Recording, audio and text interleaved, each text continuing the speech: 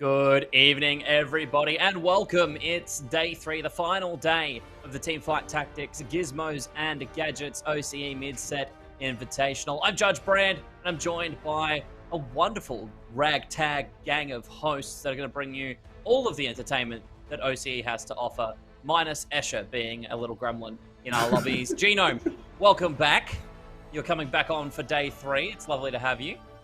Thanks, Judge. Very keen to be here for the final lobby. We've got the best 8. We've done away with the rest. 16 have gone by the wayside, and we've got the big dogs here to duke it out tonight for the money. They've already made it to day 3, which is nice. But yeah, big night ahead.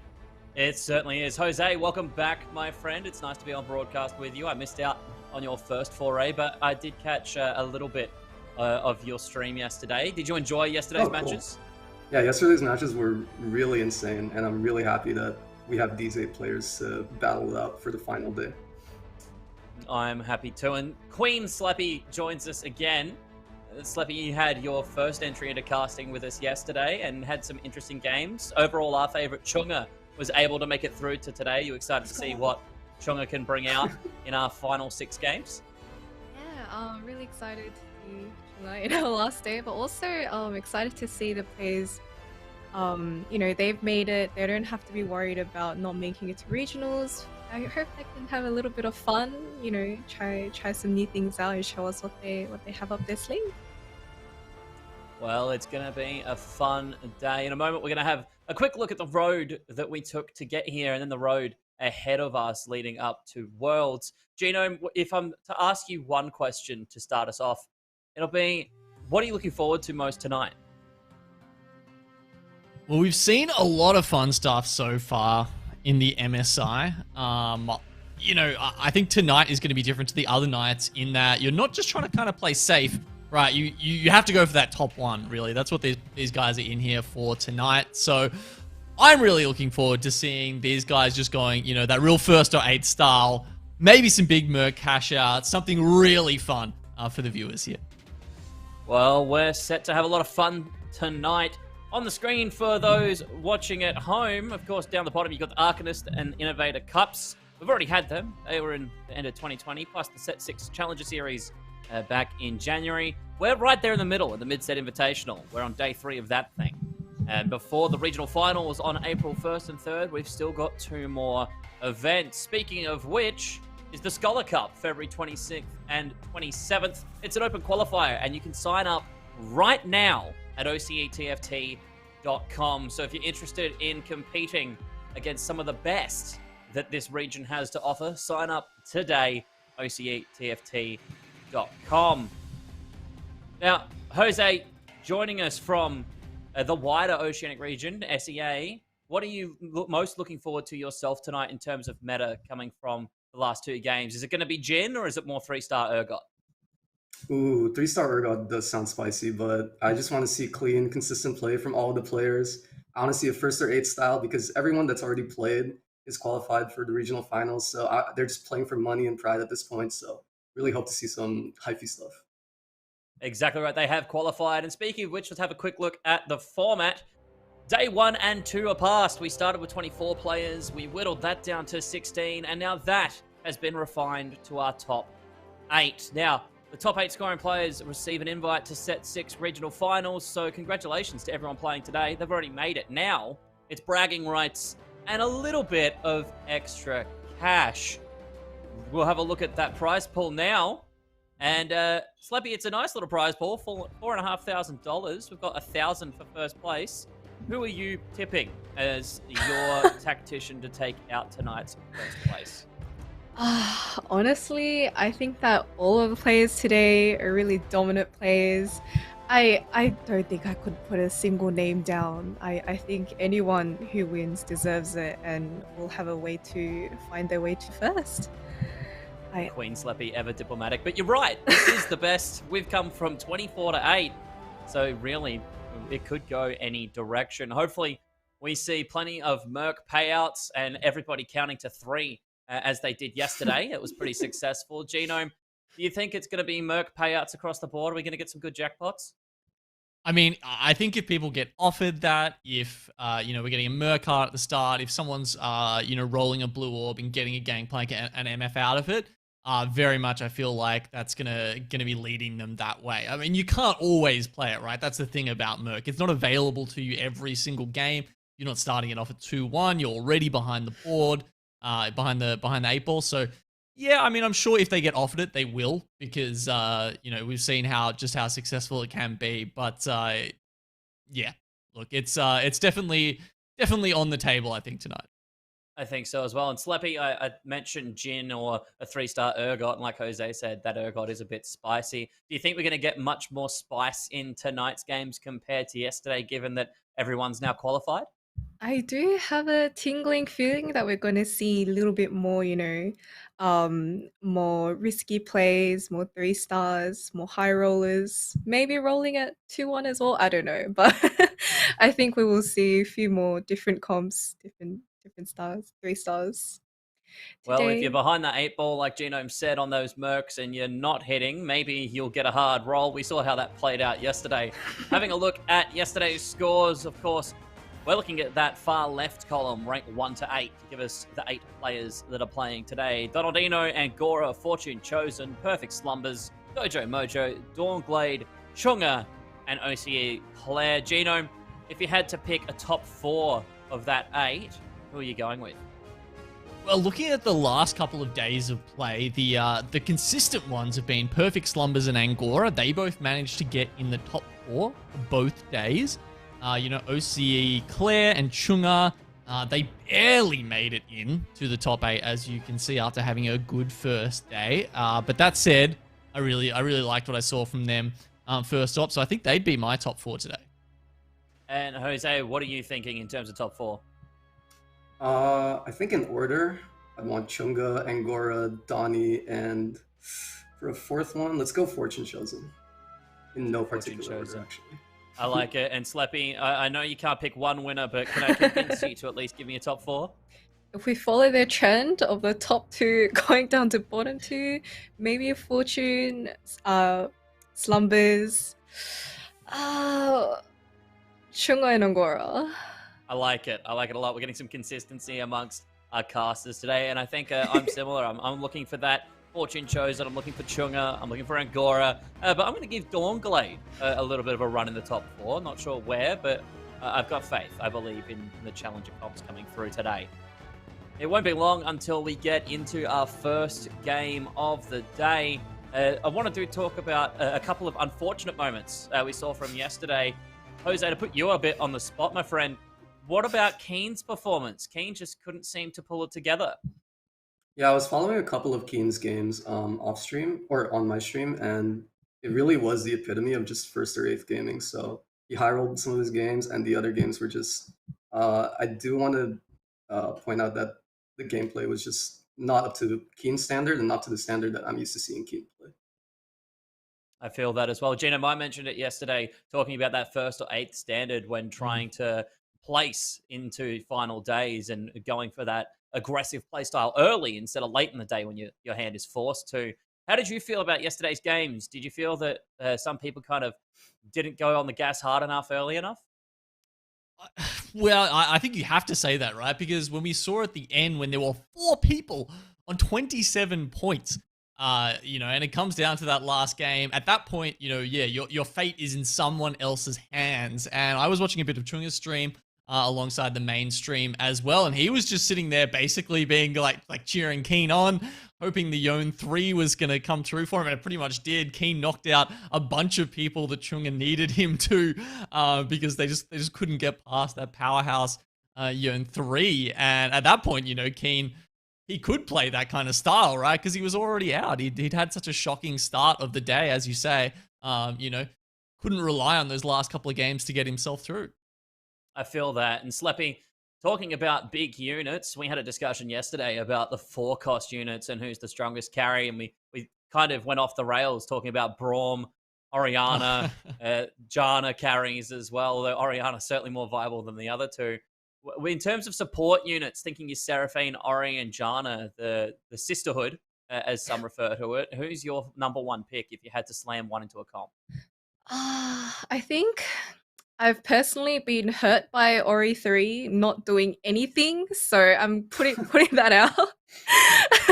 Probably I probably have to go with Seraphie. I think as long as she has at least like one damage item, she does really, really well. I love it, and I feel that as well. Oriana has hurt me too many times, misfiring and prioritizing shields over damage when it's not what I needed her to do. So, Jose, my friend, I know that the Urgot 3 is spicy, but talking about our 4-cost damage champs, if you had to lean and hard force one of them to be your carry every game today, who would it be? Oh, it's got to be Braum 3. Seeing that Braum 3 yesterday was an absolute tragedy on Donnie's part, even though like he had an early Braum 3, it went third. But on a more serious note, it'd probably have to be Yone. Yone seems like the most consistent 3-star 4-cost. I tend to agree as well. Although Fiora for me, if I can get a dual gauntlet IE and something a bit juicy, I do love watching that Blade Waltz just tear through a front line into a back line. Genome, who's your favorite if you're picking a 3-star forecast? 3-star. I'm an Arcanist kind of guy. I like my Yordle starts into Arcanist. You know, I'm as we've talked about, very greedy. So you know, I'm going to be getting those like best in slot items and then chucking them on my Lux. So I think if we're going 4 costs, love getting a Lux just one-shotting the board and then just like sitting there being like, where'd your board go, man? Where'd your board go? Well, let's see what our players get up to today and who their favorite 3-star forecasts are. Hopefully we get a few of them. We're heading into game number 1, so we'll say farewell to Genome and Jose for now. It'll be myself and Sleppy jumping in to start off day 3 of the Teamfight Tactics, Gizmos, and Gadgets OCE Mid-Set Invitational. Farewell for now, my friends.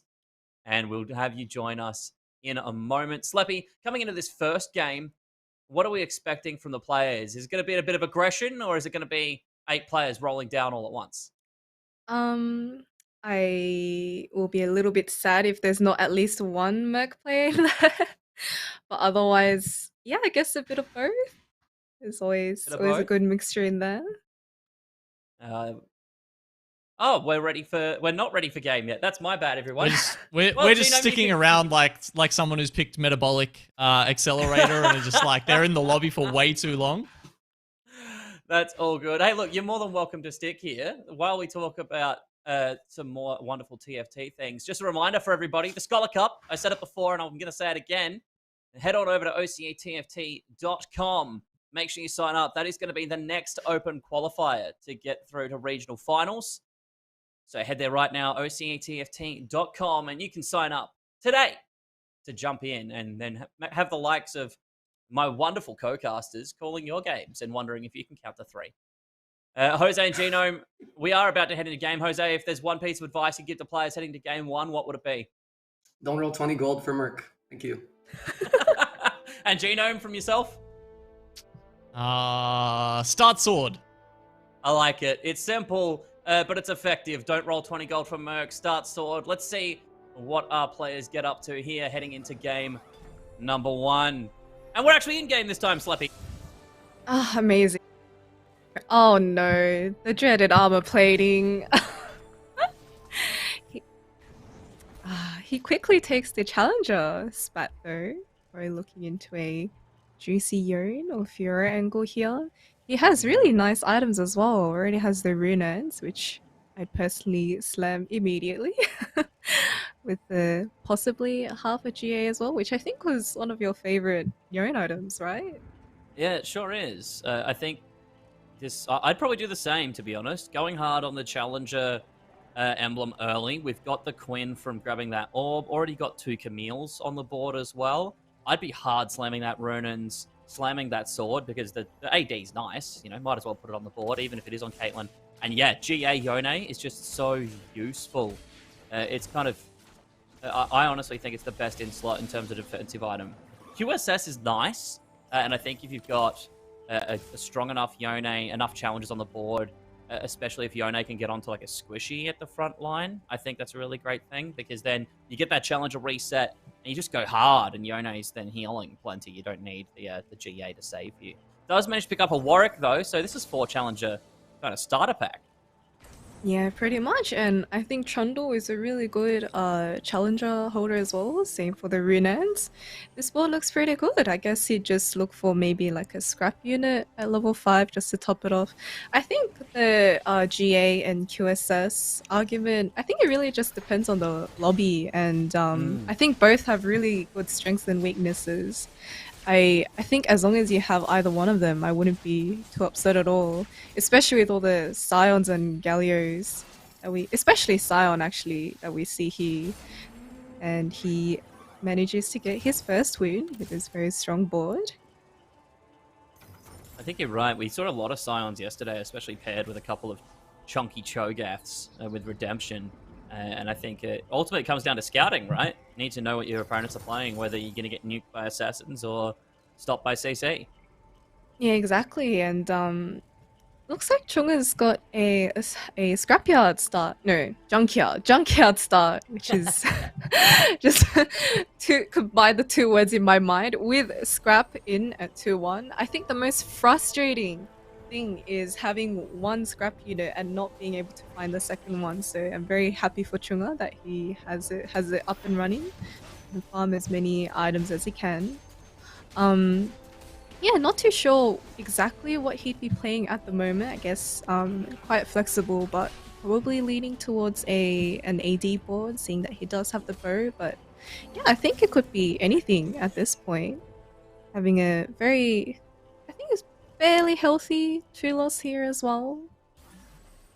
Yeah, that's pretty good at the moment. Not too bad in terms of HP. Chung is sitting pretty on a 92. I don't mind that too much. I had a scrapyard game today, or junkyard. I did it. Oh my god, I did it as well. I'm had infecting a junkyard you. game today, and it was frustrating because all I got was swords. I got like 4 swords in a row from it, and I was really disappointed. But I took all of my knowledge from watching yesterday, pivoted into a Jin, and Deathblade, i.e. GA Jin, was the way I had to play it. We're over now with Angora, who's managed to snag Innovators, has scrap in, as a nice 2-star Singed and Ezreal. And we've got Trade Sector. Trade Sector, real nice for Innovators. Yeah, like this is such an insane start. Like Siege 2, Ezreal 2, and a Terry. Like, what more could you ask for at this point? I think with the Shiv Slam as well, beats a lot of other comps that might have, had a similar board strength. I think it just pushes it over. I think it's on it. Like sometimes when you take Trade Sector, you don't actually hit a lot of things, or like you get a board that looks like you have built different. But I I think it's working out very well for now. Really off to a really good start. I think he should be able to streak the whole stage as long as no one too crazy pops up. I think so as well. Coming into our second carousel. Not too much juicy here. I do like the look of a Heimer with a tier. That's a bit of fun. Angora perhaps angling for that, or going to grab this Quinn with a rod. Chunga's managed to snag a Zyra with a glove. I think that's just for the glove, but it's always nice to have a 2-cost unit, not a 1-cost unit coming off carousel. Yeah, and I feel like you never want to take that 1 cost unless you're super desperate for that item. It just hits your econ too hard at this point, especially if you pre-leveled as well. But looks like Claire has a fairly strong Chemtech Sin board.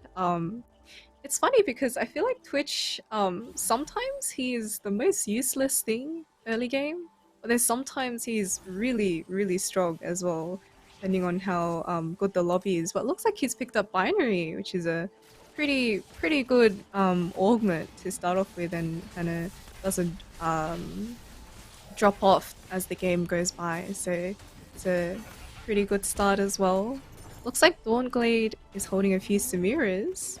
Don't think he's actually possibly going for the Samiri role. We'll have to see what he ends up taking, but fortunately looks like Claire was trying to win streak, but unfortunately lost it last round. Across to Fortune Chosen, very classic AP board. Not surprised by this at all. Has the Yordles in as well. And he's also win streaking. I think if you were to ever lose a round in stage 2, I think losing it the first round is probably the best thing that you could ask for, because if you manages to win this round, it's honestly not too bad. It's better than losing it 2-3 or even 2-5, no 2-6 like now. Yeah, absolutely. A bit unfortunate though for Fortune Chosen playing the AP comp and hits that 2% Jin in the shop.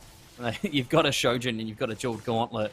If that was a Lux, you'd be absolutely screaming. But the Jin in there is just not quite the right build for what Fortune's going for. And going to lose this one as well. So sad heading into Krugs.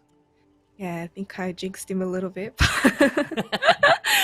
But yeah, whenever you get that forecast in the shop, it's always after you make a slam for like the opposite type of comp. It's just how TFT works. It just never listens.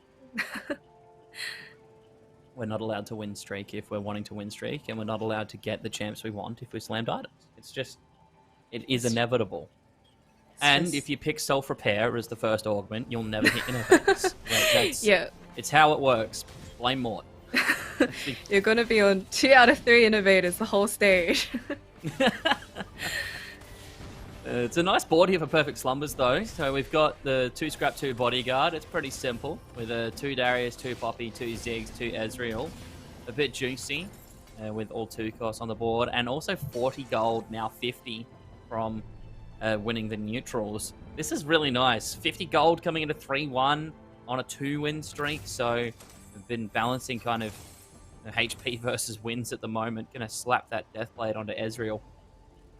And a really good augment as well with For All the Hunt too.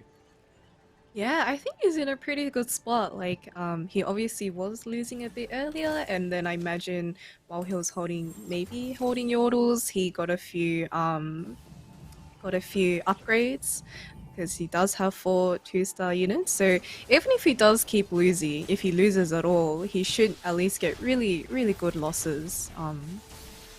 Yeah, so I think, and he has, he's very rich as well, so he's in a pretty good spot.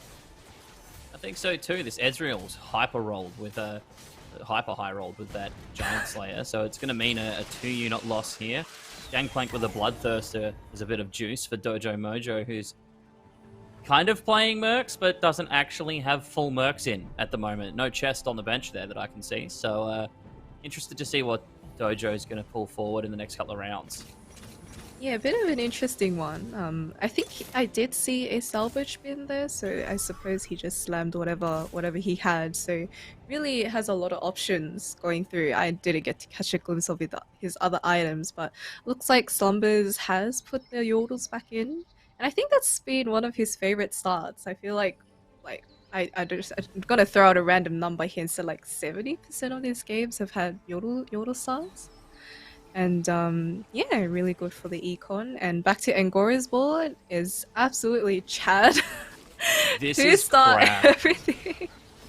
I think Vi early is also really nice, like as a tank. But also, she deals tons of damage. Really, giving herself a name from the famous TV show Arcane. Oh my god, is that Vi from Arcane? Vi from Arcane? The Netflix hit show. Sorry. You're so right, though. She provides so much utility. She gets the Bruiser buff. She gets massive AoE damage. Every set I harp on about the fact that AoE is what wins games. So it's no different with a Vi. 2-star Vi hurts. Plus, she gets the armor shred for everyone else. It's actually just such a cracked board right now. Plus, I love this slam with the static shiv and the bow on Ezreal because that attack speed is just going to ramp as the fight goes on thanks to his passive.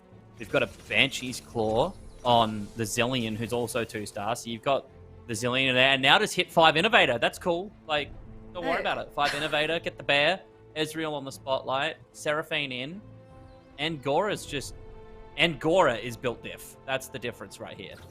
Yeah, this is insane. I did not think he could get, much stronger like in this particular round, but he's just proved me wrong. I think this is a fast 8, or even a fast 9 if he's really lucky, but probably not in this lobby. I don't think he'll lose anytime soon. Like, Summers does not have a bad board, but compared to this board, it just looks so small. There's so many more units. Yeah.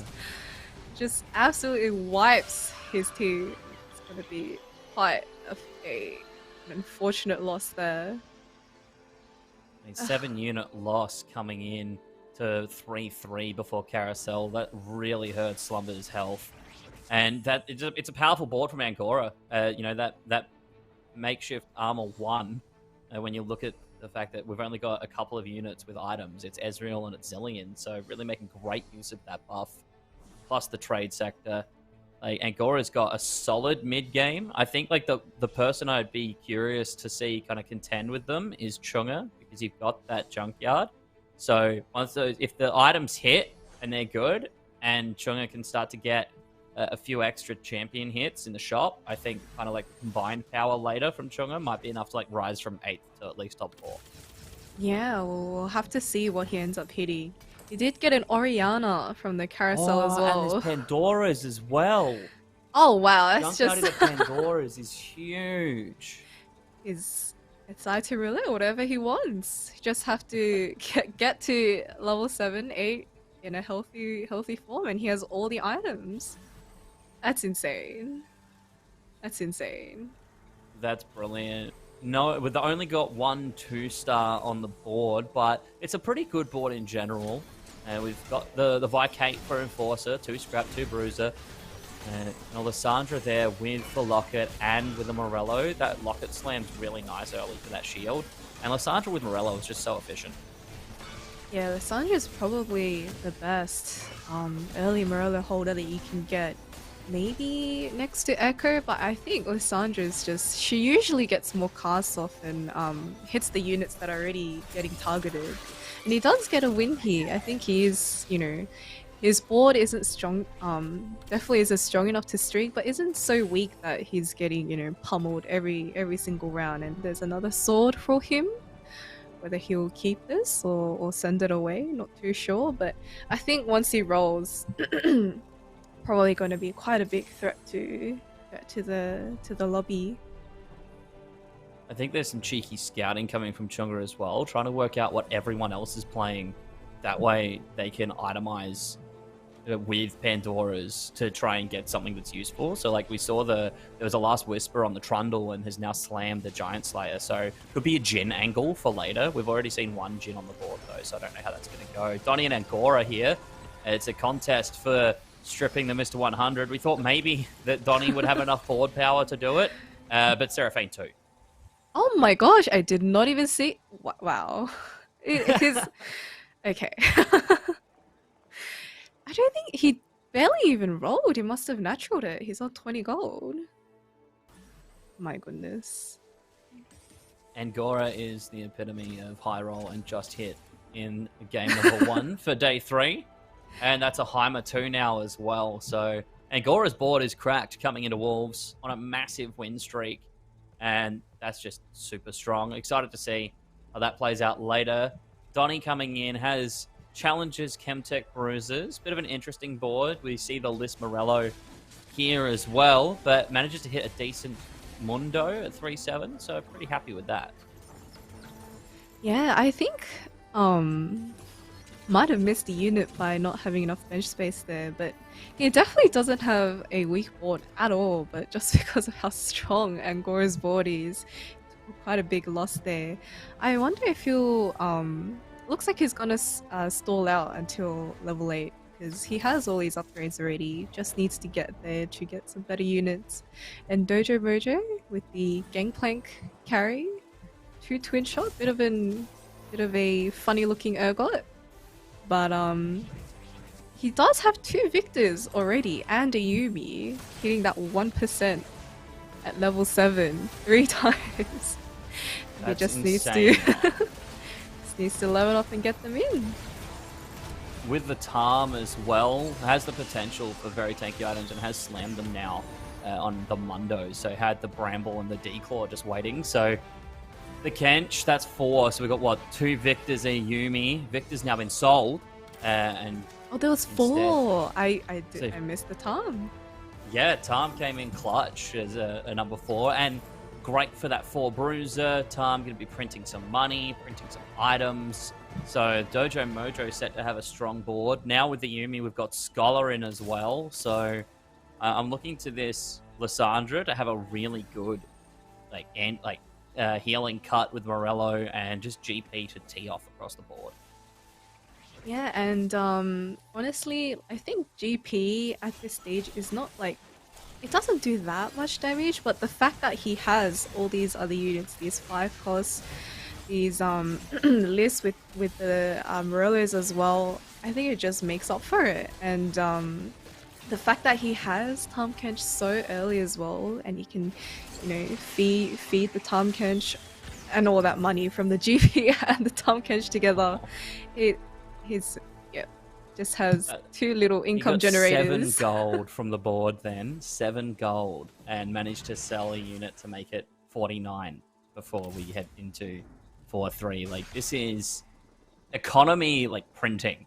This is the Dojo Mojo mint, all right? You need some more banknotes, head on over to this board in the Poro markets. You're going to be getting some cash. Yeah. Oh, such a cute arena.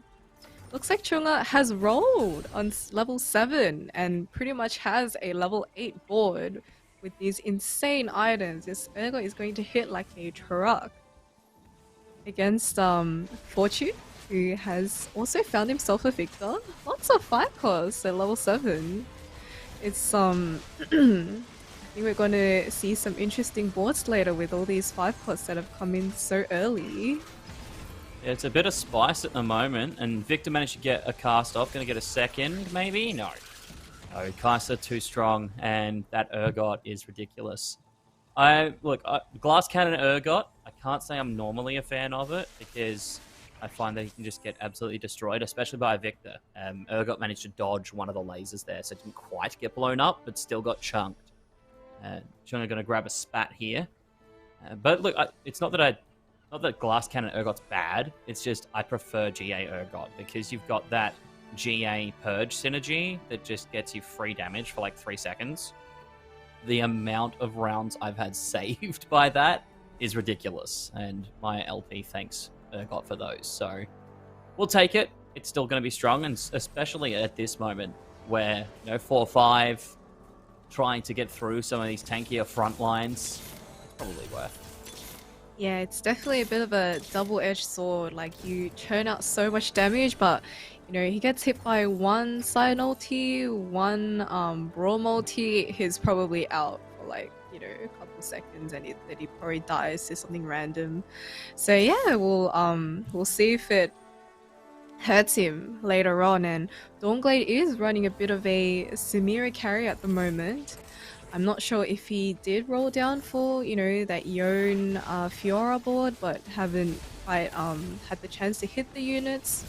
Most likely, I think, seeing that he doesn't have the Imperials in, probably going to be saving up until post-neutrals and see if he can get some units again. But at the moment, is strong enough to beat Claire's board, which is running the challenges as well. So we'll see which one of them manages to hit first. But yeah, I think his board's pretty strong. Everything's upgraded. Probably just needs to hit some better frontline units afterwards, because he does still have the Cassidon and the Camille. And we get some interesting ornaments here. I mean, Clockwork Crest is an option, right? Already has Clockwork Heart, could go for that. I think it's going to be a waste. I believe he's I'm gone assuming Forge. these are his Forge items. Oh, there's some new Forge items. Assuming these are his, I think he take. Oh, I don't. Oh no, wait, I'm so confused. Oh, okay. Oh no, this is Angora's one. Debated. I think the previous one was his one, which I'm guessing he's going to take either the Death Defiance or the I forgot what it was called, the Infinity Force. That one. Yeah. I'm surprised Angora took the anima here, because I think did he have the Eternal offered to him as well, or am I just seeing? I thought so as well, but Forge is a little dodgy on Spectate Clyde, I think. So yeah. I always get confused on which one's actually being presented. But I'm surprised it's anima, because you got that makeshift armor. I mean, anima visage is super strong, but I guess if you're looking to tank up like a Jace and not rely on makeshift armor to provide that extra stat, it could totally be worth. Yeah, it might just be, might not be worth reading the makeshift just because it's a makeshift one. I'm not too sure. I'd assume that he just thought that it was better value to get that extra bit of healing so that the tank lasts a little bit longer for all the backline to ramp up and get their skills out and going. And Anima Visage is probably one of my favorite items from Forge, though. It's just so unbelievably tanky. I had a Scion, I came across a Scion Cho today, and it was a tank Cho with Redemption, but also had Anima Visage, and they had Underdogs, and they had Shrug It Off. Goodness. And like, I just couldn't stop them. It was way too much healing. So, you know, I vibe with it. Anima Visage is a mad pickup. Interesting to put it on the Camille. I think maybe because Angora's angling for a Jace later and doesn't want to sell and remake a Siege 2. Yeah, I think that's probably the most likely one, or maybe because the Camille has a shield, he's hoping for like at least one cast and to keep it going. And can we just have a look at the fact that he's on a 15 win streak? Insane. Not surprised, but it is insane. The entire board's upgraded. And, you know, he just hit a high of a 3-star with 33 gold left. And he's probably just gonna look at level 9 now. He doesn't have to look for anything else. Yeah, like the only real upgrade here is potentially another Taric, so you get Taric 2. Otherwise, you're going the Oriana with an Ori 2, so a third Ori would be great. But even then, like, you want this Socialite 2 for Heimer, because blue buff Heimer with Socialite 2 for the mana regen. Like, this Heimer 3 doesn't stop casting. He's cracked. This Heimer 3 is unstoppable, right? Yes, unstoppable. Sorry, I had to hold my breath for a second there. But yeah, Ali, maybe Ethereum had better items, but I don't think any board is gonna be enough to stop Angora's insane 100 HP, 16 win streak in a tournament. This is huge. Like, second at the moment in the lobby is Fortune Chosen on 49, and even then, Fortune Chosen's well ahead of Dawnglade, who's got 25. Like, super cracked right now in terms of HP. Yeah, it's at this point, it's just whoever rotates into Angora and Fortune, the bottom 5, I can't count, 6 of the lobby, they're just fighting, hanging on for their lives. Like, this Victor 1, I don't think it has enough to break through the shields and all the healing. Unless it crits very hard, but yeah, it's just not enough. It just have so much support. You get that Heimer triple cast coming through and it just decimates the board. That's a very good Victor cast here, but there's still too many other units alive. Zillion and Seraphine. Like, Seraphine with the Ginsus and the Static Shiv, by the end of that fight, is actually just insane and putting out so much damage. And now it feels like Angora's just buying up every 4-star carry and being like, oh, cool.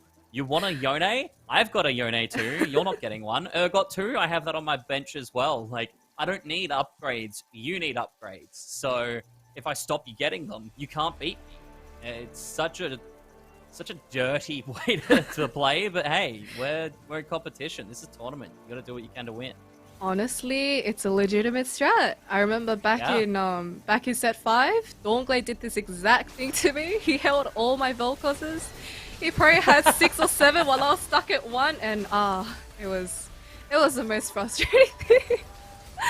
But it works, and you know, when you have that much money, you even have Trade Sector, the game's basically giving it to you, but Donnie does break his Mr. 100. Unfortunately, we won't get a Mr. 100 game today, but he did hit the Yone too and does have 6 challenges, so I guess that was enough just to break through all the shields that Angora had. Probably still well on the way to level 9, like, you know, it's just the fact that he doesn't get this cool record on his name. Yeah, poor Angora, no missed 100 today, but hey, could be a win to start off our day. If I can't get Mr. 100 in tournament, I'm definitely going to be just happy with a win. That's kind of that's a good second place prize. That Kai'Sa was pretty cracked in that fight as well. You look at the items with Archangels, Morello, and Hodge, so they're nuts. I like Ginsu's on Kai'Sa for the infinitely stacking attack speed. That way you're just getting hundreds and hundreds of missiles being shot at the end of the fight. But regardless, you still got great stacking with Archangels. You've got the healing cut with Morello, which is just a staple on Kai'Sa. And then the healing versus extra damage of Hodge. This is a really nice board. Glass Cannon Yone has me a little worried, but we saw it in that fight then, where I was mentioning, throwback to my talk about Quicksilver versus GA, where this Glass Cannon Yone was able to just heal so much from raw damage output that it didn't need a defensive item at all, which is strange. Yeah, I think especially with the attack speed of the 6th Challenger as well, it's just so likely that they're going to start getting the resets that maybe it's okay. And I think this lobby, I might be wrong, but I think there actually aren't that many Scions. Like, there's a lot of, there isn't actually that much CC, so it's not as punishing to have that 3 damage. We have the Urgot and the Yone as well. And onto Chunga's board here, looking pretty scary with that Kai'Sa too. Everything's upgraded except for the Jinx, but honestly, let's be real, Jinx generally is just there for the synergy. She doesn't quite give us the big bang that she used to. I think this is just positioning diff for everyone. They're all fighting for 1 life, fighting for that 3rd, that 4th. And he's against Fortune Chosen here, who still has the level 1 Victor. We'll see if his laser is not enough to one-shot everything. I don't think you'll have enough time to get that 2nd cast off either. Unfortunately, Fortune Chosen goes out, and we have our top 4. And it's a strong top 4 as well. Angora's only had that 1 loss against the challengers. Chunga picking up a Zephyr here from the Dragon.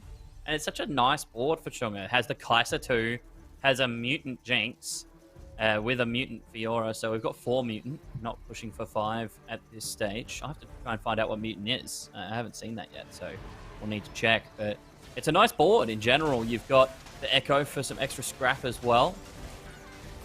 It's a nice board. I'm happy with this. Yeah, and he's actually still farming items as well. So technically he's just gonna continue to scale. It's just a matter of whether he's able to beat his matchups. And honestly, I think he has a pretty good chance of getting a higher placement here. And having a look over at Angora, who's just rolling for forecast carries so that no one else can have them. Looking for that Seraphine 3 at this point.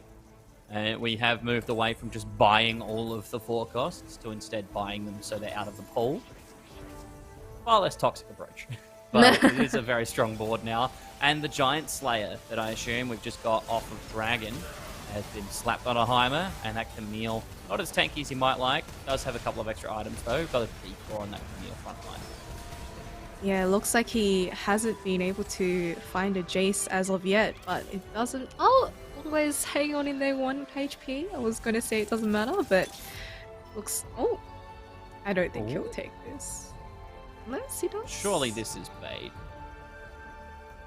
Heimer's Probably too just strong at the moment. looking for that Jace. Surprised he hasn't hit it yet. I assume he would have had, quite a good amount of money to roll, but... Oh, 1 Seraphine We're so close. Oh, there's a single Jace. Honestly, Jace 1 over Camille every day. Every time. No question about it, man. It does have the extra Ori in shop, so we've got 6 Oriana available. But that extra Seraphine's really what we're looking for here for Angora to make this a god tier board. Might not even get it. We've got a fight here. I think that's Chunga. Yeah, that's Chunga. And then Dawnblade has a Ghost matchup here. Real good damage coming out from Chunga, but I'm not sure. Oh, it's definitely not going to be enough. That Urgot came very online close to finish that off. Does this give us a chance to see that Seraphine 3? Although I do think that sometimes with the Seraphine 3, it can get out-healed if it doesn't have like that solid damage item, which I don't think Shiv is enough. Like, it probably needs more like a Morello's, like Rabadon's, but literally any AP item. But we'll see if he gets to it at all this game. And he's attaching the Yuumi to the Jace just to have that extra shield, just to stall that little bit longer. Does get Zephyr. It could be the last fight here, Slappy. We've got a big Urgot and a big Kai'Sa holding on. And Jinx has managed to scrap in a Deathblade. Could it be enough to come up against the Heimer Seraphine? I think it might be. This Urgot is just not getting targeted. He's full HP. And a harder loss here for Angora than last time. That Urgot just crab walked all the way up, got past the front line, slapped Seraphine, slapped Heimerdinger. It's like that old meme video, the slap. Someone in production, quickly make that for me, where it's just Urgot slapping every other champion. That'd be great. Good items from Carousel. It's a D-Claw and a Hex Tech for Angora, and I think that'd be great on Heimer. Yeah, and honestly, if you can just get this Jace, it pops off immediately anyways.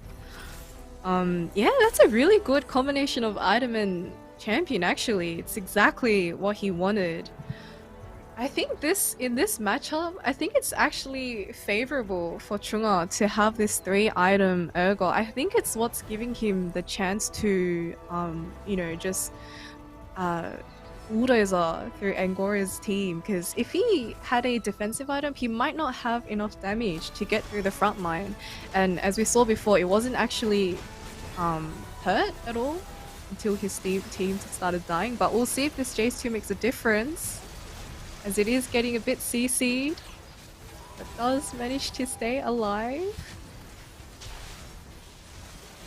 Oh, I think the healing's been a big difference in this one, but not enough, as soon Jinx and Urgot get to turn onto Heimer. We get the emote thumbs up from Angora.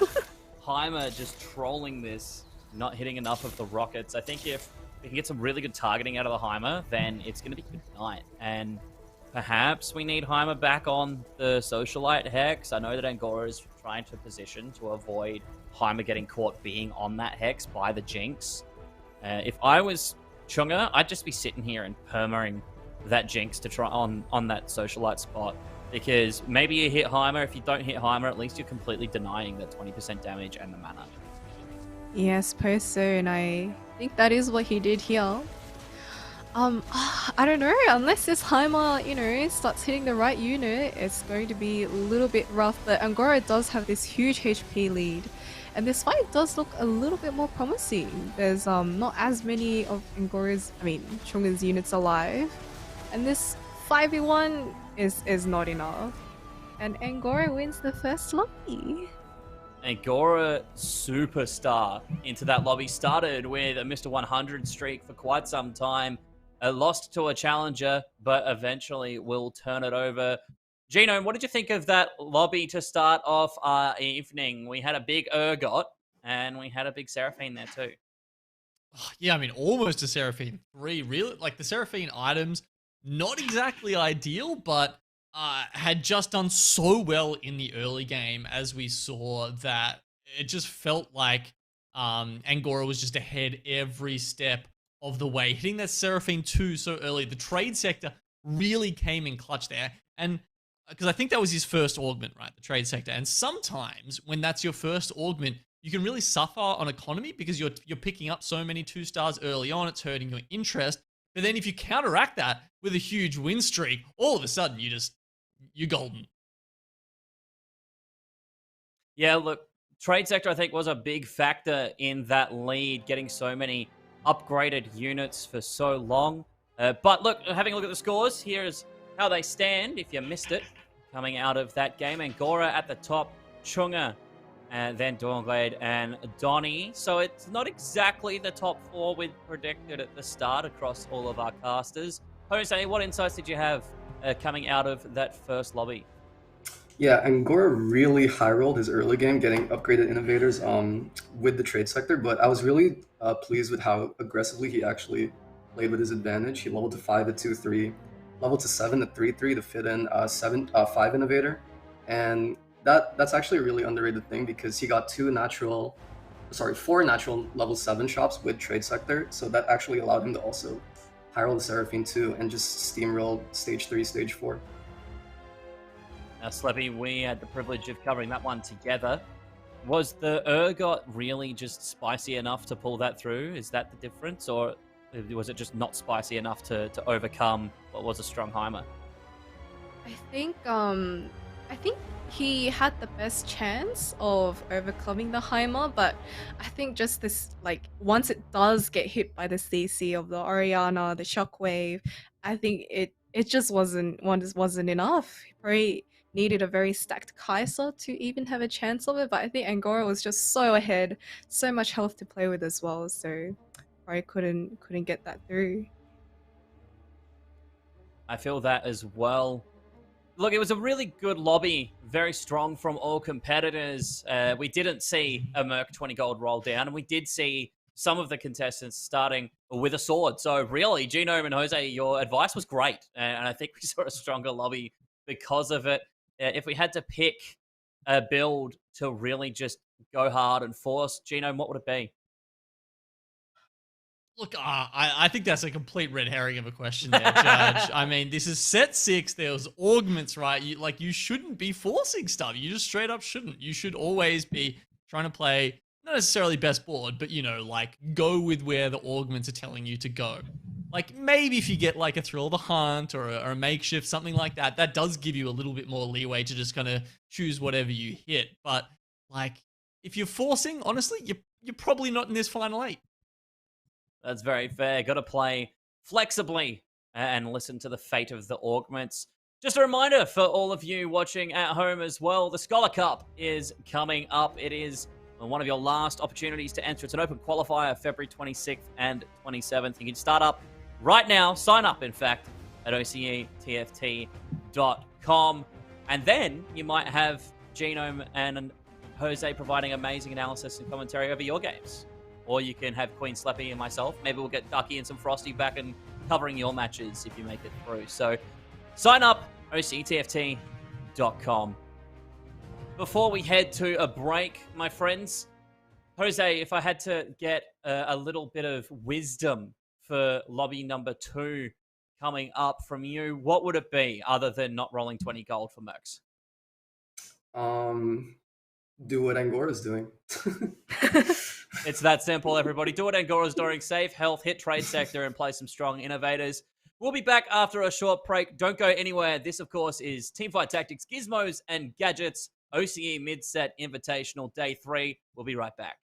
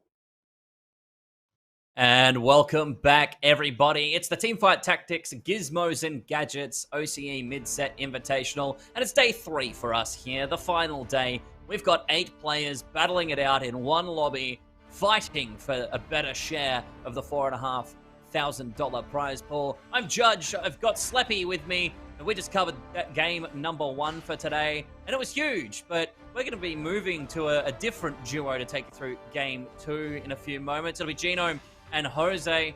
Jose, I want to start with you, my friend. We saw a massive game out of Angora, and other than just pushing innovators with a massive high roll trade sector, give me some insights. Who else were you watching in that lobby? Who else did you think had quite a good start and a good mid game?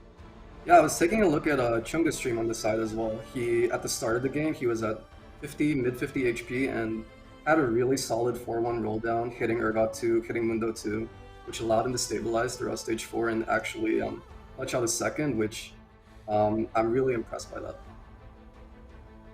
It was a strong mid game. And Genome, if we're about to head in, give me some initial thoughts. What are you looking for from this carousel? If you had to grab one cost with a particular item, who are you picking? Ooh, if I pick both at once? Who's the dream? I do like taking a TF with either a belt or a rod. I love an early TF Morello kind of spice. You know, I feel like he's just such a solid early game, like can give you that stage 2 win streak. That's some spice, but I like it. TF a really good Morello item holder. Sleppy, before we send our friends off into this game, who are you picking off of a carousel with a perfect item? I'm an AD one trick, so Ezra with a bow. Oh, I'm going for that. Ezra with a bow is a bit of juice. Look, I'm a fan of the glove. Give me anyone with a glove that's versatile, and I'll play it in any composition down in Diamond. So as we head into the game, I leave you with Genome and Jose. Take it away, gentlemen. Oh, thank you so much, Judge. We're here in game 2 now. We've got 6 coming at us tonight to determine where these guys will end up. We're going to start with the winner of game 1. It's Angora, and he's got a couple of choices here. One, obviously very, very generalized, and 2 very specific ones. What are you thinking about this augment choice here? Yeah, knowing Angora, he's probably going to take Thrill because 1, it got buffed, and 2, he doesn't really streamline his early game options. He doesn't want to hard force into Chemtech or even take an early Enforcer. So knowing Angora's playstyle, he's probably just going to go for early game power and take Thrill here, I'd assume. Yep. Which is exactly what he does. So I think I know him. Yeah, definitely know him well enough, right? And as you said, like that recent buff on Thrill, I feel like it's actually made a big difference. We saw some games yesterday where the fights were so close that 100 health difference, the Thrill, it went from giving 300 once you kill a unit to 400 health once you kill a unit, and we saw that make a difference as he pulls up onto an Ezreal 2 here in this shot. Yeah, Thrill made such a big difference yesterday when we watched all of those early game fights, and Angora's again running it back with the Ezreal 2. Hopefully, might look to level here and try to play a strong board, knowing his playstyle. He isn't really one to sack early game, so that's kind of what I expect out of him here, and hopefully that's what he ends up doing. But it looks like he's just holding on to all the 1-cost pairs, probably acknowledging that he can't actually win streak this game. So even though he's got that Ezreal 2, I mean, he didn't have any scrap options, right? So maybe that was maybe if he'd had a scrap option that would have allowed that Ezreal 2 to make more use of that sword, he could have gone to 4? I think so. That's probably what he was thinking, and probably took a quick look at the rest of the lobby. Maybe everyone else's early games look stronger, so I do like this decision more from him. It's just something I'm not used to associating Angora with, who usually loves playing early game and playing for HP. Sometimes, you've just got to you got to go with you got to roll with the punches, right? And we're going to roll over to Chunga here. Chunga, of course, our second place, going down the leaderboard from last game, essentially here. He's picked up Syndicate Heart to start with, but he's hit Innovators early, so he's going to get that extra unit with the Scarab on his board. Yeah, kind of signaling that he wants to play Shaco off of the Syndicate Heart, but has 2 rods to start with and an Innovator opener, so He is kind of 50-50 probably in his decision right now, but he'll probably look to play more towards his augment and is just playing the Inno board right now to kill as many units as he can early game. Yeah, I mean, I guess we didn't see in what order those components came out, but you probably would expect that maybe at least one of those rods came out a little bit later, because if you've got 2 rods on the board, I wouldn't think you're usually leaning towards Syndicate Hut. Yeah, that's actually a really good point. He probably, I'd like to think that as well, he probably got that second rod off of 1-4 after he chose his augment, so he is in an unfavorable spot, but hopefully he can make the best out of a bad early game situation. Well, he kind of wishes he was in perfect Slumber's spot right now. Yeah, he's got the Shaco and the Assassin options in his shop right now, and not only that, but he's got the Tarriers too with the Gargoyles slammed already. So that's leading him into winning his first 2 battles here, and he's also got the Yordles in as well. So starting the win streak as well as making that Yordle eco means he's already up to 10 Gs. Yeah, I really like the Stoneplate Slam from Slumbers. Darius 2 is one of the best units that benefits from the Stoneplate because there are going to be a lot of units that actually converge around the Darius. And his last remaining component is a bow on the Tristana, so probably just looking for a repeat game from Slumbers is going to look to play Jhin, going to look more towards AD comps, and has really good eco and really good direction to be able to pull that off later. Well, Dojo Mojo has been taking my advice, and he's gone for that early TF with the Morellos on it, and the burn from that is so impactful in stage 2, so that means Slumbers is going to take his first hit, which, isn't completely unexpected when you consider that he is playing a Yordle board.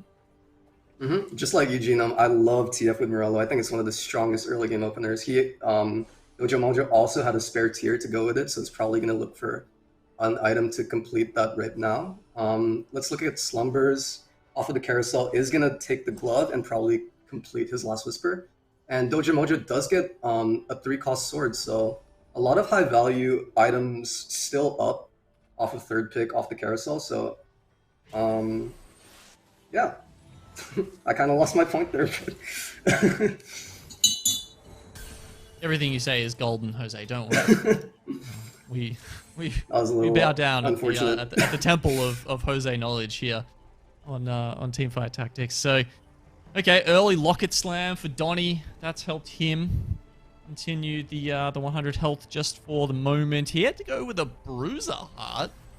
I mean, look, it's not an augment I pretty much ever would take early on, but can you sort of tell us what he might be thinking taking the Bruiser Heart here?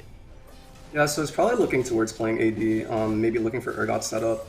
Unfortunate that Donnie has 2 rods, so he does slam the Locket right now to try to maintain his streak, but is probably looking to play around the bow on the Trundle. He does have Trundle pairs, so if he does get that towards stage 3 or next round, he's probably going to be able to maintain his streak and look for that Urgot pivot.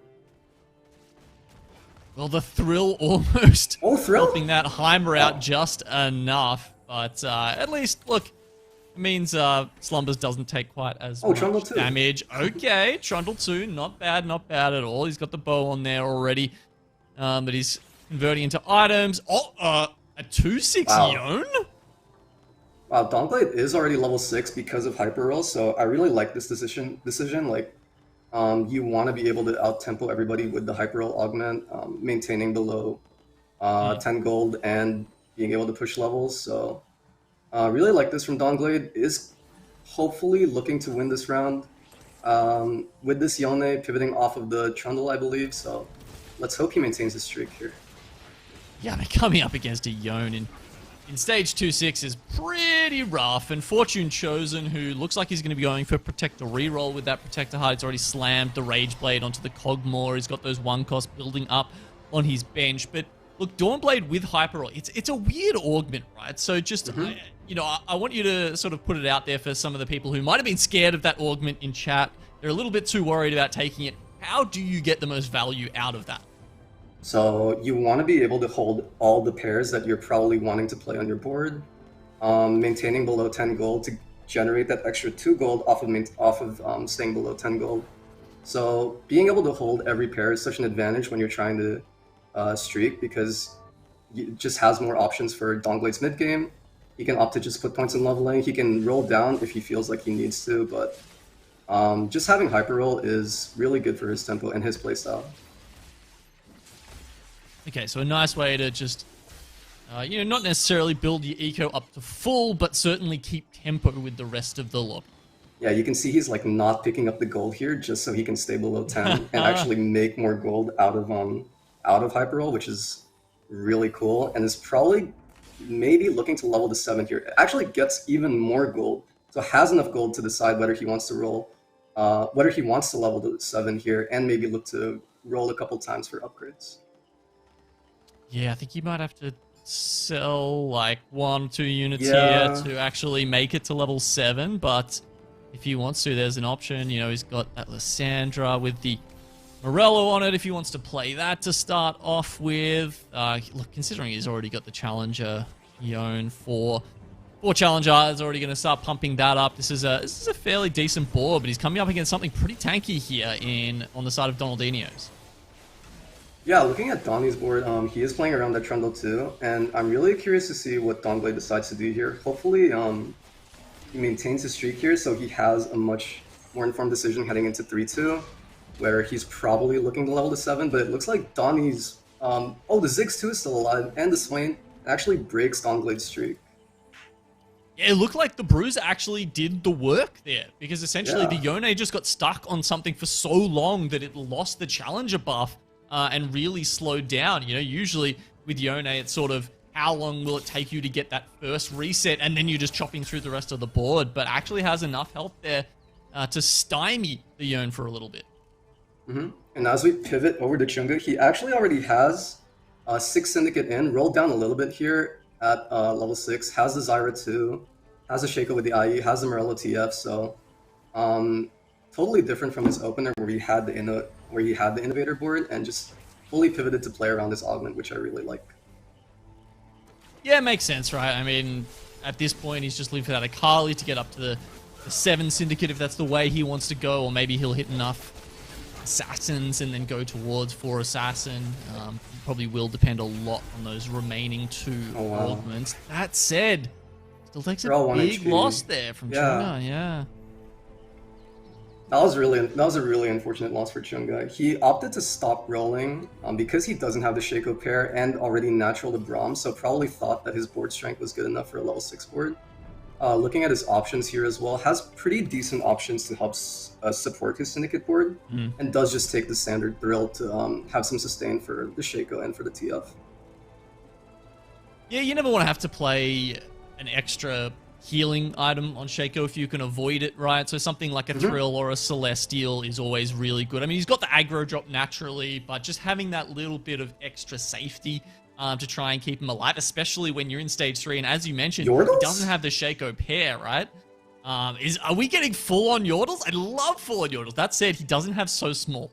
And that's when I start questioning this, right? Because, like, look, I've played my fair share of Yordles, and I've got to say, it can be a strong composition. It can go first, but generally, that's with so small. Because that turns this comp from, like, I don't know, like a B tier comp into, like, an S tier comp. Yeah, I agree, but he is going to be... Clara is going to be stable for quite a while because he does have the Heimer 2 with the blue buff. I've never actually seen 6 Yordles in competitive play, so I don't really have much knowledge to offer with the comp, other than restart everything and get a Vagar, I guess. So Claire's spot is pretty good for a Yordle board, does have the Heimer 2 with blue buff, and yeah, press D, hit all the Yordles, win game. Oh, the Morello's almost wins it out there, changing the targeting of the Missile Swarm from the Heimer, but he's going to come out on top with it. I mean, Underdogs is a little bit interesting, I suppose. I mean, with Yordles, depending on how you want to play it, sometimes you want to stop and roll at 6, or 5 even potentially, depending on how close you are to hitting, say, the Poppy 3-star and the Ziggs 3-star. But then you can kind of stop at 7, start putting your Janna in, and get those extra, like get the Scholar buff. I mean, he's already got the blue buff on his Heimer, which is probably, I'd say, the most important item in the entire composition. It just starts, it starts your damage. It ramps it up so much compared to anything else you can get. I 100% agree with what you said. The underdog's choice is really interesting because Claire probably just recognizes that he is going to be level 6 for probably, I'd say, maybe until stage 5, so maybe had better options we didn't get to see, but of all the silver options that he probably wanted, yeah, I would have really liked to see so small with this, but it's just going to be stuck with underdogs for a while. Yeah, I'm just trying to remember, if you get 2 silver augments, I don't think you can get a third silver augment, right? You can't get a third silver one. So okay, so all right, small, so so small confirmed. dream is dead. Yeah. Oh man, that's so sad. Because yes, you know, presumably that would have it would have been in the pool that was available. You know, at 3-2, it would have been lending him towards that with Yordles as an active trait, but he doesn't get it. So the high roll isn't there. But at this point, I mean, I don't know. Is it too late to even possibly think about pivoting off Yordles from this point? Who knows? Anyway, we're on to Fortune Chosen, who's also, you know, trying to hit a bunch of 3 stars himself.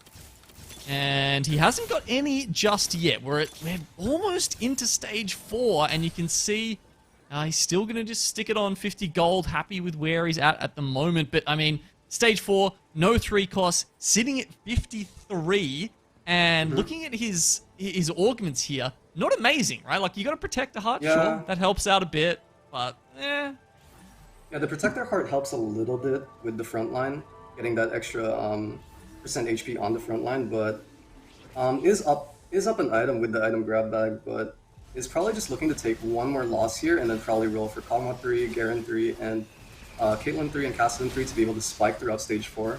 Hopefully he doesn't take a bad loss here, but looking at Fortune Chosen spot, it's not actually that bad. He's super close to all of his upgrades. It looks like he might even be able to win this round, so... Oh, never mind, the Heimer? Come on, Kane? Oh my... Is that him? What? It must be that one specifically, yes. Oh my goodness. That's to why have done that well. Okay, well, he took the loss, so, you know, is he going to do, as you said, and start rolling a little bit further?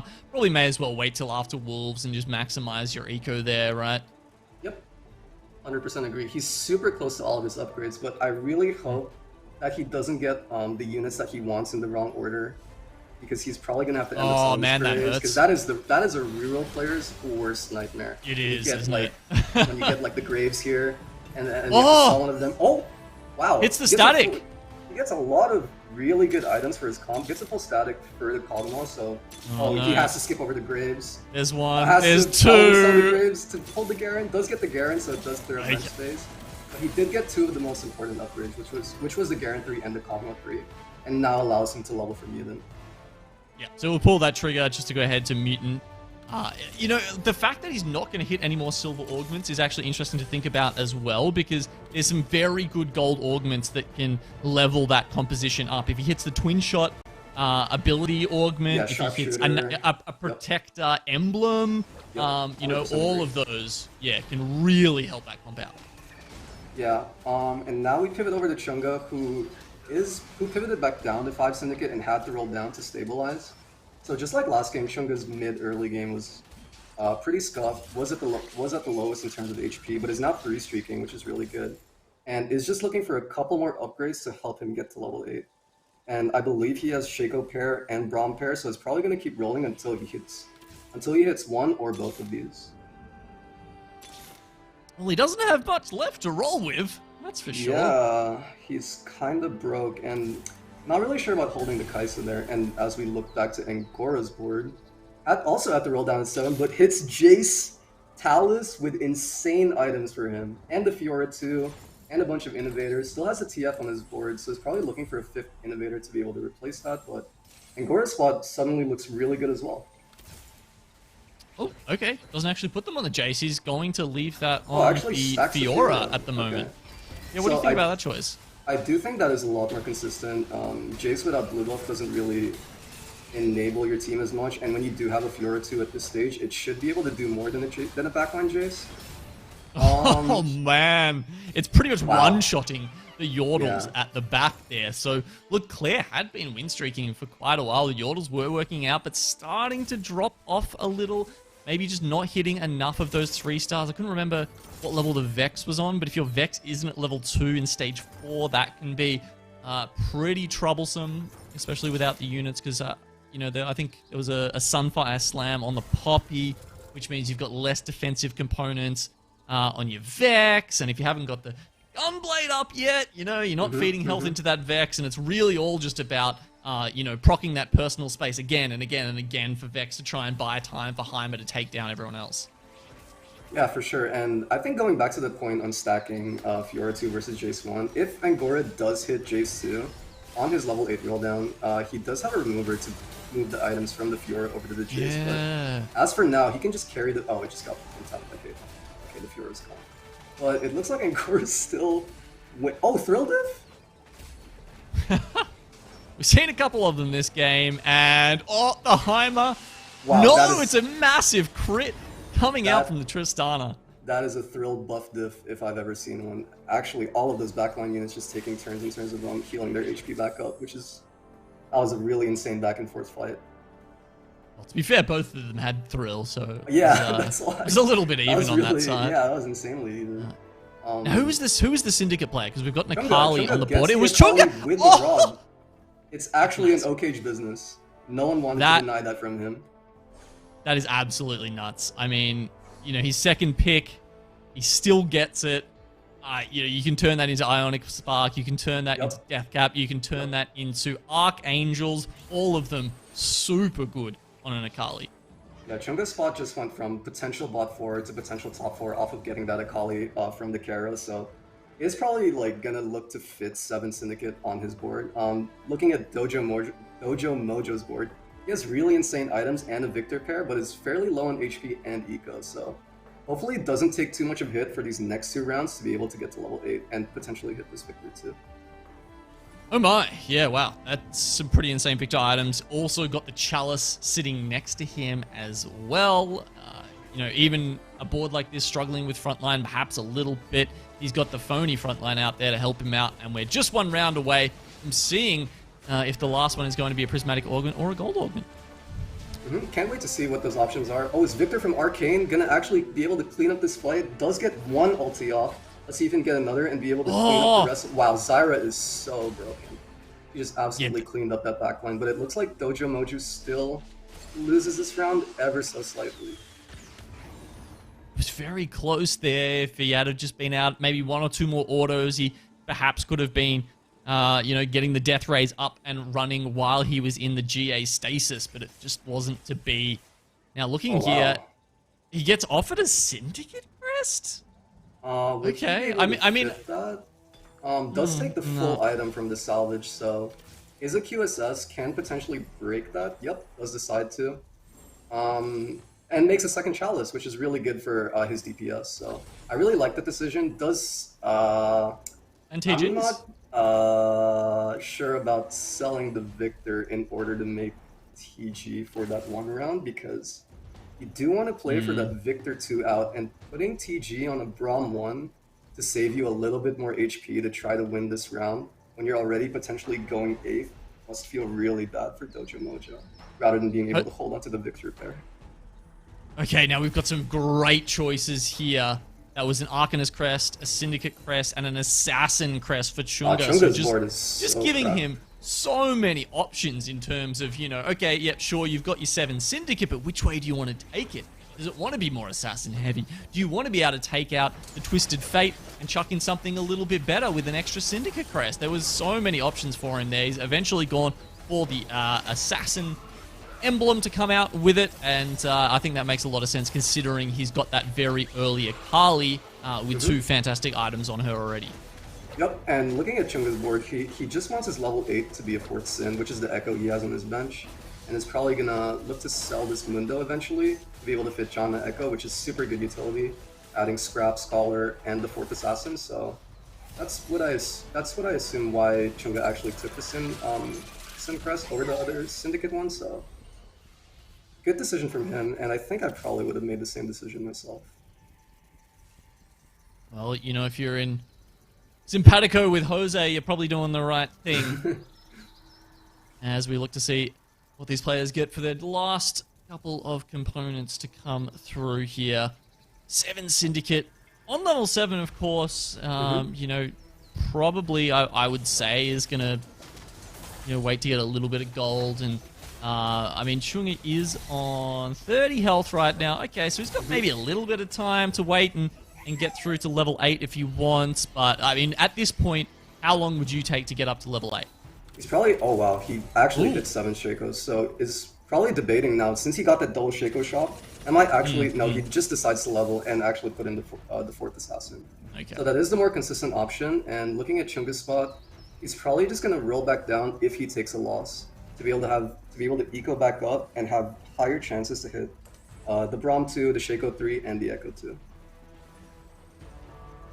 Yeah, I mean, it felt like the Shaco 3 was definitely an option there, considering, you know, as you said, sometimes you'll roll for that at 7 if you're close enough with the couple extras he picked up at the end. Now, looking at the board here, we haven't managed to hit Graves 3 or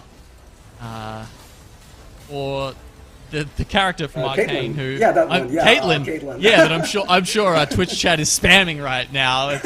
I have watched the show, guys. Don't worry. I've watched it. I promise you. But missing a couple of 3 stars, unfortunately. That said, oh, the thing's up too high. We can't see. We'll have to wait until they go back to their home board to see what the third augment is. Yep.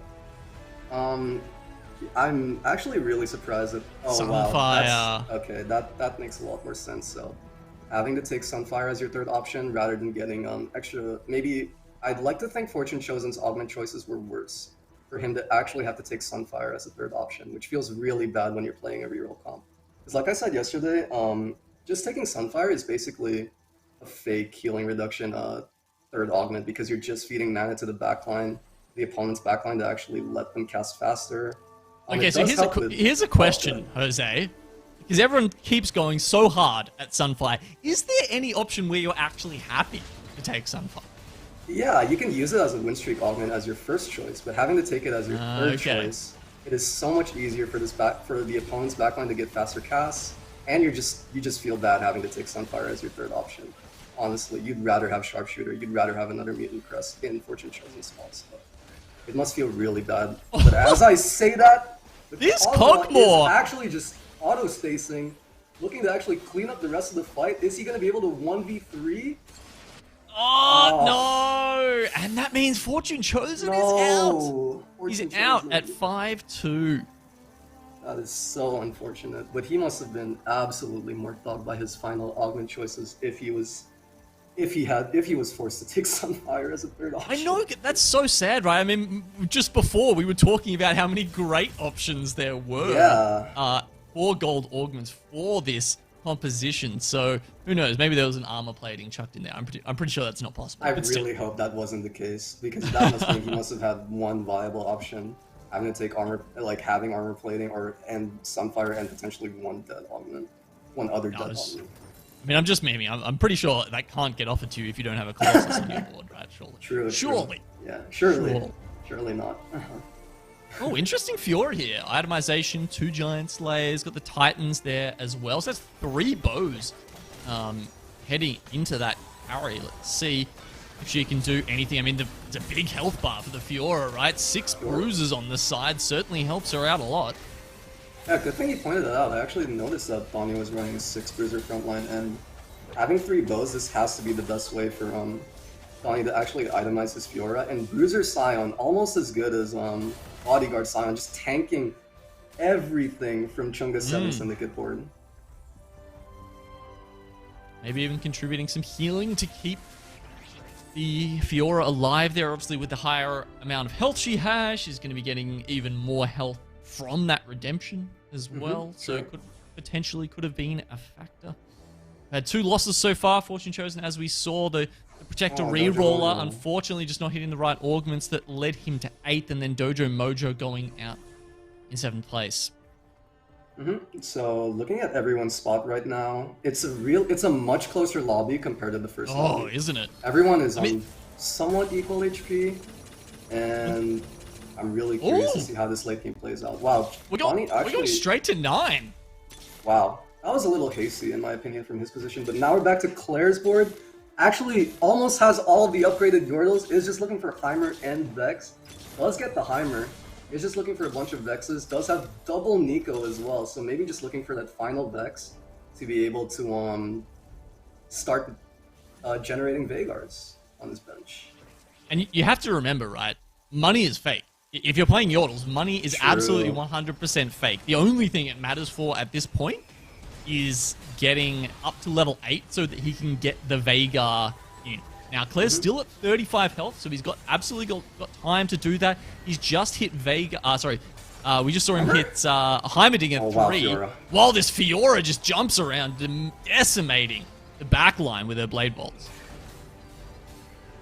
Wow, Fiora's actually 1v9ing, and the Blitz actually pulled in the Tristana, but it looks like she's just healing everything up, just meleeing, and, well, okay, never mind, Fiora actually just 1v9 the entire fight.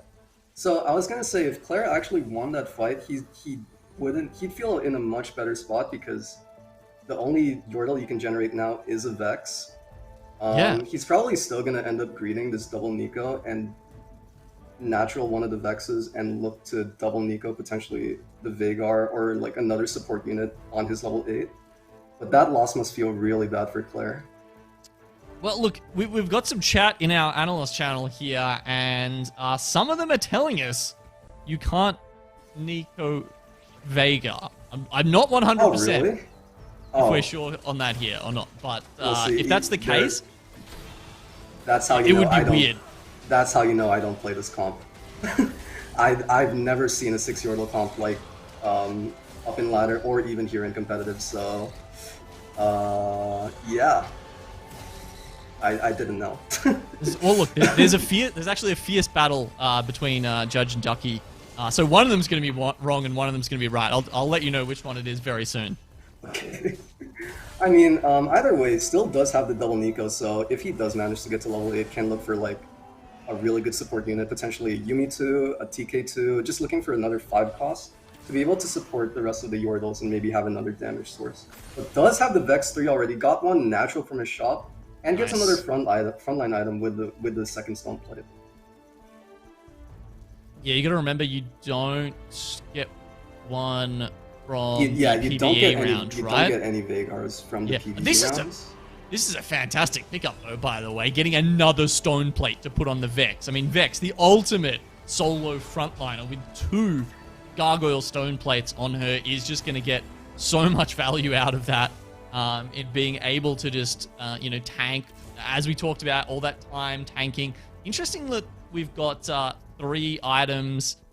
There's 2 items on the Tristana. We've got the static over on the Ziggs as well. It's quite spread out. It's almost like he was hoping for a final binary augment or something like that.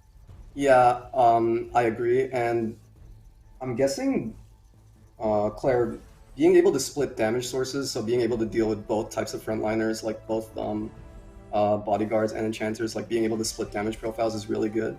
But if he did manage to get binary as the last augment, that would have been insane for his board strength and item value. Oh my god, I mean, look at this. We've got the shield on the Vex has barely even gone down. It was enforced that entire, pretty much, I think, the max length that you can, because it just had so much power on it. Alive. The knock-up from the Lulu, actually, is going to disrupt Fiora. And Yordles, they're coming for you. Yordles, I told you this was a viable composition, okay? Wow. I mean, this is my first time seeing it, and I'm genuinely impressed with how these rounds are playing out. I want to see what Claire decides to do for his level 8. Is he actually going to end up playing the Veigar, which is coming out? Oh, instantly double Nico's it. What an absolute mad lad. I respect it. All right. Look, unfortunately, Ducky, What? Judge is right here, and look, I'm not sure what the terms of the bet were, but look, you're gonna have to honor it, mate. So I'm not exactly sure how useful this Veigar is, because Claire did have a couple rolls to potentially hit a better support unit, but I guess we'll find out and see. I mean, like, do you mean a better support unit than Janna? Yeah, potentially a Yumi too, potentially just Yeah. another. I think for me, I would have preferred to have Yumi, but I want to see how much damage this Veigar actually. It does. Oh man, this the Vex is so big that you can see the Fiora, usually like one-shotting pretty much everyone else. And you gotta remember, there's 2 Giant Slayers on that, right? So what does that mean? It's Wow. doing like plus 160% damage or something like that when it attacks that Vex, and it still can't get through it. the fact that double Giant Slayer couldn't even get through the specs or like the other Yordles means Claire really has a good chance to actually take this lobby playing Yordles. Is this gonna be it? Someone actually winning with a Yordle comp. But as we pivot to Chunga, he actually did manage to hit the Shaco 3. Still stuck on playing two separate Akalis, so wasn't able to find that Akali too. So we'll be able to see whether he can actually beat the Yordles or Donnie's board. I mean, what do you think about the two Akalis versus, say, helping out with like a Scholar or an Arcanist trait? Yeah, but personally, I would have preferred a Janna because it generates so much value and defensive stats for your team, being able to generate mana and having that late game scrap shield. But the double Akali and the Shaco 3 putting in a lot of work, so it does look like Chunga is able to win and is potentially going to be able to get another Akali off of Karo. We'll have to see if the Mortdog is with Chunga in the stage 6 carousel here. Alright. What's going to be on there? No, it's a Yumi. It is Shroud. a Kaiser. Yeah, the Shroud. TGs. We've got Donnie Archangels, actually passes the Academy Shroud. spat. I mean, if you And could find opts the for Yumi. Archangel. Wow, I'm really surprised that Donnie opted for the Archangel over the Shroud. Nobody took a Shroud. Okay, maybe it was a gentleman's agreement that nobody wants to shroud each other, but I'm just going to say that's an absolute win trade between these last three players. But I guess Chunga does get the Last Whisper for his Shaco, so there is an argument to be made that has more that does have more value over a Shroud. And I mean, I can't remember what all three boards, but I mean, at least in the Syndicate board here, in the Yordle board as well. I mean, those guys, like, they aren't caring as much about that Shroud, right? Like, you know, there's not a Victor, there's not a Yumi in there where you're getting that massive increase in starting mana. I agree, and I'm assuming Donnie took the Archangel to be able to take a third item for his carry, whatever it actually was. We haven't seen his board for a while, but now we actually get to see the Yordle versus Syndicate matchup. And interestingly, a Shojin put on the Tristana. I'm very confused right now. Surely there was a slot on the Veigar open, and I'm pretty sure he didn't have that Shojin before, right? Tristana? Oh, wow. Yeah, I guess maybe that was and Claire's actually dead, ending up at third with his 6 Yordle board, so I'd like to think he was actually baited by double Nicoing the Veigar, because it actually didn't do anything in any of those fights. An unitemized Veigar 2 was probably looking to try to survive to get to that Veigar 3 win condition and have an absolutely hypey way to end game 2, but it just didn't work out. He didn't have the items for it, though. Like, I mean, often, you know, you like to have maybe some sort of placeholder and then be able to put a couple of, like, somewhat AP useful items on the Veigar late game, right? That's when it really starts. I mean, if you can get like a Morello's on your Veigar or a blue buff, something like that, it really starts popping off. But either way, we've got the final fight going on here. No Morello's on this Kaiser, of course, but still doing pretty well. The very chunky Scion is going to keep the knockups going. GA revive from the Akali isn't enough. So Donnie, with the big chunky, is going to take our game number 2. That was a really well played game from Donnie. Actually, fast nining mid stage 5 to be able to fit everything. Does get the Kaisa 2 with the Bruiser Spat. Does have the triple item Fiora and that super beefy frontline Bruiser Scion just soaking up so much damage. It was a massive game, and gentlemen, you had plenty of spice in that one to cover. 6 Yordles going to Veigar, really? I had Sleppy putting on the Queen Analyst crown for that game while we open up the scores. Sleppy, give us some ideas of some of the cool stuff we saw happen in game number 2. There were so many things. I think as Jose... Sorry, my throat's dying. I think as Jose said, it probably would have had a better chance at winning if Claire's, you know, stuck with that, you know, like a better support unit, a Yumi, but I have respect for, you know, sticking to the Veigar dream. Are you really playing 6 Yordles if you're not going for the Veigar? Like, like Yordle. But yeah, I think it was really unfortunate that like with some of the bot or team comps, I think that if like maybe if Fortune Chosen had a better mutant and better last augment, he would have had a much better chance of getting a top 4. And not sure about, I think it was Dojo Mojo had the 2 Victors. I think Victor 1 himself is just it's really good, lots of damage, but he just never manages to finish off the board. So just some unfortunate things, but I think that was a really fun game in general, and I can't believe we got to see a 6 Yordles today. That's unheard 6 of. Yordles is breaking the mold here for the 3rd day of the Mid-Set Invitational. And if you want to have a chance to compete at a Mid-Set Invitational, sign up now for the Scholar Cup. You could go in for the regional finals. It's an open qualifier held Feb 26th and 27th. You can sign up now, right now, at OCETFT.com. Open up another browser tab and sign up. And you might have Queen Slappy analyzing how you get more dogged when you come up in the Scholar Cup.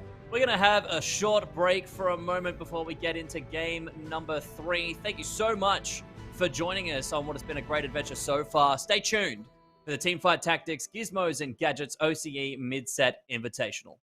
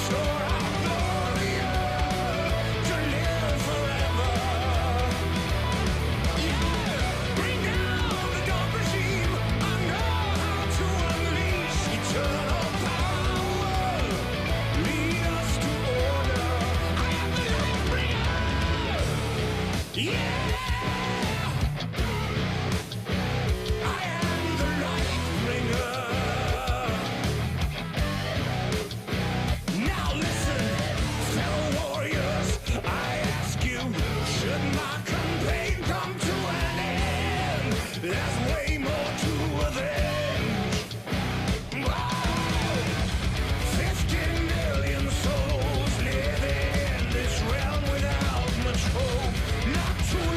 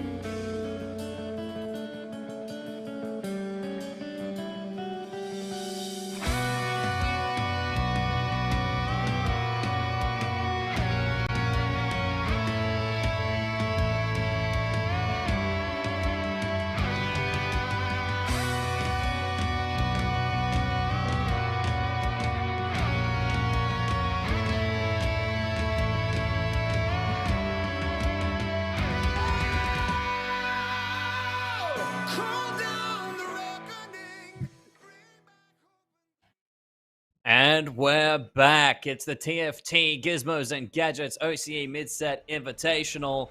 We just had Game 2. Genome and Jose covered that for us, and it was a nail-biter, mostly because we were wondering if Vhagar was actually going to contribute. But Sleppy, you mentioned before we went to break that it was a bit of a mort dogging with that mutant buff. We had a Pokemon comp, but cybernetic for the mutant. Can you tell me a bit more about why that sucked?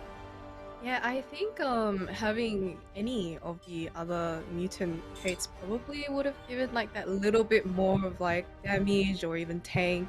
I think Cyber just falls off a bit. It just doesn't do as much late game. So I think outcome might have been a little bit different if we had a different mutant, but yeah, that's just been unfortunate. It certainly is. And Jose, you mentioned it, and Sleppy touched on you talking about it before we went to break about how playing the Vhagar was a little bit troll at the end there, but mad respect for the double Nikos and doing it. Do you really think that playing a different support unit would have made a massive difference in some of those final fights? I respect Claire for double Nicoing instantly, but he had 3 or 4 rolls at level 8 to be able to hit one Yumi, which is the one unit I am looking for at level 8 to help that comp. Would have provided so much more value, but mad respect and the balls in this guy to just instantly Nico the Vhagar without even leveling is... I I wouldn't have It was done an it myself, absolute dedication. super dedicated Gino to and the theme. Jose, we'll leave you to it, my friends. Hopefully you spot some interesting things to come out of this next game. As Sleppy and I jump in for game number 3 here of the Mid-Set Invitational for OCE. And Sleppy, we're over with Chunga, who's got a Malzahar start. Yeah, might be seeing a bit of a Arcanist start. He did opt to skip the other I think it was Arcanist and my short-term memory is so terrible. Sorry, not Arcanist. It was Assassin and I forgot the second one, but anyways, going for a more flex option. I also really like Thrill with Arcanist. I feel like especially if you're going the Lux version, Thrill just gives you so, like with every reset, you're pretty much resetting your health as well. So if he is looking to go down that path, I think this is a pretty good start. Probably just hoping for like, you know, TF, Zyra, which gives you that syndicate what's this called? Arcanist team comp to start off with, which I think is really smooth. So hopefully we can see something like that. And yeah, it looks like he did get a bow. Not the most favorable thing, but I do hear you can slam like Shivs and Titans. Not too bad. Not too bad. Certainly could be worse. We're going to get the Ezreal swapped out for the Poppy 2. So we've got Bodyguard to back up the Malzahar here. I like it. Look, Malzahar is one of my favorite units. I love Malzahar with like Voidborn for mutant like synergy. It's just so good that to have Voidborn trait. We're gonna get okay, that's a little bit of spice. Slamming the Giant Slayer and the Rod on Malzahar right away. Equally as spicy, Donaldino with a Cho'Gath that's got Infinity Force and double Alawi, so a little bit chunky on Donaldino's side of the board. I am very surprised to see this. I don't know what the mutant is at the moment, but that's pretty interesting. I wonder if he is actually planning to keep that on him. Not too sure, but I think I really like the Giant Slayer Slam on Chunga's side. It's like pretty flexible item, and I think you know, at this level of play, it feels really bad to try and greed items. I think slamming items earlier is always going to be something a bit better. Probably something you know, a master player like me does not do often enough. But over to Somber's board, we do have Mercs in. Looks like it is a bit of a win streak Merc. Yeah. Win streak Merc with a Swain 2 front line, and also coming up against Donnie. We're going to look to have this Cho'Gath get some more stacks. And I have heard rumblings that Dawnglade has got Gold Collector as well from Portable Forge. So real good items coming out for Donnie and Dawn. I think that Gold Collector can be really powerful if you're starting off with some strong boards, get that early econ established. with the execute and the gold chance. Yeah, gold collector early is so just actually gives you so much money. Especially when you high roll the gold collectors. I could swear that every time I take it, I just see the big X and no coin coming out. But I think overall it's a really good early game item, and even late game, if you have a strong enough board, you can use it to push that level a little bit earlier, get that more gold to roll for a better board. And yeah, he's actually taken it off. I don't know if he's planning to put on the Camille or the Talon. It's super unconventional, but I played Gold Collector on a Malzahar once, because it was Mal's 3. It was super fun, because Malefic Visions had just spread, and all of a sudden, just all this gold would pop up. It was really satisfying. I don't recommend it in tournament play, but it was just a fun tech. I mean, it sounds pretty good, actually. I mean, technically it spreads to everything eventually, so you're gonna get that chance on the execute, and he just got 3 gold from that. Oh, I could never get that much full gold from a gold collector. But there is a spatula with a Vex. I'm not sure if anyone is going to... It's on a 3 cost as well. If anyone wants to go for that chase trait, might be picking it up, but it's being ignored for now. If I don't... No, I can't see. Dojo Mojo? Seen the board yet? A Vex with a spat's an interesting one, especially if Dojo's going to play an AP comp, because you can always keep that Vex, slap it into an Arcanist spat, and then it'll pop, which is really nice. That way you get a free Vex. But we'll have to see what Dojo runs later. I kind of like this Talon with the Gold Collector. The bleed's pretty consistent, so I think that's going to, pop off and get... Okay, let's just not play that, maybe? Make your mind up, Dongalito. I really want to see this Talon work. You took the words out of my mouth. I was gonna say the exact same thing about the bleed. I think it, almost guarantees that he does get the execute off it. So I think it was a really good idea. I don't know if he actually managed to keep that one, but Dojo Mojo has the... Is that Dojo Mojo's board or Dojo Mojo's board? How did it end up over... Okay, I'm just trippy. We've just rotated. Did it move across the board? Or anyways, it has the Eternal Winter. Really nice tank item. Especially on that Garen too. It's gonna cause so much chaos. But otherwise just rocking this kind of Academy Assassin board. He has an he ended up slamming the Academy spat. So it'll be interesting where this is gonna go. I don't know if we're gonna... Academy spat's so good with a Fiora late. Like, she benefits so well from Academy 6 and 8 with the stacking AD and AP. Like, so much extra damage comes out. And I like they're having the Challenger synergy as well with Yone. I think that's a really good way to go. So hopefully we can get a few good Fiora items here as well. We can get a Fiora carry. Yeah, that's honestly the only time I like the Academy spat personally. It's just destructive on Fiora, and like you don't even need to have really good items or even damage items at all with the Fiora. You just slap it on and she just, rails the entire team. I do wonder with this setup though, if we are going to see like a reappearance of a cat board, because we did see 1 or 2 before, one not as successful as the other, but yeah, we'll just have to see what they decide to do. The Cho upgrade here is pretty great. We've got a Infinity Force Cho'Gath 2-star coming into Krugs. Gonna be really tanky, and I think this is the other side of Mutant that we're gonna see. It is cybernetic, so having a Cho, you get some decent benefit from it. It's IMO, the worst Mutant buff, but if you're stacking a tanky Cho'Gath, it can be really useful, as well as a Mundo, to get those extra stats. That's an easy redemption. And we're going to go Last Whisper Cho as well. This is innovation. I feel like we see this kind of Cho'Gath more with the, forgive me, I don't know the name, but the attacking one, the Blade Master, is it? Yeah, it's... what is it? Bit of an... Adrenaline Rush. Interesting. Yes, that's the thing. Yeah.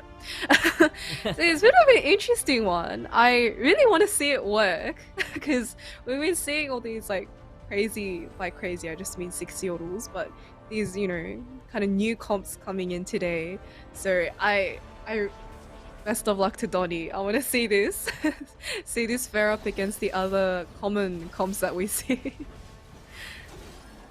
This is something else, but you love to see it. A little bit of innovation. The double Cogmore backline of firing in tandem, and it's something of beauty. It's like synchronized swimming, but synchronized Cogmore.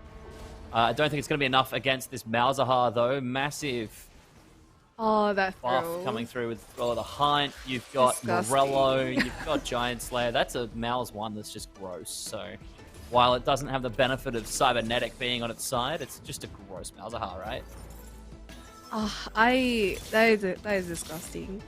Honestly, even though Thrill 1 is great as well, I think Thrill 2 is like one of the best augments you can get just because of how good it is early game and late game. Like, it can actually like completely turn fights. And am I seeing this or am I imagining this from last game?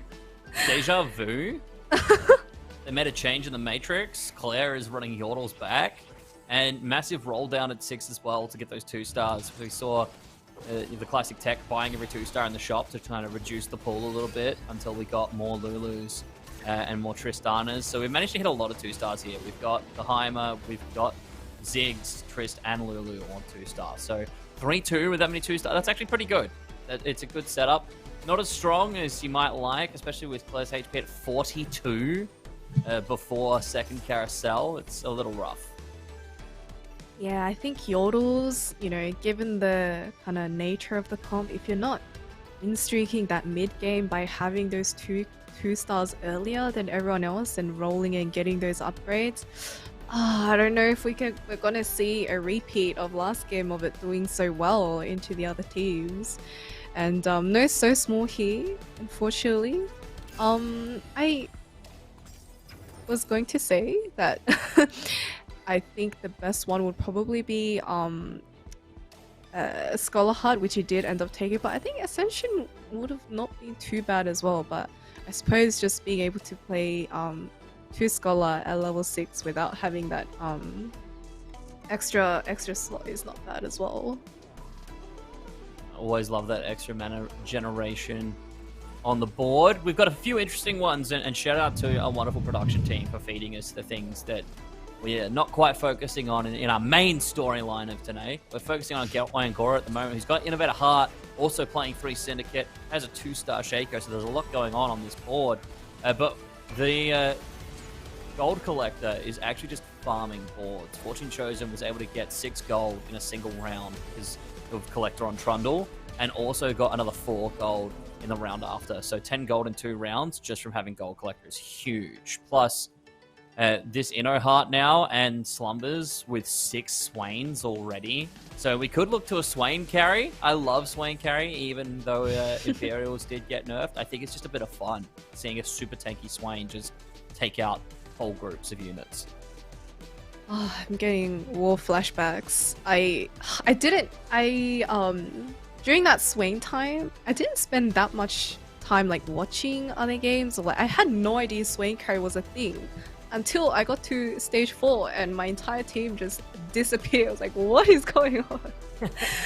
Lots of tears though picked up here by everyone.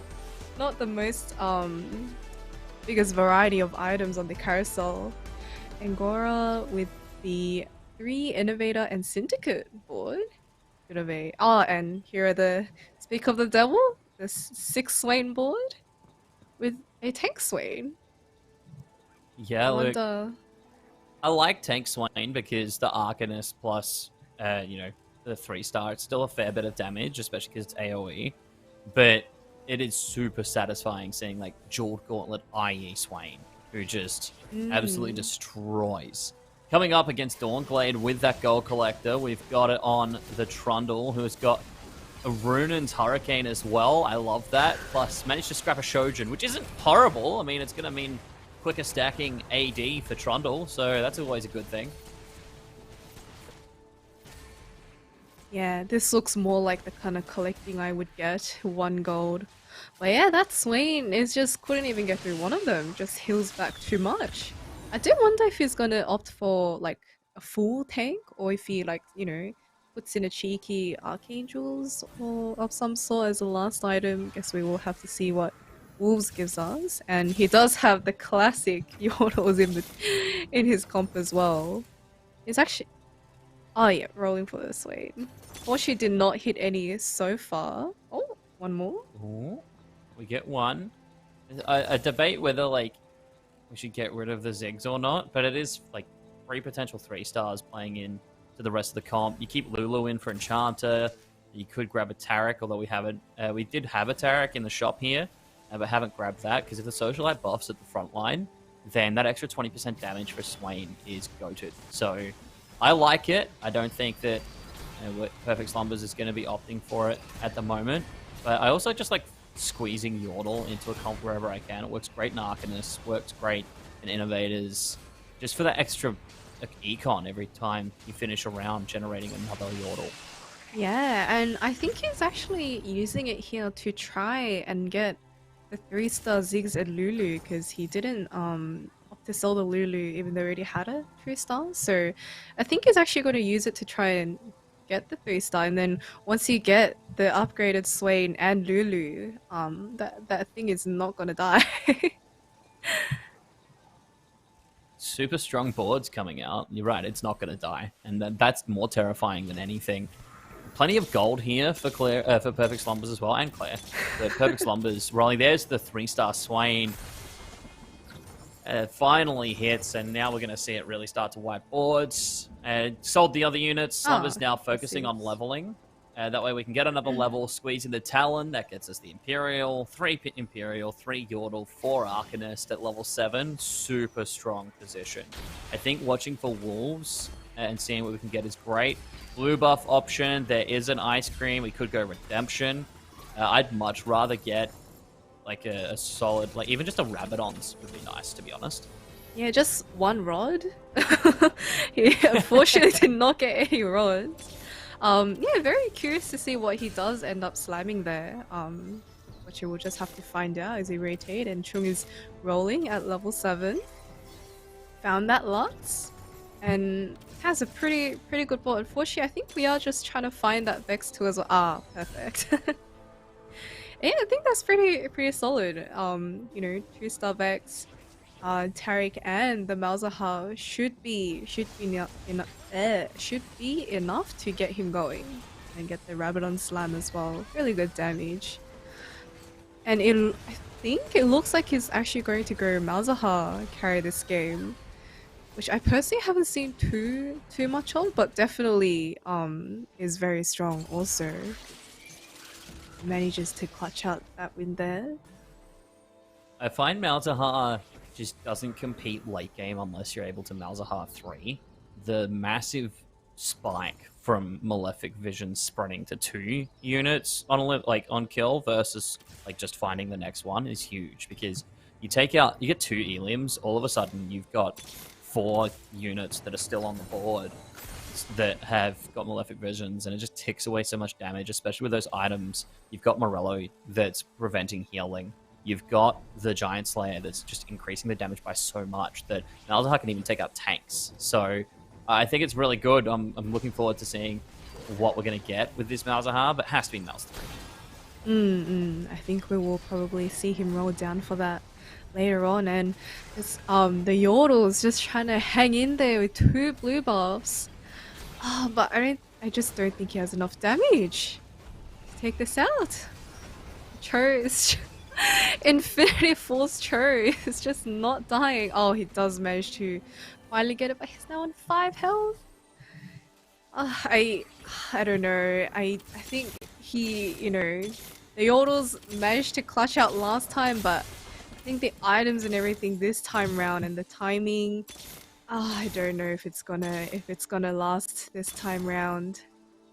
I think it's just been so hard. Like, itemization's really rough here for Claire. You've got double blue buff, and that second blue buff is next to useless. You've also got it on Trist, which is like, it's okay because you get that initial cast off, which is a nice chunk of initial damage in a fight. But like, so many better items for Trist, and unfortunately, I don't think we're going to see Claire get to a 3rd augment, which is really sad.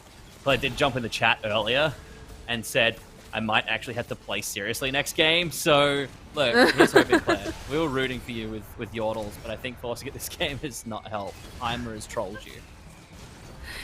Yeah, and it looks like after oh he did get around this time round, but looks like after he got that great roll down with the 3 cost 2 stars. Sorry, he's really stuttering with that today. He just hasn't managed to find a single Heimer since. Oh, some juicy options here. Tom Kench with a spat. Kaiser with a belt, anyone with a rod, that's a really good option as well. He does opt to go for the bow here, hoping just to get that little bit more damage on that Tristana before he slips out. Donald's grabbed that Tom with the spat. You've got Chunga who's picked up the Kaiser with a belt, and I think if anyone's to play challenges, Chunga and Dawnglade are kind of my picks for that. We'll see if Claire can hit anything. There's the Trist 3. Gonna get some decent damage out, hopefully.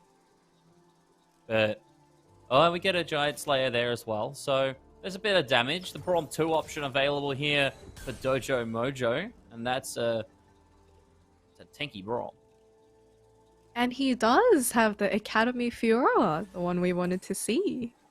I think, you know, as soon as he is level 8 already, probably going to save up a bit before he rolls down again. I think once he gets this 2-star Fiora, he's going to be pretty strong. Might need really good team to beat that, because those are some insane items. Even on the Yone, they're not too, you know, probably if Yone was your solo carry, they're not the most desirable, but I think that's a pretty solid set of items. Is, you know, very safe, has the QSS, should be able to just dish out damage from Academy as the fight goes on.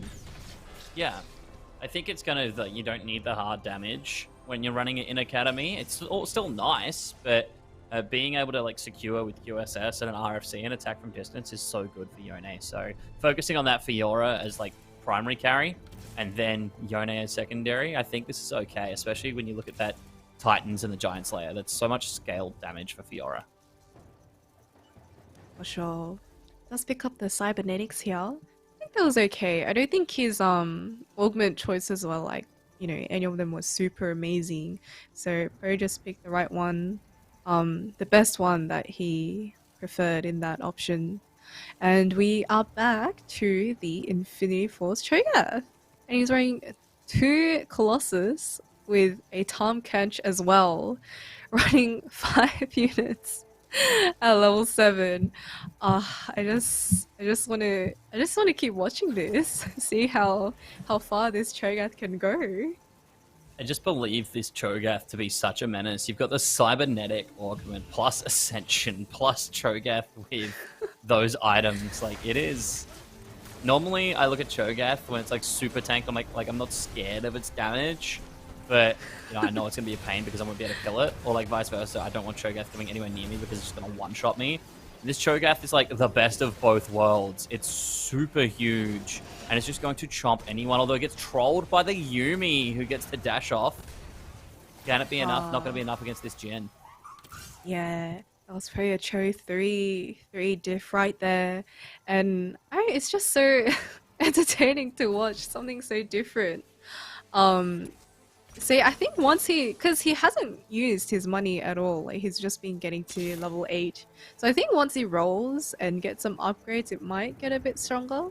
But yeah, all these other units, they just look like little babies and ants next to this huge Cho'Gath.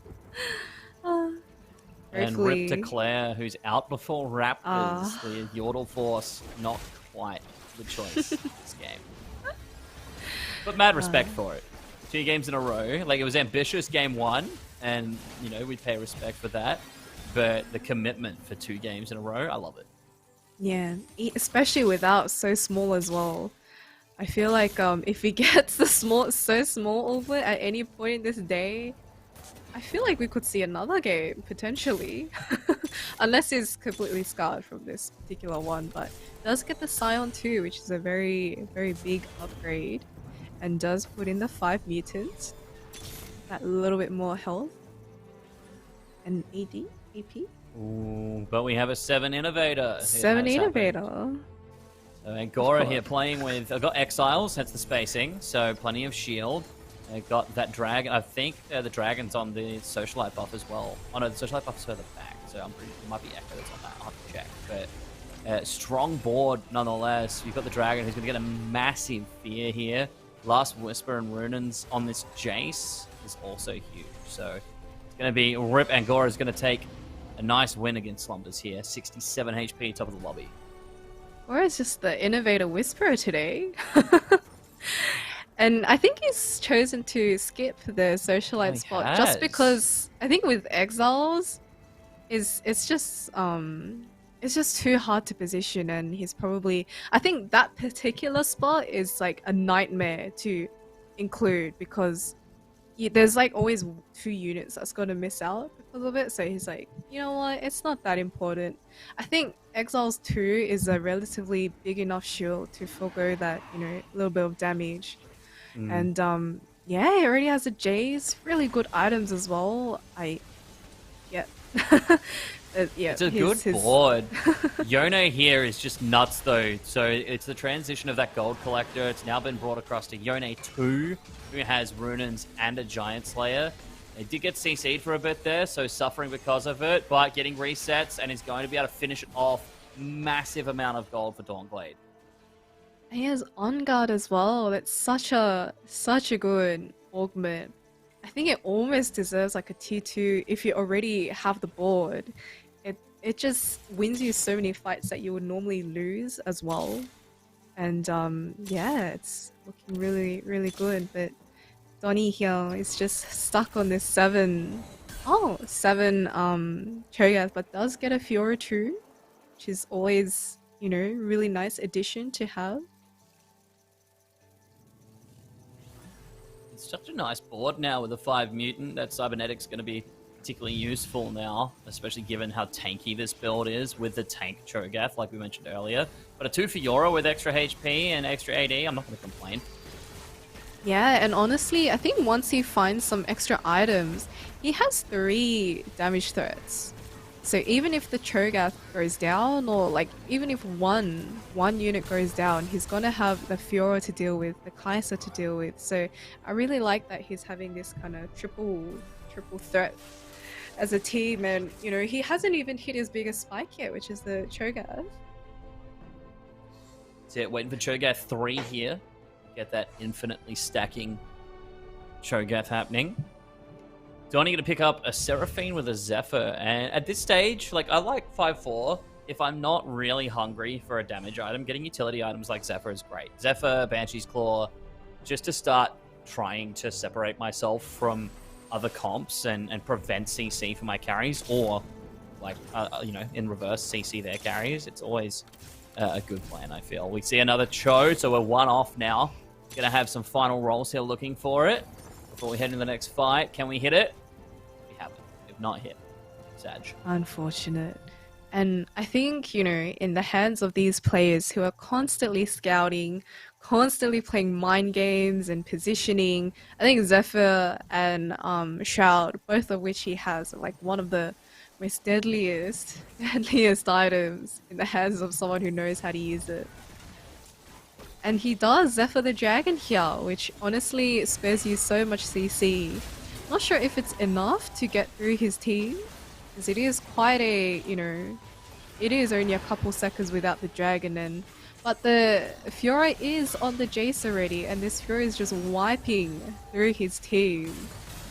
Looks like Fiora getting onto the back line was so big there, because as soon as Jace was being targeted and then Ascension kicked in, it was huge. And we get a Cho'Gath and Kassadin in the shop here, so that's Cho 3. We finally get Cass 2. Donnie bringing the spice. Like, this is what I was asking for when I was saying I want to see spicy comps, is running this Cho'Gath with Cybernetic Mutant and a 2-star Fiora Mutant as well. Like, this is the dream for me right now. This is great. And he finally hits the biggest upgrade, his Cass 2. Yeah, exactly. Huge. That Cass 2 with Protector now is going to pop. Huge. Look at that shield. Oh my gosh. Completely obliterated. health of this Cho'Gath though, but it is slowly getting whittled down by this Yoni. But is it enough? It is not enough. It's too tanky. It's too big. Dawnglade definitely does not have a weak board at all, but just cannot cut through this Colossus Cho'Gath. I really want to know just how much HP that Cho'Gath has. Like, that's on the verge of generating to 10k. Anyone like zoom in and like count the lines? Twitch chat, if you're going to be chatting about a QSS Scion, can I get you to just take the time to work out how much health this Cho has? Someone get the algorithms up, that'd be sick. A jeweled gauntlet here on Dragon I like as well. Slam that on the Fiora. We've got a really troublesome Fiora then, who's already doing a heap of damage. Now we got crits on the cast. Honestly, if we could get another Kai'Sa, I'd slam that, like, I'd greed the heck out of this, and I would jeweled gauntlet slam the Fiora with the Giant Slayer. Gonna do the opposite, actually, and that's why Donnie competes at this level, and I don't. I'm actually surprised he opts to put it on the Kai'Sa. I think that I agree as well that the Fiora, like, I feel like the Fiora is like, I mean, we can't see the damage charts, but I think the Fiora is kind of like the hidden, you know, what's the word where like they kind of carry the hidden carry? Anyway, okay, lost my own thought. I feel like the Fiora was actually kind of the hidden MVP of these rounds, and you know, once she's able to just kill one unit, she just goes on to the next, and usually that carries onto the backline, whereas Kai'Sa can get a little bit stuck sometimes, but I suppose, you know, Kai'Sa has much more widespread damage and hits everyone, so yeah, that's why we're sitting here, right? That's it. That's it. We're hypothesizing. And look, the one comp that I thought might be able to beat Donnie, Dojo Mojo, still can't get through that Cho'Gath. It is so strong. And the Kai'Sa now with all of this damage as well. Look, everyone in this lobby playing for second at this point in game number 3. We are in the top 4. Dojo, Donald, Dawnglade, and Angora. Angora with a nice health lead. It's not quite the Mr. 100 game we almost had earlier, but it's still 41 to 23 in terms of HP difference. Can we just make one comment on what that shop was? He had a 4 Jana shop. Did you see? I missed it. Oh, did you? Dojo had a 4 Jana shop. It was as if he used the dice. Mort's just sending him messages like, please just buy Janas. You need healing. You need the global healing right now. And a little bit of CC from Monsoon. And Donnie was actually able to, you know, beat this board with the Fiora, you know, ripping through the backline earlier, but he does get beaten by the innovators. I think, you know, I actually don't know what's changed. I think he leveled. I'm not sure if the Carrick was there before. Maybe it was that, but yeah, actually, I like I'm the not sure what the Seraphine difference was. I think, Seraphine like, as well? we've got Zeke's in, which isn't much, but that's Zeke's buffing the Jace attack speed initially, plus the Seraphine attack speed. We've got the Seraphine with Shoj and Morello. I think Seraphine hit a really good cast in that as well, with the healing cut. So we'll have to keep an eye on Angora, which is exactly what we're doing, coming up against Dojo Mojo, the Challengers board. Oh, So that amazing is the big shroud. Fiora.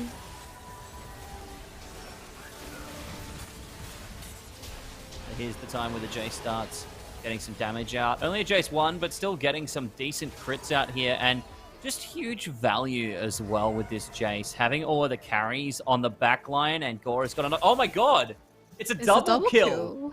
Dojo goes out as well, and that's going to be another first. Just absolute Chad vibes from Angora here. Not as big of a health lead as the last time, but Genome, is there anything in particular that you found interesting in that lobby? We're seeing very different boards tonight than we have been the last 2 days, right? Like, there was so many innovator boards in day 1 and 2.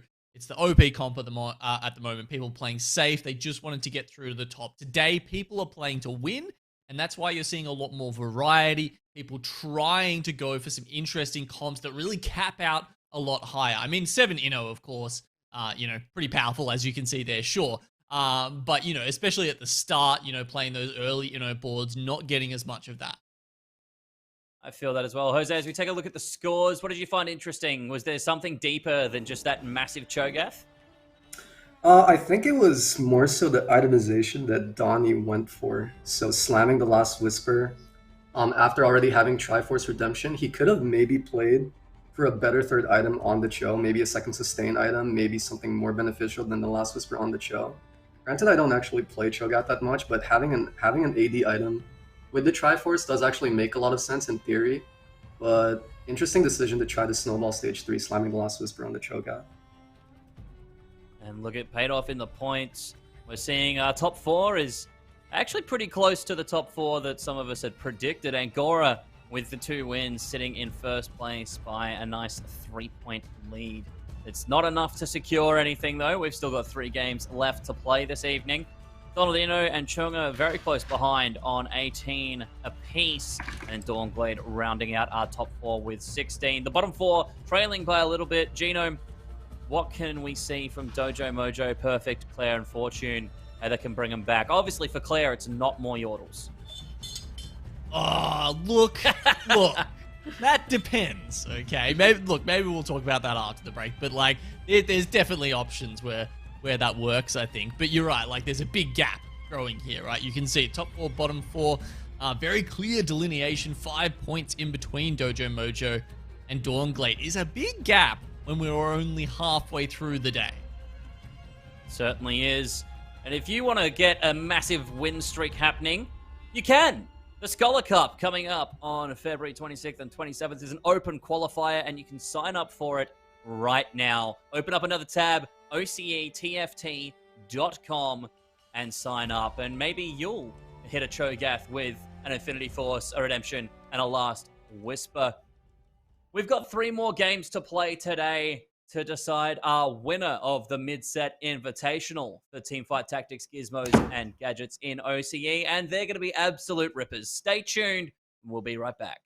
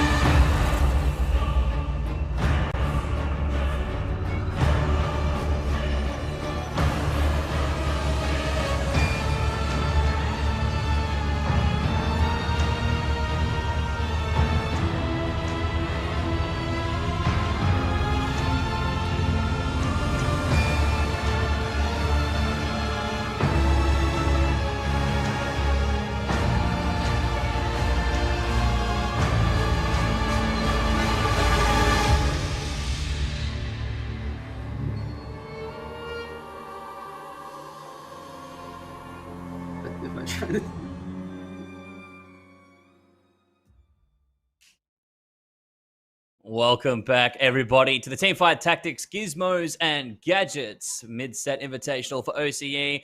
I'm Judge Brand. I'm joined by Genome, Queen Slappy, and the best Fiddlesticks impersonator known in the region, Jose. Well, we're coming into the second half of today's broadcast. We've got 3 games left, 3 games down, and it's been interesting, to say the least. We've seen 6 Yordles actually be played. We saw a Cho'Gath in that last game with Infinity Force, Redemption, and a Last Whisper. Genome, if you had to pull out anything that was ridiculous, and it was your pick, and you could make it work, what would it be? Mutant Gangplank. Mutant Gangplank, okay. Synaptic like Web, Mutant That's Gangplank. We talking blue buff, mutant spat, IE, Yeah. and just printing money? Yeah. It's the gold Take it to the collector on bank, baby. roads. I love it. I love it. Well, look, Slappy and I are going to take a seat back in this game, and we're going to have Genome and Jose take it over. Boys, what are you looking forward to? Jose, I'll go with you. What are you looking forward to most coming into game number 4? I really hope Angora doesn't high roll another inning start, because it might look like he might just run away with the tourney at this point. And Gora really do be sitting in that top spot nice and secure, and Innovators is helping get there as of the last game. Well, I'll leave it with you, gentlemen. Genome and Jose, take it away for game 4. Oh, we're in game Thank already. you so much, Judge. All right, so we are now into game 4. We're halfway. We're at the halfway point. Angora sitting pretty on top at the moment. Doing pretty well there. 21 points. Donnie behind him, 18. Chunga also 18. Dawnglade rounds out our top 4. And they're a little bit ahead of the rest at the moment. So we're going to jump back onto Dawnglade, and he's actually gone for Ancient Archives, which is very powerful right now, isn't it? Because, you know, like, just going down from gold to silver, you're seeing a lot of people pick it.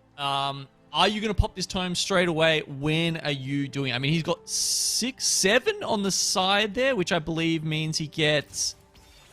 What is it? 5 to 6 is like 1 random, I think? 1 random.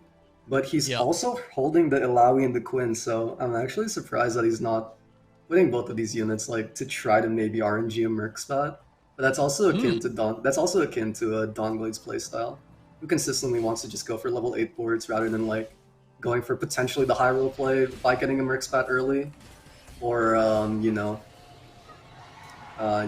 playing a more coin flip style, I guess. Yeah, it's been going okay for him tonight. As we said, 16 points sitting in 4th place, so that's okay. He will pop it now. And looking at these options, it feels like Academy and Socialite are probably the stronger ones here.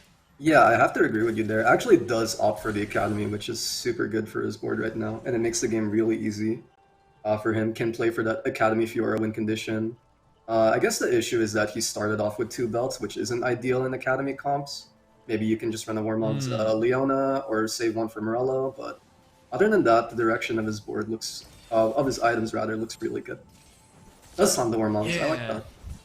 Yeah, look, it's pretty strong in stage 2, as you said. Maybe not ideal. Can be okay on Leona to help you out a little bit later on. But look, Academy Spat is one of the better spats, right? Like it can really change a couple of the units. We saw last game, Fiora Academy can be pretty good. Kaiser with the Academy Spat can be quite transformative. Nice, hitting the Graves 2 already. Okay, now let's have a look at Angora as well. He's picked up an Arcana Spat. So once again, we're seeing some very early clear direction. That's your favorite early game item unit combo, Genome. Morello TF and the spare tier, so it's super, for sure. It's going to be a really easy early game for Angora. You know, the only thing that beats Morello TF early is picking up Spellblade first, and then rolling into like Lux Bis items and having, you know, like blue buff, i.e. Dual Gauntlet. You can have, like, I think I did that, and TF was putting out like 7k damage in stage 2. Like, it's just nuts. Oh, that's it. You know, fight fire with fire. Chunga's also got the Morello TF user. That was a fight of margins. Chunga does also have a really good augment with the makeshift armor, so only having the Morello on the TF and getting a lot more value out of his front line with that augment, but Angora winning with just a slightly stronger board, with the 4 Arcanists, with the extra upgraded front line in the Camille. And knowing Angora, if there's any, if history repeats itself, he's just gonna probably tempo the lobby and level to 3, level to 5 rather, not 3. Okay, Claire is currently holding Yordles on the bench, and has a blue buff. yeah, has already made the blue buff. We're having a look at this too. They've gone underdogs, so you got to remember, in game 2, when Claire went Yordles, underdogs did successfully help him get a top 4. Yeah, it's one of the better mid-game augments for Yordles that isn't so small, because you're permanently going to be level 6 for quite some time, so I do like the augment choice. If he does decide to run it back with Yordles, I really hope he gets more favorable items, because last game he had double blue buff, one on the Heimer and one on the Tristana, relative to the other Yordle game where he had 2 AD items on the Tristana and 2 AP items on the Heimerdinger, so hopefully he has better items to help with him playing Yordles. Okay, so he goes the belt Heimer here. Interesting. I'm trying to think about what other components he had there, because, you know, look, Warmogs on Vex. So, Definitely yeah. a good option. I guess what he can do is potentially get through, if he high rolls 3 full items on the Heimer before he decides to roll at 3-2 for Heimer 2, which I'm assuming is what he's going to try to do to pop the belt off. Otherwise, he's probably going to be... Otherwise, he might end up selling that particular Heimer, because there's no belt item that you want on the Heimer that I can actually think of. It's not like he can use Yeah. Morello's, right? Because, you know, he's just doing too much damage. He's more about sniping things down, the dual gauntlet, the big damage spikes. The big damage spikes, yep. Oh, looking at Fortune Chosen board, he actually did get the Inno Tome, so has a really good start, has frontline Cinch 2 with the Sunfire, is 2 streaking, has the Viper, and is looking to try to streak for the remainder of this stage. As Sleppy said earlier, if there's ever a round that you want to lose at the beginning of the game, it is 2-1.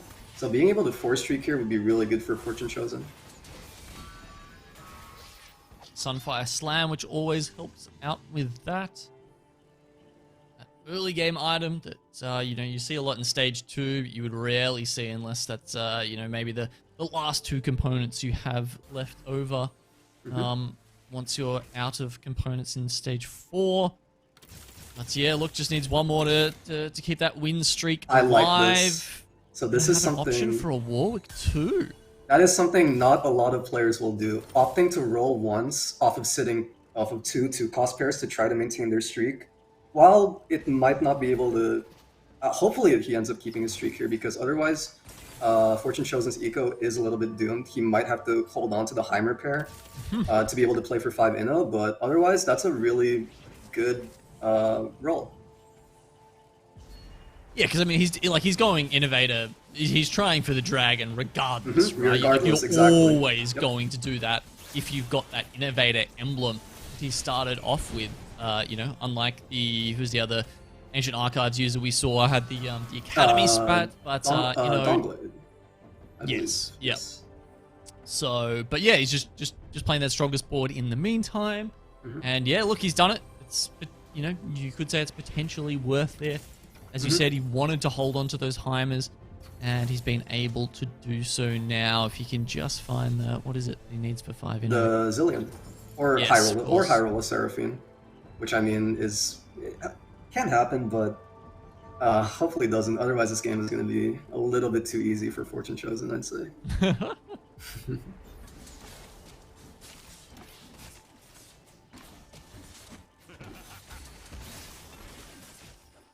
Does get another bow, so does have Runons and an extra bow. I don't think he'd want a spat, because not a lot of spats can be used in Innovator comps apart from Force of Nature. But off the top of my head, yeah, it's probably one of the times where you actually don't want a spat in your comp. Yeah, I mean, he's got the emblem he needs to high roll right now. So beyond that, yeah, you would think just kind of looking for that power. I mean, you can't make a scrap emblem. I'm trying to think. Yeah, is there literally anything that he would be happy to see on the other side of that spat besides, as you said, the tactical crown? He did have the belt, so you could Chemtech Splash and play a Lissandra Singe third Chemtech board, but that seems like a lot less value than having a Force of Nature. Oh, he's done it! Oh, he slammed it to be able to keep his streak, so I do like this adaptation, being able to use all of your components right now, try to get as much board strength as you can right now.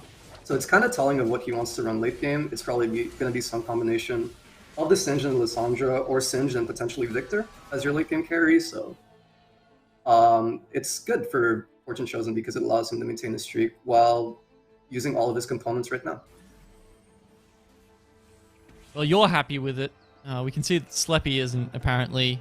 She was convinced that there was another spat in his future somewhere that he could have waited for. But Yeah. the streak goes on. That also comes with a tourney mindset, right? You want to maintain your streak, and the likelihood of actually hitting another spat naturally, especially since you're going to be last pick off of Carousel. I can see why Fortune Chosen slammed the Chemtech spat. It does provide a lot of board strength with the Singe, with the Lissandra, so props to him for not going for the high roll play and just playing for the safe play to potentially guarantee his top 2 with his opener. Dojo Mojo, he is putting on some scrap at the moment, trying to make value out of this Israel 2 that he's got, ripping out the Mystic shots, and he will take this fight over Perfect Slumbers.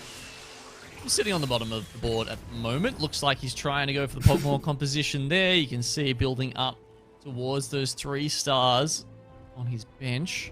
Dojo Mojo Dojo Mojo with the BM, buying the Kog'Maw in shop when Slumbers is playing Kog'Maw reroll. An absolute Giga Chad move. And looking at Dojo Mojo's augment choices, I was gonna say he had 3 of the best augment choices, but now I see 4 emblems on my screen and not really sure whose options these are. A little bit thrown off guard by that, but yeah, look, there's the we're very early on in the lifetime of the spectator client. The spectator client, right? So we're trying to work out, what's what. So he's actually gone for the scrap part. I'm sure we'll get a look around the board and work out whose choices that was eventually. I mean, look, if that was the Pogmore player, a protector emblem would be a massive high roll for them. Yeah, if you're making that off of that inference, that would be really good for Slumbers. The mutant is self-repair. Fortune Chosen spot is insane. Has the Innovator spat, has the solo frontline bear for the self-repair value.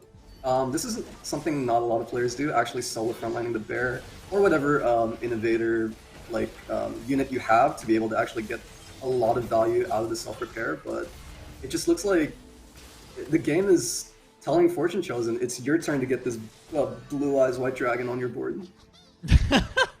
Yeah, I mean, if they're silver augments, right, and they feel like they're probably both having the impact of a gold augment right now. I mean, and in it, like, you're getting oftentimes an unobtainable emblem is something that comes with a gold augment. He's gotten that from a silver. He's gotten self-repair. It's an interesting, unique mechanic that you can only get from that augment. So that's something else that's providing him with untold value. And he is, looking at everyone else's spare items, off of the top of my head, Fortune Chosen has a spare bow. So is probably looking to finish that off potentially with a Shiv. Yep, gets the tier off Karo to complete his streak. Not exactly sure what the other players have, considering we didn't get to see their point of views, but this is just a lot of item value for Fortune Chosen. I mean, if you compare that to something like Thrill of the Hunt 1, I mean, it just seems almost incomparable, right? Like the ability to go from 5 to 7, or even self-repair versus Thrill just seems like it's not really the same category. And Dawnglade, regardless, still's got to make something happen with it. So, we had a look at this board earlier. He had that very early Academy spat that he had to take. Where did you think he was going from there? And now looking at his board, what is the end game looking like? He's 100% still looking to play Academy Fiora because does have the Titan Slam, so I imagine he's going to replace his Camille. put the Academy spat and the Titans on the Fiora, and hopefully get some better components to be able to itemize both Fiora and Yone. It is really unfortunate that he had double Dot Start. Oh, but we just Real? like put some love on this Camille Real? right now, who is Alright, this Camille is with the smurfing. Titans, and like every time she pulls out the defensive sweep, it's she's like sweeping the leg, man. Donaldinho Yeah, that falling is a down lot. like Danielson in the early stages of the All Valley tournament there. That is a lot of value out of the Titans Warmogs combo. But yeah, as we pivot over to Slumber's board, oh no, he's playing Kog'Maw. I do believe the mutant is Omnivamp, so it is a lot of as I say a lot, Omnivamp is probably the best splashable mutant. It's not. I don't think it's necessarily the best mutant when it comes to like playing the reroll comp, but it's a lot better than what we've had in previous games where both mutants were Cyber and just getting like flat HP. Yeah, especially when you don't have the Protector emblem on the Kog'Maw, it does give the Kog'Maw a little bit of survivability, especially when you're up against assassins, as Slumbers is right now. That's when the Kog'Maw runs into problems. This time, it's a comfortable victory. You can see it's been a win-loss smattering across stage 3, which you don't love to see. And he's still, at this point, like a lot of the Kog'Maw players that we've seen so far tonight, struggling to hit those 3-star units before stage 4. We really don't want Slumbers to get all the units in the wrong order. So he's got 7 Caitlyn's, 6 Cassidins, 8 Graves, and 7 Garens, if my math is correct. But his items are really insane as well. Has the BT on the Garen, the Redemption on the Cassidin, and is looking just for another bow to complete the Rage Blade on the Kog'Maw. So overall, a much more favorable mutant setup than previous games. Yeah, what do you think about splitting? Oh, There's the Rage bow Blade. straight away. That's pretty nice. Unfortunately, items that he's already got the BT. Not What exactly do you sure. think about splitting the items across the frontline units there? Because I always thought it was potentially better to keep everything on the Cassidin or on the Garen, depending on a couple of things. One of them, yeah, sure, if you've got a Bloodthirster, that helps. Depending on which one you hit first in 3 stars, maybe you just want to maximize some value that way. This time he's obviously hitting not both of them, but almost everything. Mega high roller, perfect Slumbers. In the one game, in the one turn there. So yeah, what do you, would you chuck the Redemption on the Garen there as well, or do you like this splitting of frontline? You potentially could, but Garen's only item that he actually needs is BT, and I'm guessing that's just a product of Slumber's components. He had BT components, and he was probably looking to either finish a 3rd Kog'Maw item or look for extra items for the Cassidin. So splitting these items specifically is totally fine. I think in any other scenario, you'd want to fully stack Cassidin or Garen. Maybe if you get a mutant spat, you want to stack the Garen. But overall, I really like how he's itemized. I really like the Zeke Slam as well on the Caitlyn, because now he can just play around the Cloak and look for Spark off Kara or potentially Declaw for the Cassidin if that's if the lobby has a lot of magic damage. Yeah, wait. Cloak Sorry. mutant spat, right? I was gonna say Slumber's got BT off Grab Bag, so that's something we kind of missed there. Oh, okay. There you go. But, maybe one of the reasons why he thought it was worth at the start. Yeah. A little bit of direction there as well. The Chemtech emblem has ended up on the Zillion here. Who's going to be taking the corner spot away from Seraphine this time? Ooh, a Jin 2 in the shop. I'm not really sure what Bonnie's board wants to be. Ends up actually selling the Jin pair, is just playing 5 Inno for now. But doesn't really have a tome or the augments to play around it. Does have makeshift, so makeshift is a lot of value for innovator boards because it has a lot of it gives a lot of effective HP for the bear and the front line, but his spot is not looking too hot. His 25 HP is forced to be rolling down at 7, but maybe he can high roll a Victor off Carousel and potentially Nico it and play around that, because he does have the Chemtech spat as well. And we saw yesterday that without any traits active whatsoever, a Victor 2 is enough at the back of an innovator board to take a first. It is just that good if you've got the items to go with it. I think yesterday we saw it with Quicksilver, Giant Slayer, and Jeweled Gauntlet, and it was just absolutely carving up. Back to Yordles. Let's go. All right. Okay. Okay. Now this is where I come in with the expert Yordle analysis. Okay. Loving the fact that this time we've got all of the items on the Vex. You know, True. sometimes look, you know, playing for tempo, putting that Sunfire on the Poppy 3 early can work. But the Vex just gets so much value out of these items, that especially towards the late game where the Poppy just falls off completely. And I think, yeah, so I really like that. The big problem here, though, is that we've only got a Heimer 1. And it's got the Gunblade, which is good because that's what you need to start feeding health into that personal space ult from Vex. But as you can see, you know, at 1 star, there's no way it's going to chunk out damage quick enough. And to be fair, it's a pretty bad matchup against the Cogmore anyway, because it doesn't matter how much health that Vex has, unless you've, you know, just ended up with 2 cloaks and teched in the Dragon's Claw. It's going to be doing very poorly.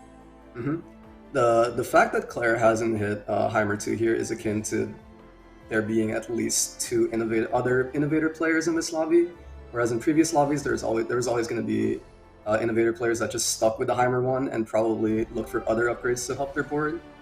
So it's also Claire leveling to 7 this time rather than sticking to level 6 like he did in his previous 2 games, to be able to fit that Janna and to be able to hopefully have higher odds for the Vex and the 3 costs, but that's just not the case since he's still hard stuck on this Heimer 1.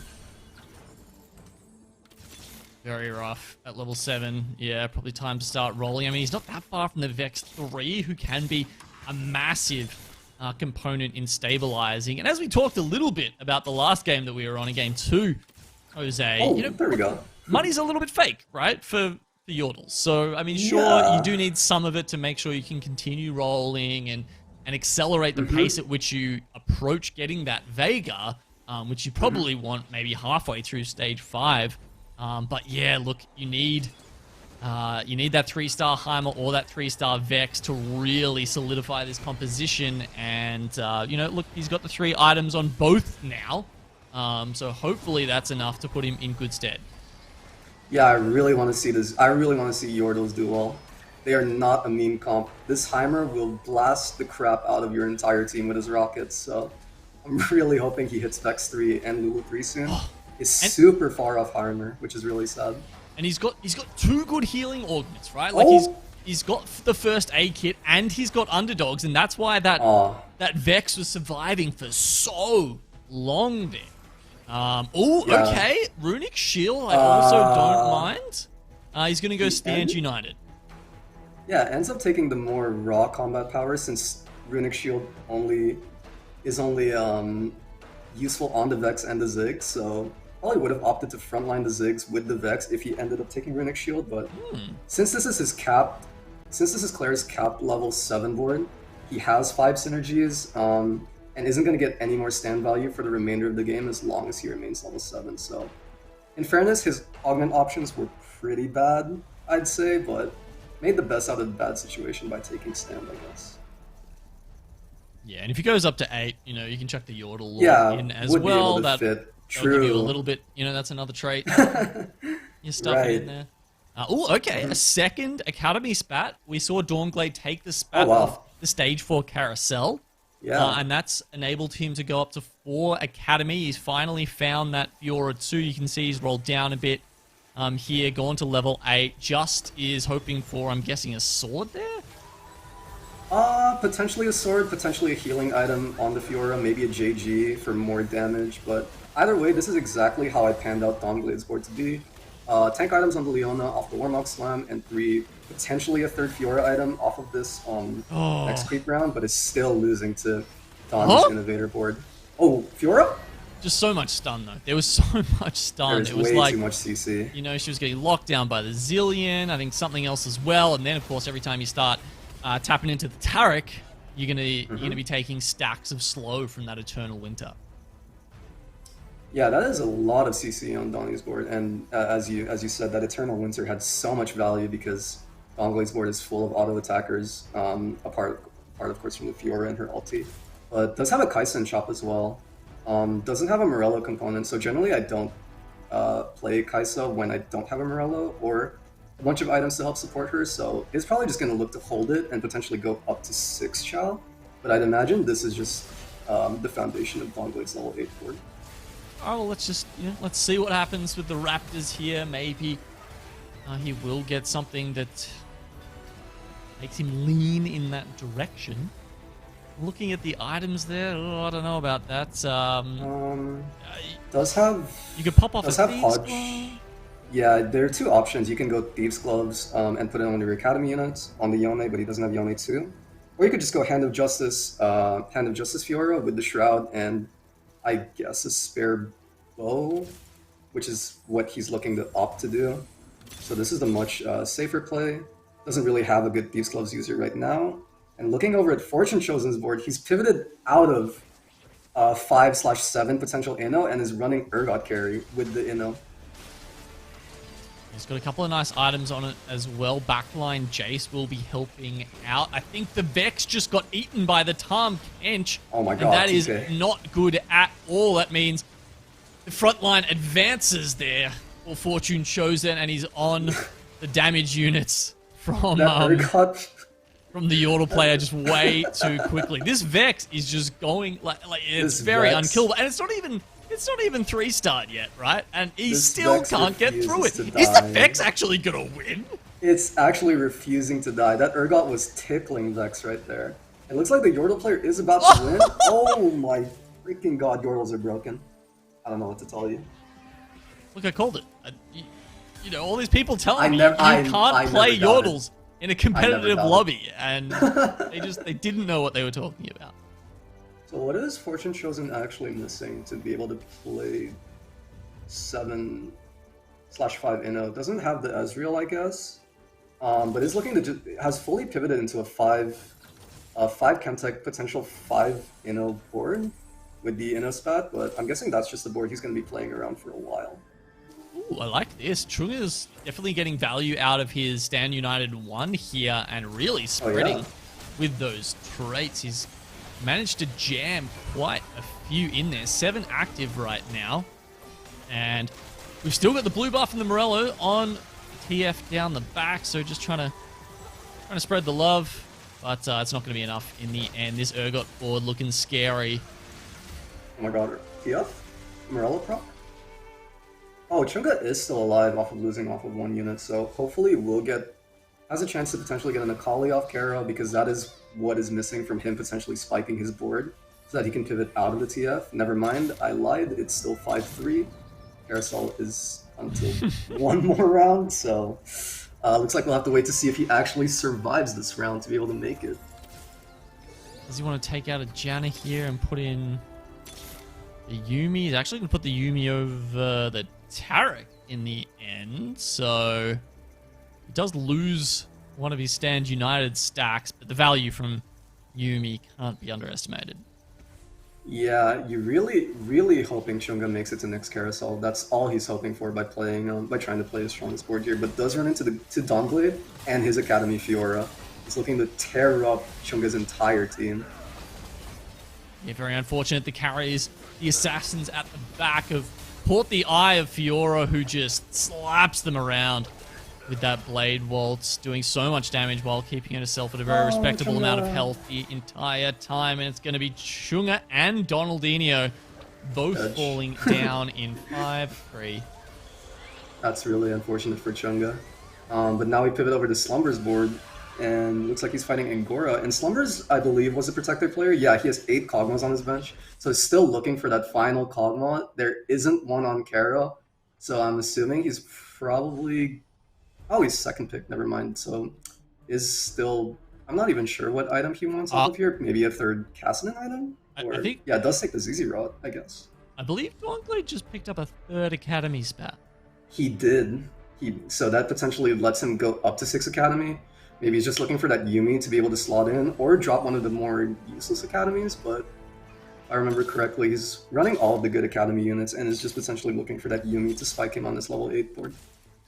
Okay, so we're looking at Slumbers with the reroll on board. Okay, we were for a second. You know, He has 6 Academy. Yeah. Yeah, boom. He's going to be able to chuck that on right now. Where does it go? Braum. maybe onto Looks the... like it's gonna go on Braum, potentially Quinn. Yeah, I was gonna Okay. say it's gonna get one cast off and do her job, and then people run, I guess. I mean, unless you got the Braum 3 like we saw on day one Oh, yeah, like of the yesterday, Mid-Set yeah. Invitational. Giga Chad Braum 3. Yeah, look, he's not doing... he doesn't really need the Academy stacks to do max damage. So, wow, this board is looking very strong here from Dawnblade. Yeah, Dawnblade is hard win streaking now. A really underrated thing he did there was frontline the Orianna to actually potentially get a faster cast off.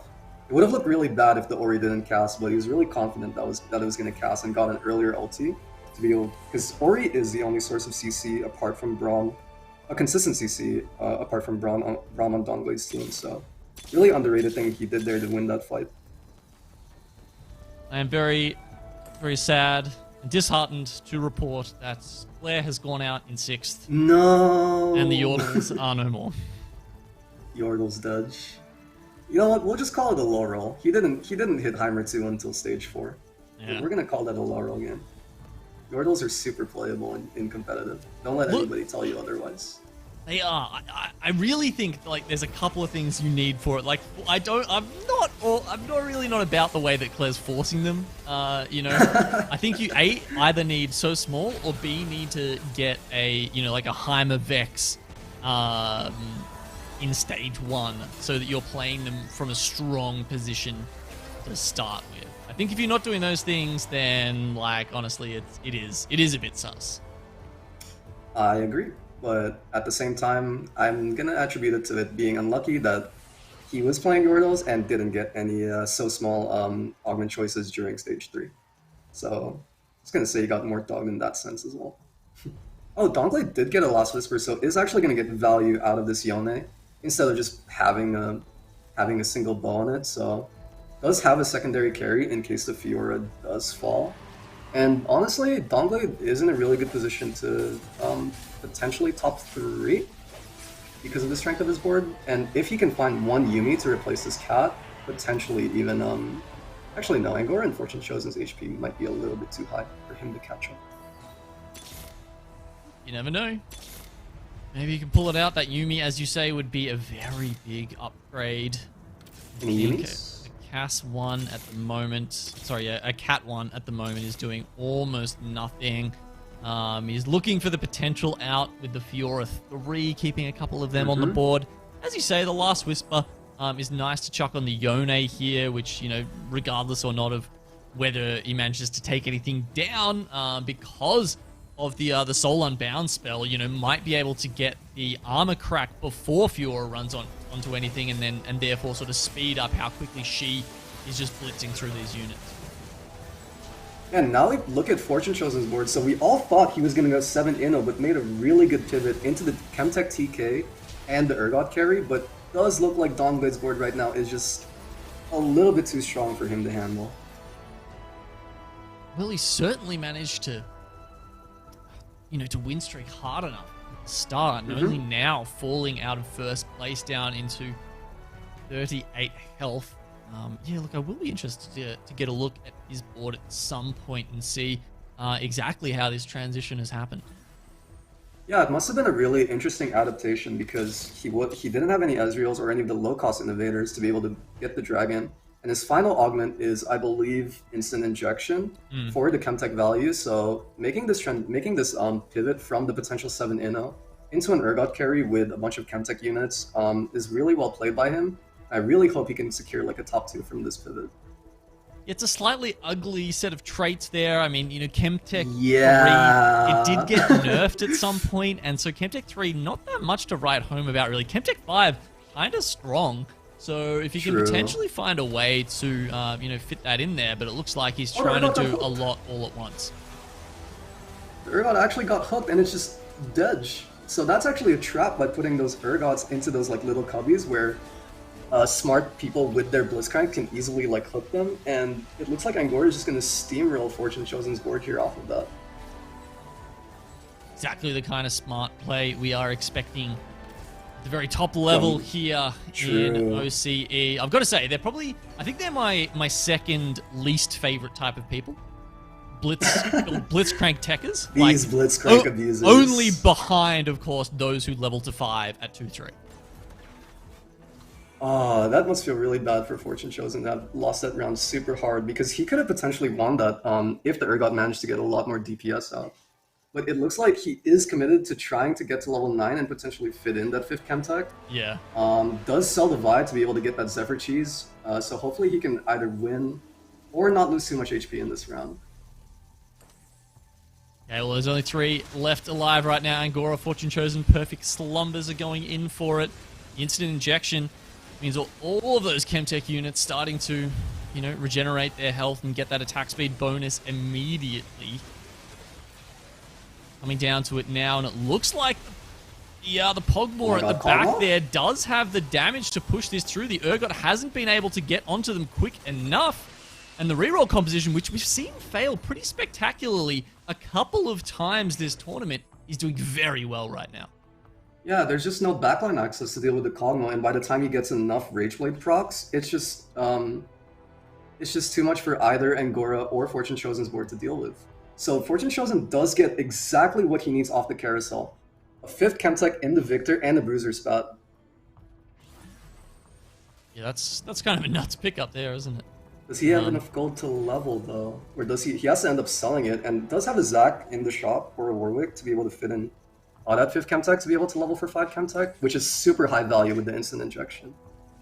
But I feel like my math is off, because it doesn't look like he's leveling. Is he gonna last second level? Try to be really sweaty. Oh, he sells the Jace and manages to buy both units to level in time. Okay, I really thought my math was wrong there. Wow, so some big brain stuff there. Actually giving up the Jace, which, to be fair, without the items in the backline, wasn't doing a huge amount. And he's got other, you know, potential users of them there, putting the RFC onto the Jinx. And yeah, that allows him to get that 5 Chemtech with Instant Injection. It's a big buff. Unfortunately, the Victor on the other side, who's just gaining Titan stacks, is tearing through him here. Hench doing his best, but no, it's not enough. Fortune Chosen out in 3rd. That is the Victor from Arcane that I know and love. Being able to one-shot Fortune Chosen's entire board there. But other than that, Angora has been the most consistent player today. Has squeezed out another top 2, has really good augments. But does he have the board strength to be able to beat Perfect Slumbers, insanely high roll, insanely strong Kog'Maw board? 5 Protector is a very, very hard to get through. Actually moved that. Oh no, it's a second. It was a second Bloodthirst that he's moved over to the Graves there. The Kog'Maw takes a bit of damage from the back line from that death-capped Lux Final Spark, but still the AP damage is not enough to deal with Perfect Slumbers, and a big hit from Angora means he goes out in 2nd, but that's nothing to be ashamed of here, Jose. I mean, Angora has just been playing phenomenally tonight, and with another 2nd place, I dare say that probably puts him on the top of the leaderboard. He is on the top of the leaderboard, but at the same time, we have to give credit where credit is due. Slumbers pressing D, hitting all of his upgrades, getting insane items on his Kog'Maw 3 and just closing out the game.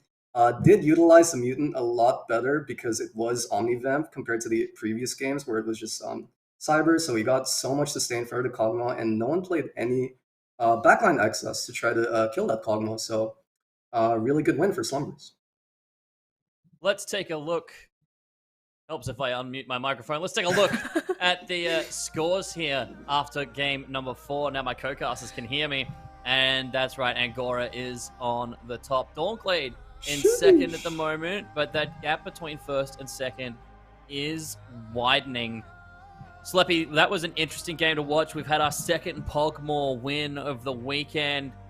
Tell the viewers some of the cool things you noticed about TFT in that last game. Mad respect to Slumbers for pulling off the Protector reroll twice to come in 1st honestly, like I think it was Genome said, like we've seen it fail miserably, and he's just managed to bring 2 firsts with it, which is amazing. And I don't know, it was really cool to see. I don't know if "cool" is the right word, but it was cool to see Fortune's board and Slumber's board.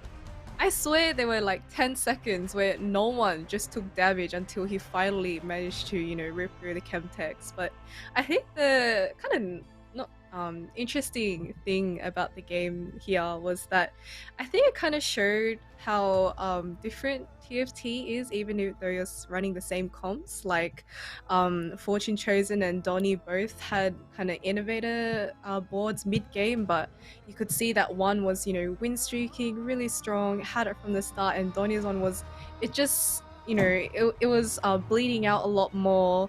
And so even though one comp's really strong, it doesn't mean that everyone, can get it without kind of getting the units earlier and having those upgrades earlier. And same thing with like rerolls, although Yordles is kind of a bad example of reroll. But yeah, I think the other really cool thing was like, we saw this amazing play from Fortune Chosen, like slamming the Chemtech, and getting that really early power spike and just steamrolling through lobbies. And you can kind of see how it kind of affects his late game. Like he's playing an augment behind with the oh my god, I forgot what it was called. The bug coming back to the self-repair. He's playing without self-repair, but he has to move into like a Chemtech board to fit in the spat. So yeah, I thought it was pretty cool to see how certain choices you make do affect how the game goes by. And if you also want to play really cool comms in a tourney, there is the Scholar Cup coming up, which you can sign up for and play amongst our really great players in the regionals. You get through. Slappy nailing the transitions on cast. Absolute pro. But she's right, the Scholar Cup coming up 26th and 27th of February. Sign up now, right now, please. Open another tab, ocetft.com, and we will see you there. And Slappy's making some great points as well. The disparity between those two innovator comps that we saw, Jose, is it kind of the difference that handshakage good, handhold bad? Not sure how to respond to that, but sure. Yeah. On a side you don't note, have to dignify his memes with a response if you don't want to, Jose. I'm just gonna go with the handshake value. But on a side note, the way Fortune Chosen played that game was really different from what I expected his endgame board to look like when he got the early Inotome. But managed to pivot into a really nice Urgot board, which I was really rooting for because that's not a transition you actually see in a lot of games. So I was really happy that was his endgame board. It just sucks that he didn't end up winning that game. Pivoting to the crab is always a favorite of mine. Love seeing Urgot on a board. Genome, what was your main takeaway from that game other than the difference in innovators? I think it shows how far you can kind of take that protector reroll board depending on what comes your way, right? I mean, getting the mutant heart is massive because while you're spending so long on level 5 or level 6, like trying to reroll there, if you can fit whatever the mutant trait is in, you'll save so much health over stage 3 and 4 that way. So there's a couple little things there. Obviously, getting that extra protector emblem as well, going up to 5 protector, really makes it a comp worthy of winning, as we can see, a top level professional lobby. Absolutely. Well, 2 more games left in the day. Game number 5 and 6 coming up in just a moment. We're going to take a quick break here. So go grab a drink, grab a snack, and get ready for more of the Teamfight Tactics, Gizmos, and Gadgets OCE Mid-Set Invitational.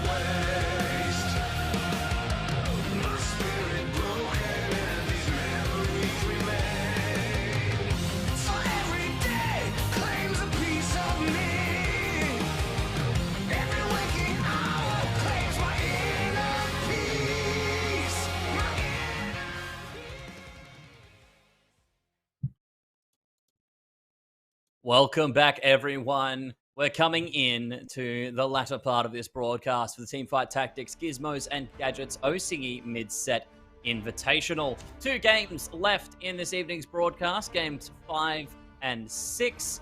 And this is going to be a really interesting couple of games. We've got a clear top 4 established at the moment, and the bottom 4 are struggling a little bit. In particular, those that force Yordles. Genome, is it time for Claire to give it up, or is it just full dedication from here on out? Eventually. One day, he will get offered so small. Look, maybe it's on the first augment, maybe it's on the second augment, but he'll get it sometime. And when he does, I'm telling you, he's going first.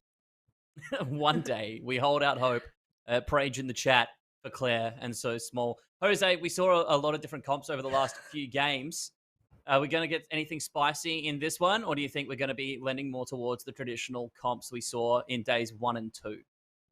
Now that there's a clear top 4, bot 4, there is potential for the bot 4 players to maybe pull out some spicy stuff, which is what I'm kind of hoping for. So leaning more towards potential spicy comps. I like it. I always love spicy comps. I love to see them get pulled out in these games. Slappy, if you had to have a spicy comp come through, really thinking outside the box, and please don't say Yordles, what would it be? Are we looking for, Genome had the GP with Blue Buff, IE, Mutant, and Synaptic Web. What's the dream Slappy comp coming through here for spicy? This isn't really a like a niche comp. It's more just very unlikely, but I'd like to see a 7 Merc rip through a lobby. Oh. I think I don't know. It's gonna be pretty hard, but one time. One time I like for one it. time. That's my kind of spice. I enjoy a 7 Merc. I think maybe we can get both of them at once. Maybe we can get 5 Merc with a Mutant GP rolling through to start with, and we can roll it into a 7 Merc to carry through the late game. It's possible, I believe. Well, Slappy and I are going to be jumping into this next game. Thank you both, Genome and Jose. They're going to take a break, get a drink soon, and be on the analyst desk. They'll get some spicy coverage happening for all of you at home.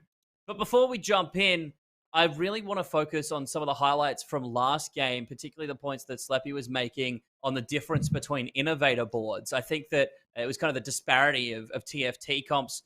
Genome, thinking over kind of an overview perspective of this weekend, what comps are you finding are doing really well and succeeding despite having kind of this first or eighth mentality amongst the players?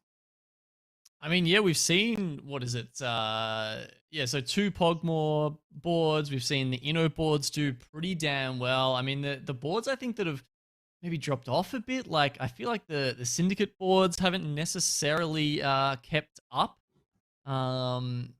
I think Fiora has also done very well. Like, we haven't seen as many Yone focus boards. If they've been going Challenger, it's been more the kind of like Academy Challenger rather than like pure Challenger race to kill the other side. Jose, do you think that this is going to be a theme that continues amongst the rest of this set before we get Neon Lights in? Is it going to be a focus more on some of these other comps and less on Yone? Sorry, for the remainder of the set? To be honest, I feel like everyone's just gonna degen roll for fun, play Mercs every game. I mean, the set's about to end. We all really enjoyed it. I personally enjoyed it a lot. So what better way to end it than to just be an absolute degen reroller and play any reroll comp that you want? Potentially like Slumbers and get Cogmons. So yeah. That's perfect. Or whip out the Chunga Classic and convert a Merc 10 loss streak into something degenerate at 4 costs later. Slappy, if you had to pick a new comp coming, looking forward to Neon Lights, what comp are you looking forward to at the moment? What kind of takes your eye? I haven't played that much PvE as of yet. The one champion that I really wanted to try was Zeri, but I haven't gotten like ahead enough in a game to play the Zeri, and I'm still recovering from that fit, unfortunately. But yeah, I think Zeri looks really fun, very frustrating to play against, just zipping around. But I don't really get how to play her yet. I lost the game because I swapped a Silco out for her in a Jin game. So yeah, well, yeah, I'll get there. But I guess that's I think it's like the most not new. It does kind of remind me, but I think it is pretty new kind of champion that we're seeing in TFT. So, yeah, I think she's pretty cool. I agree. I mean, I've seen great clips of Box and friends playing in houses on the PvE, and two Zerries dashing the whole way around the board, not hitting each other, which was really funny to watch. Genome, have you had much of a chance to have a look at the PvE yet, my friend? You're not getting into it. We're going to shock you with some of the things coming up in the next half No, of the I've set.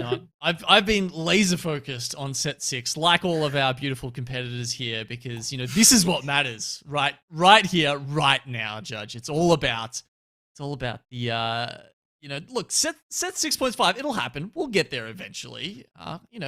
Competitive integrity. We need to be right here, like making sure that you're getting that first place and walking away with like a grand for first place, something like that. That's right. Spot on. Exactly. $1,000 for first place. And the players are getting very focused ahead of the next game. In fact, I think someone's caught deep in yodel-based meditation preparing for this one. We're going to go get them ready. We're going to have a quick break and be right back here for game number 5. Stay tuned.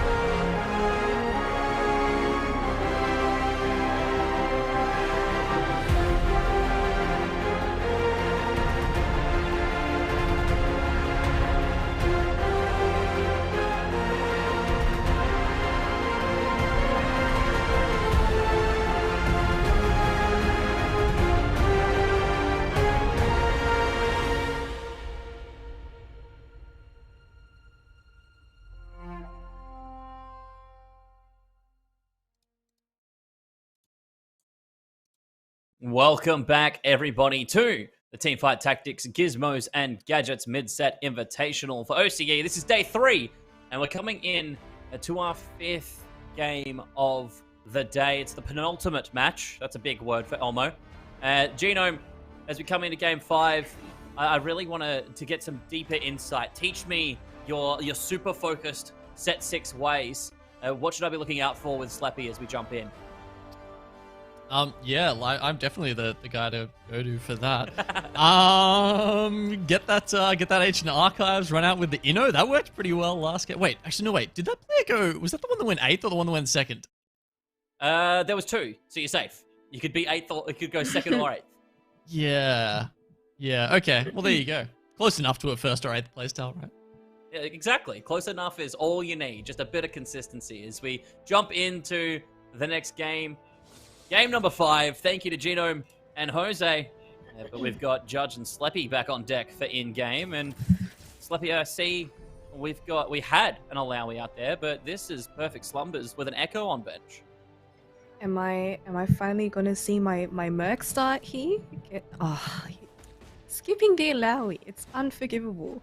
I'm just kidding, but it looks like he does have a bit of a scrap start here with the bow, which is very nice with an Ezreal, but we'll see. He does. Oh, is this another? It is the reroll starter pack. 2 Graves, a Garen, a Kate. You've got Twin Shot Heart as well, so could push for a 4 Twin Shot Cogmore and gonna take it. Oh my goodness! I don't believe it. He's doing it again. He might come out to be the best. We'll get Mutant from production in a sec as well. We'll get the wonderful super admin Tycoon to find out what that is for us. But hopefully it's something better than Cybernetic this game, right? Hopefully. But he might prove to be the best Cogmore reroll player in OC at this rate. Oh my gosh! Remember how I think it was Mill had that led 1-trick last time? Are we gonna see a Cogmore 1-trick at Worlds this week?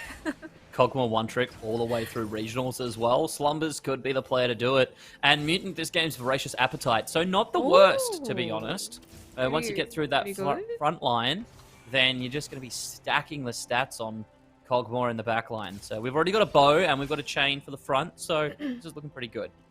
Yeah, I really like the items that he has here. Actually, I don't think, is Cogmore even in the next? Anyway. Choosing to drop the Cogmore for now so that he can splash more synergies, which is really nice. I really like Dawnblade's board. I think Dawnblade's board is probably like one of my favorite starters. Whether it's good or not, I can't really say, but like Ezreal 2 with Blitzcrank and Darius 2, it's so good. You get so much damage, you get really good scrap value, and you're so tanky. Like, what are they going to do? How is Donnie going to get any of these units? And I feel like early on, while there are a lot of AP carries as well, there is a lot of just, you know, AD damage that the bodyguard just completely negates. So, yeah. Really a strong start, especially having these 2 stars, right? You've got a Darius who's just so nice, and I really like Darius as a solo frontline as well because of his cast with that spin, getting all of that healing back, getting all of that damage across multiple units. Really good in the early stages. So 4 bodyguard, massive start here. Change it up, let's go look at Fortune Chosen, who's got 3 Yordle, 2 Arcanist, and went with Scholar Heart. So we've got the Zyra in there with that as well. Great to get 2 Scholar early. Fortune Chosen could be picking up Claire's Mantle and running some Yordles, and Scholar Yordles is a really good way to do it. Yeah, I really like the state of his board right now, and he can always opt to, I think most likely he's going to go into his favorite Arcanist from here. Like, he's such an expert at pivoting into that Arcanist board, and he already has the start for it. And like, he has 2 Vex. I think he had one on the board as well. So I think that's an insane start, really, for Fortune Chosen. And you know, until you get to that stage 4, you can always splash in like the Darius and the TF as well. Like, all the synergies just tie up really nicely. And over to Angora's board, another Arcanist Heart, 2 swords. So he'll probably have to, you know, either go like GS or GA. I think Z's maybe, but I feel like sword isn't the most favorable item in IE. How could I forget IE? My goodness, it's getting a bit late.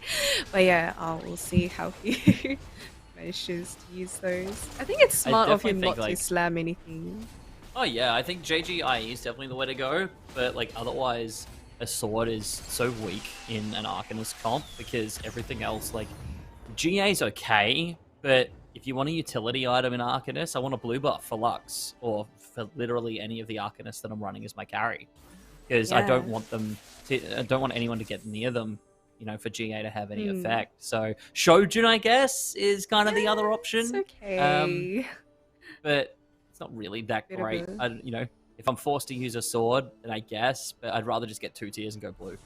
Yeah, I think the biggest problem with it is that I think the best way to burn the sword is by going GS or IE. But the problem is if you're going IE, then you have to have a dual gauntlet, and then that's like your 3, items, and then that means you won't have any mana.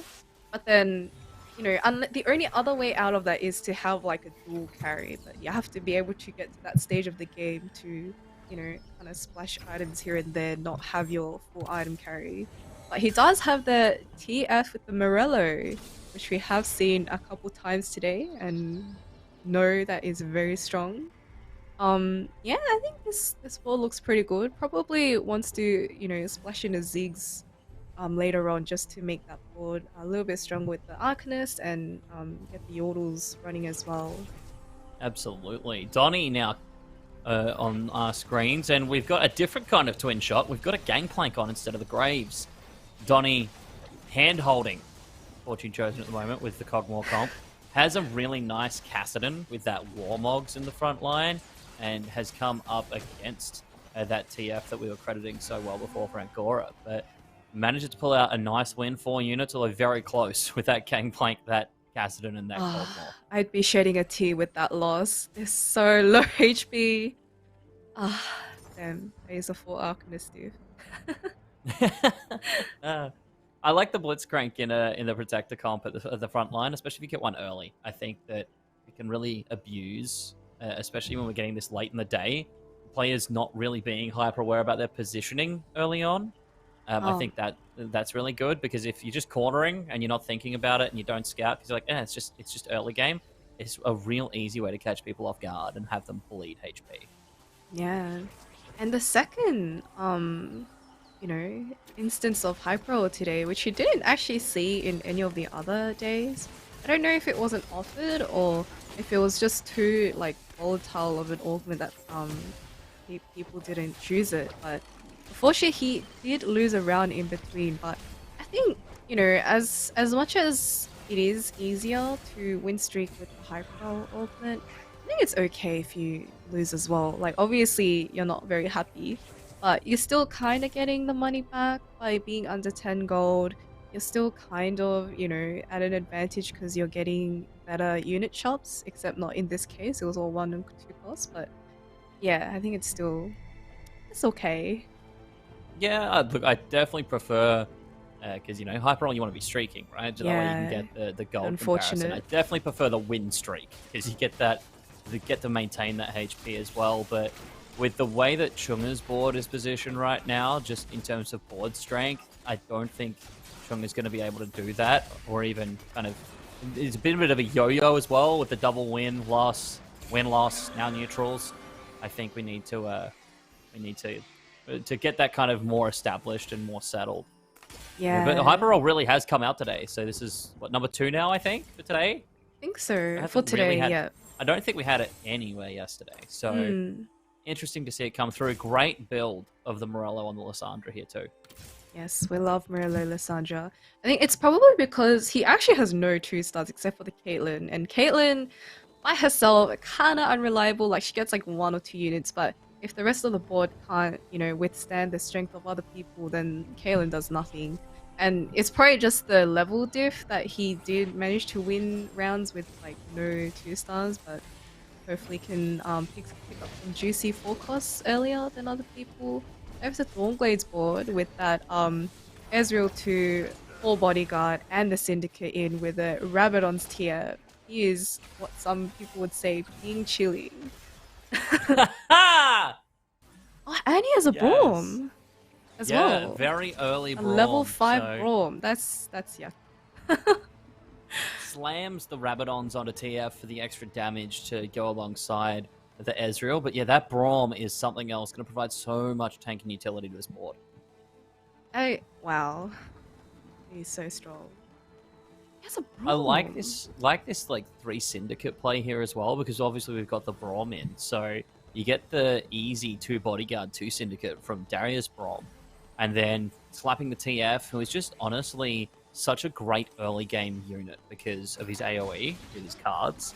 That gets you the 3 Syndicates, so you're going to get that buff. You're going to have so much utility coming out of the Syndicate buff. We've got Protector because of Cassidon and Blitz. Like, honestly, it's unconventional and and high roll from hitting the Braum.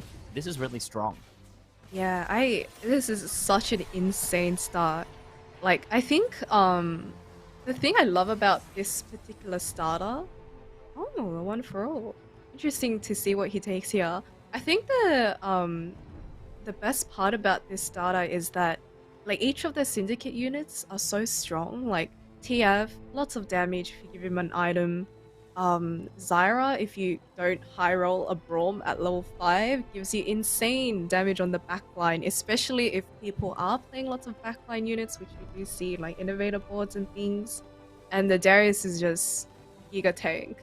Like, just, you know, there are so many instances if people aren't lucky enough to have the anti-heal early, he can get a full heal off, like, and just, you know, act as if he didn't tank tons of damage. And he does opt for the Protector Heart, which I am a little bit surprised to see. I suppose he can use it with a Scion later on as well, and, you know, a lot of people taking the Blitz later as well, so yeah. Definitely works. We've got Sniper's Nest has come out here for Donny, so that'll be great for this MF and this Cogmore. Obviously going to look to play into the Jhin later as your forecast carry with Sniper's Nest.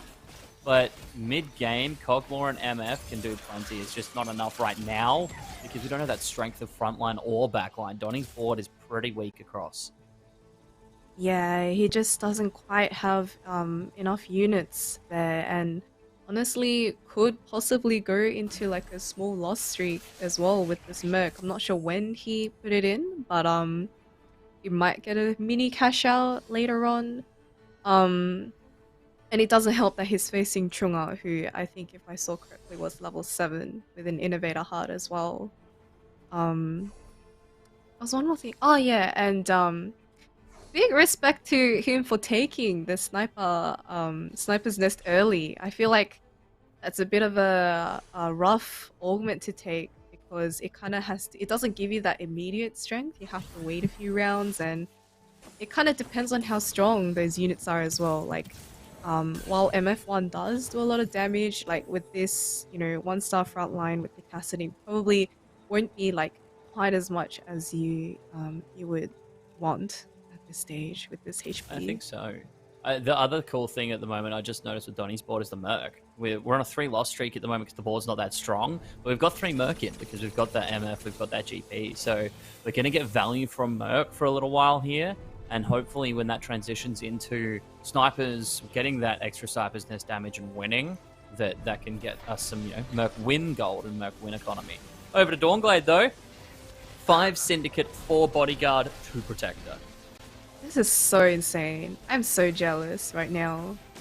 This is such an amazing start. But it does get sniped, but I don't think it's enough. It's only a 1 cost Ezreal. It just cannot penetrate the 4 Bodyguard. And a Bramble. Oh my goodness.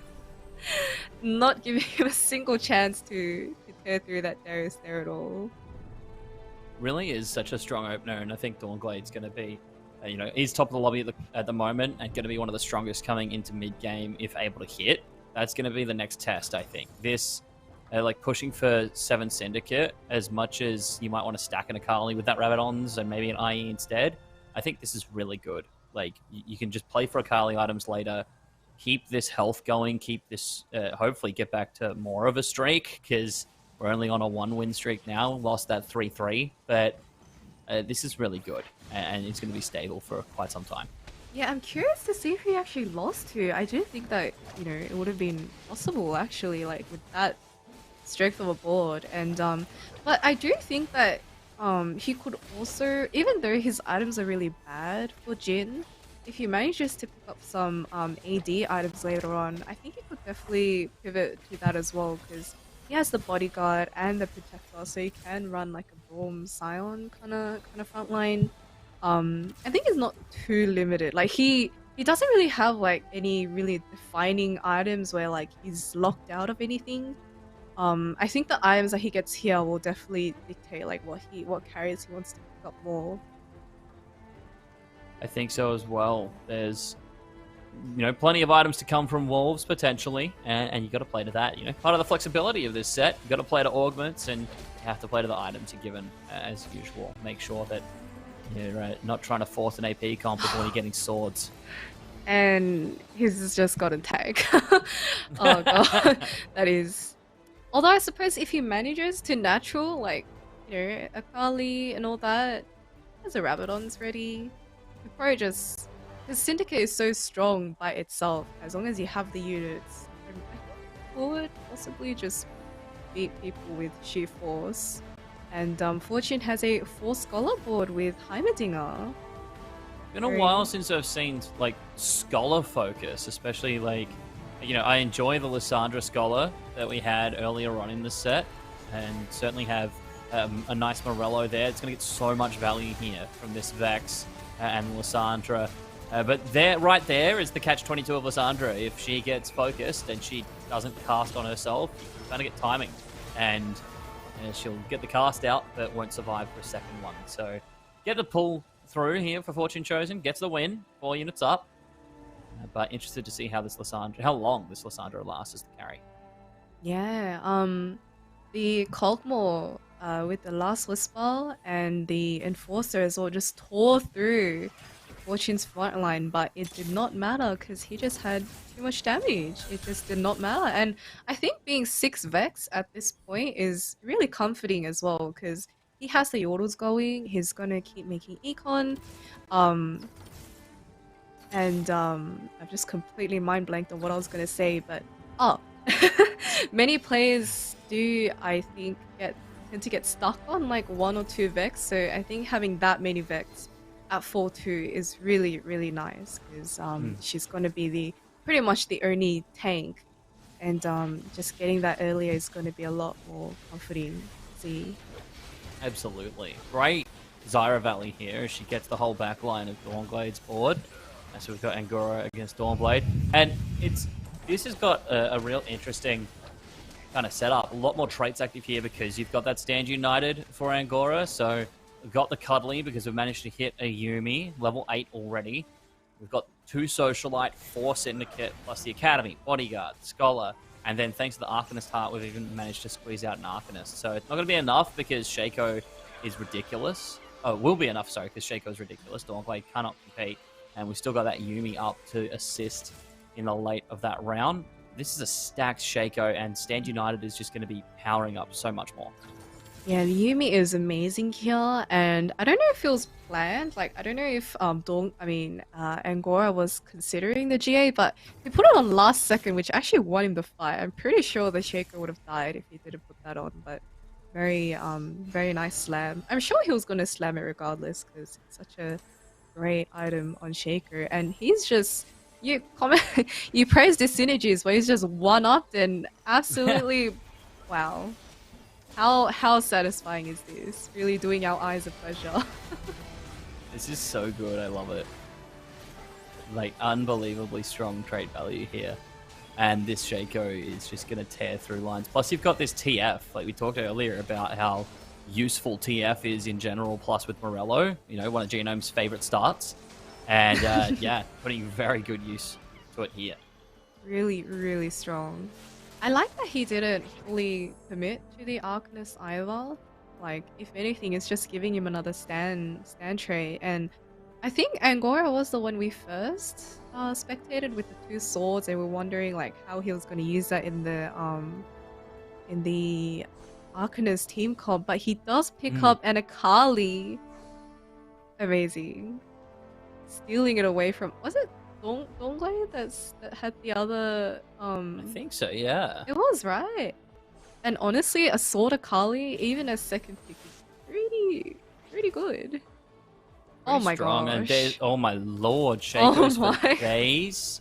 7 Shakos right now.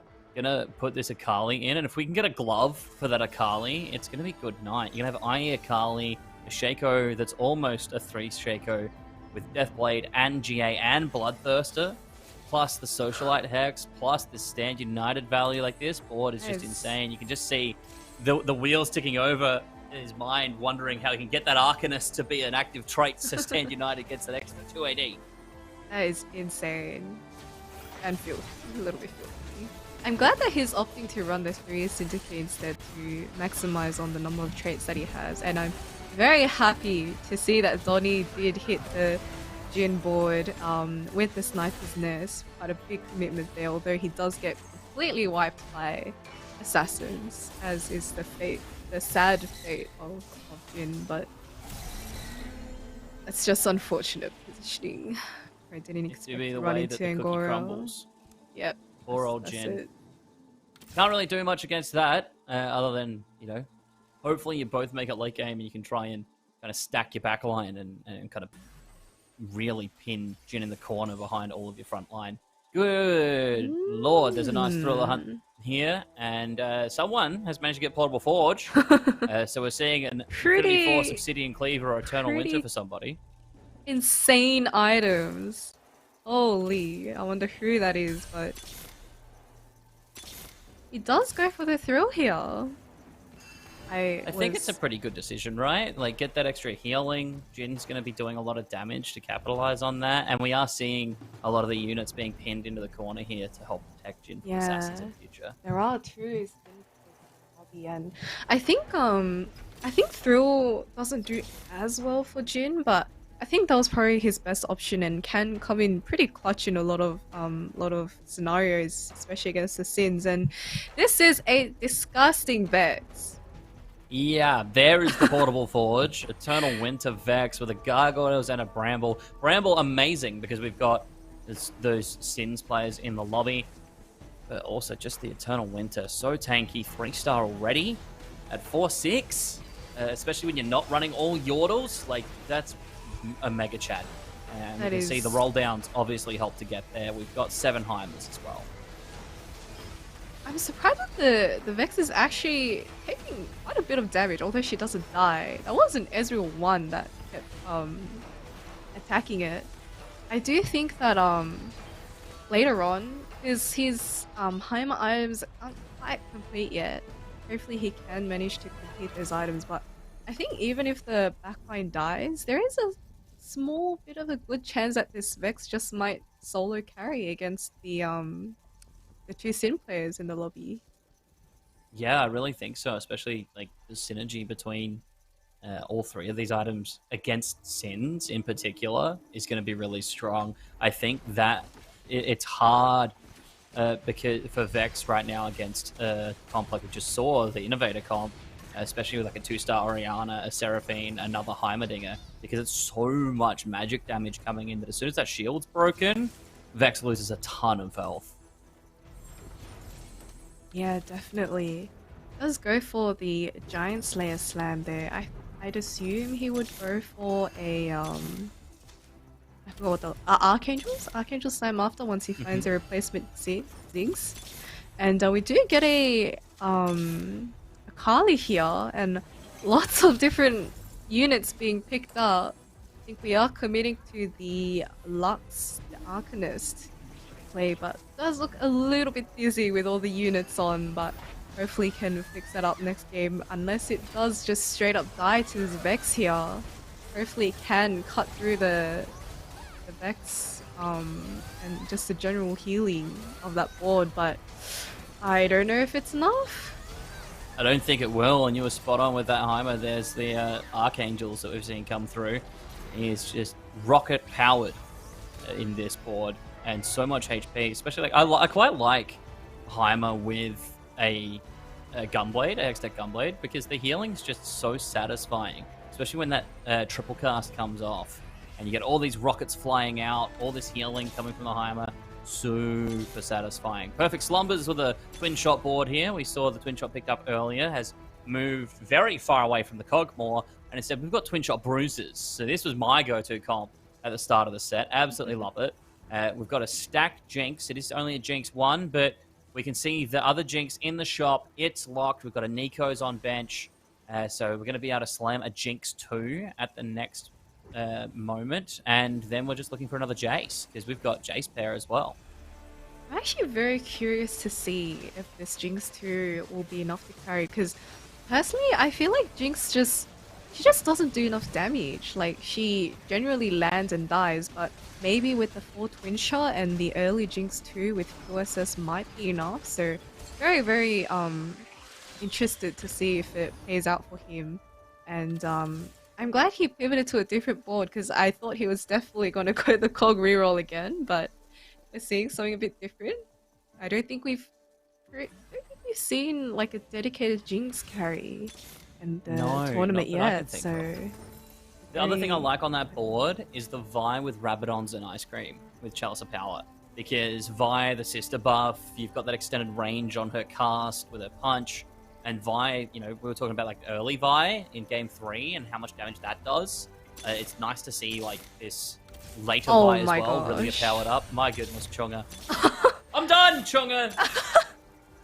Level 8, by the way. Nerfed to level 8, by the way. Wow. Jace 2 before Seraphine 2. Okay. That is insane.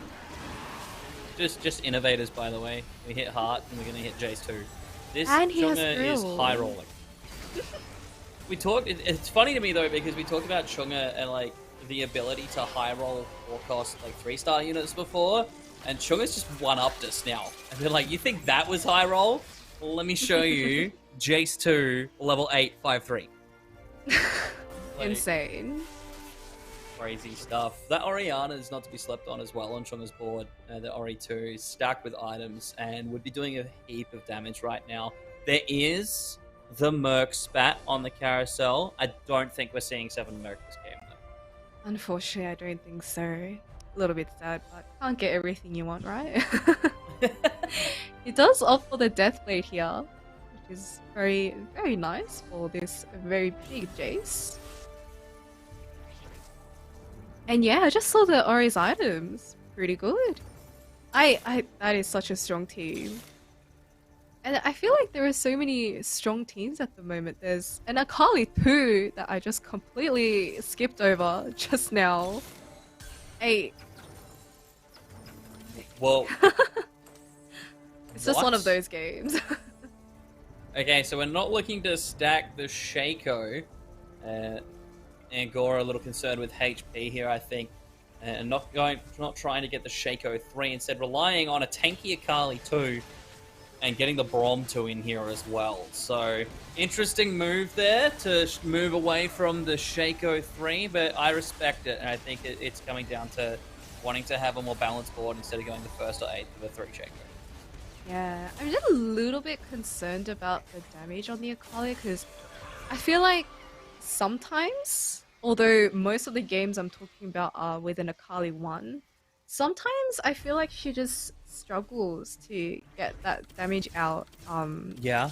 without the perfect items, but hopefully Angora can prove me wrong here and show us the power of this D-Claw Akali. And I just feel like this is the same thing with the Jinx earlier that just got completely wiped. I just feel like she's just not quite a reliable carry anymore. Like, she just...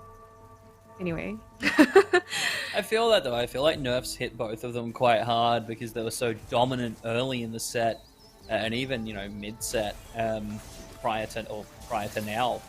And I think that's kind of been, you know, the hard thing is balancing them so they don't just completely nuke you, but at the same time are still useful. And, you know, Carly's kind of in that same boat for me. This Heimerdinger is super strong though, able to survive for so long, especially with all of this healing. And the Vex is still there. Oh like, my goodness. Look at that healing from Heimer. Half HP and triple casts and full health. Don't worry about it. Vex also, like, 2/3 full on health. Lysandra 3 with Hodge and Morello as well is going to be doing so much damage here. So really, really strong board for Fortune Chosen, especially coming up against the Sins. This is an insane board.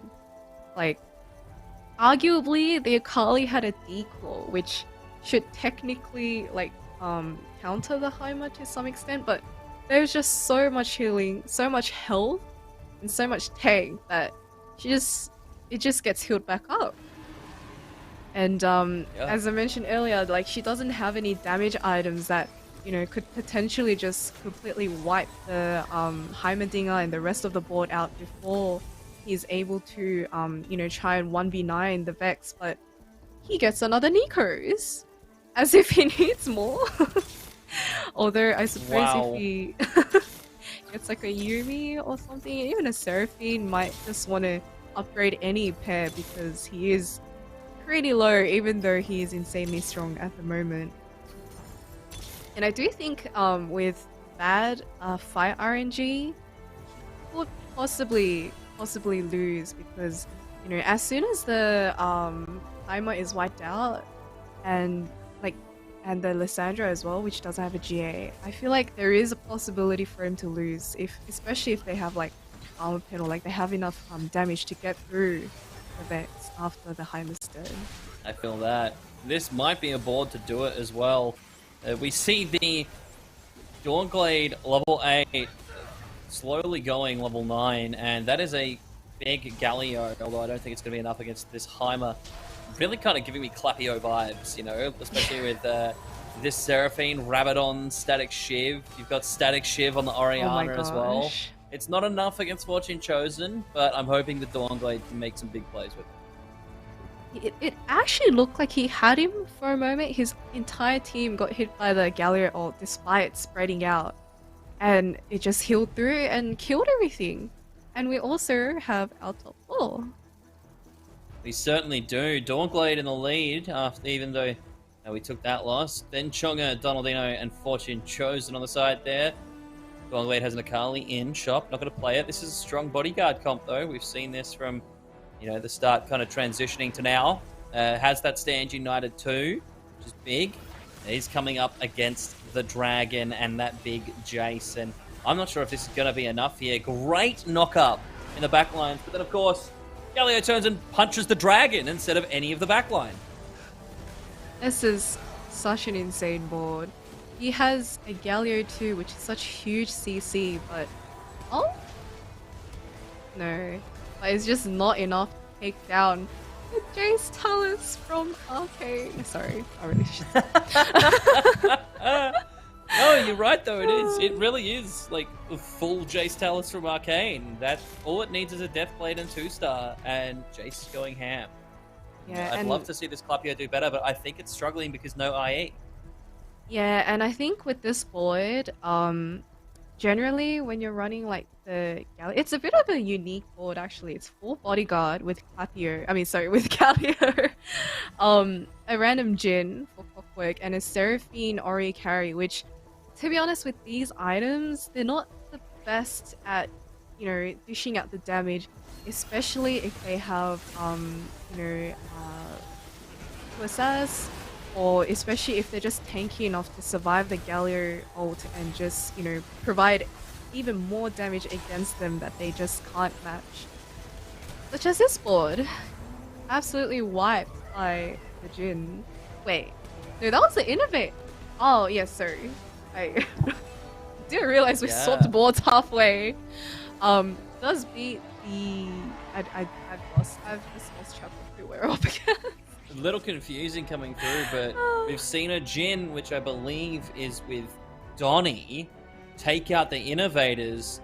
Dawnglade was struggling against the Innovators, but Dawn took out the Ghost of Donnie. So this could be really even coming in here. We've got a Rabadon's that Donnie's grabbed, and we've got...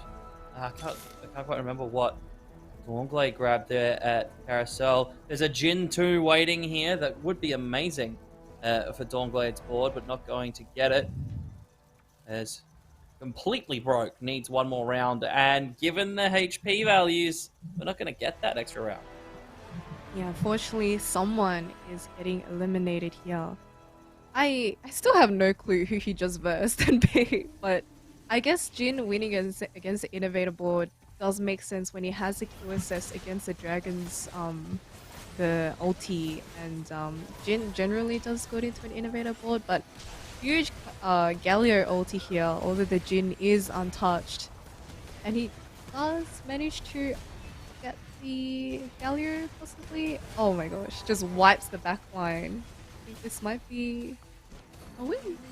I think so. Jin too strong. And that's Scion, an absolute force in the front line. You've got a Warmogs, a Bramble, and a Redemption, plus all of the support units surrounding that Jin as well to get more heals, more damage. It was a really big board. Genome, thoughts on game number 5 there? Yeah, look, Jin with units is better than Jin without units. And for you really want to dive any deeper, I think we should go to Jose.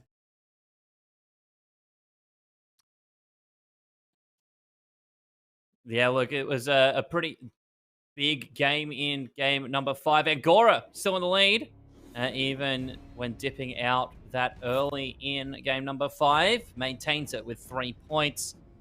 Donnie coming through with the first. That's Donnie's second first of the day. Now in third place on 27.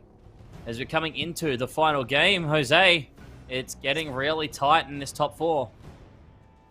Yeah, Angora bot foring that game actually paved the way for the other 3 top 4 players to make it really, make the final game really interesting.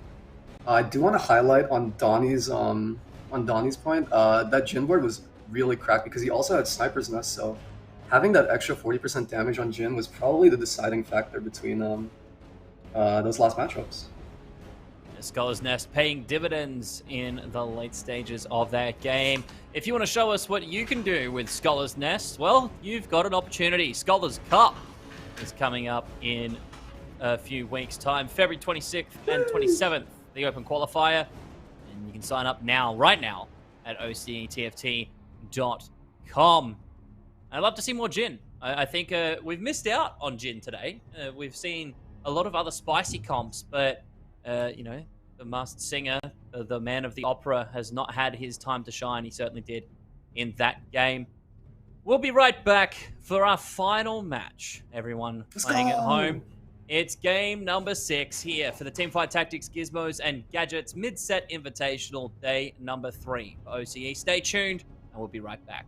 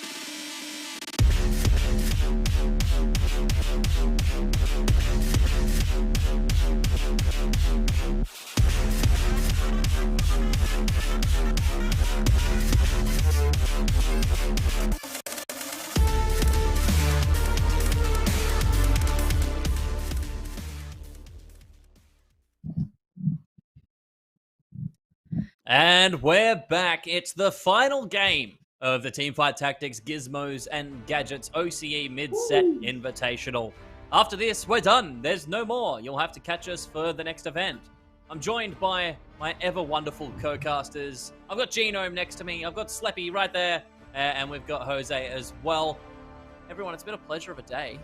But it comes down to this. We've had a lot of innovators being played, a lot of spicy comps throughout the day, but I think I'm ready for Game 6, just to come back to kind of Day 2 sort of vibes. A little slower paced. Let me settle in. I'm going to go make a nice warm cup of tea and just enjoy myself, Genome.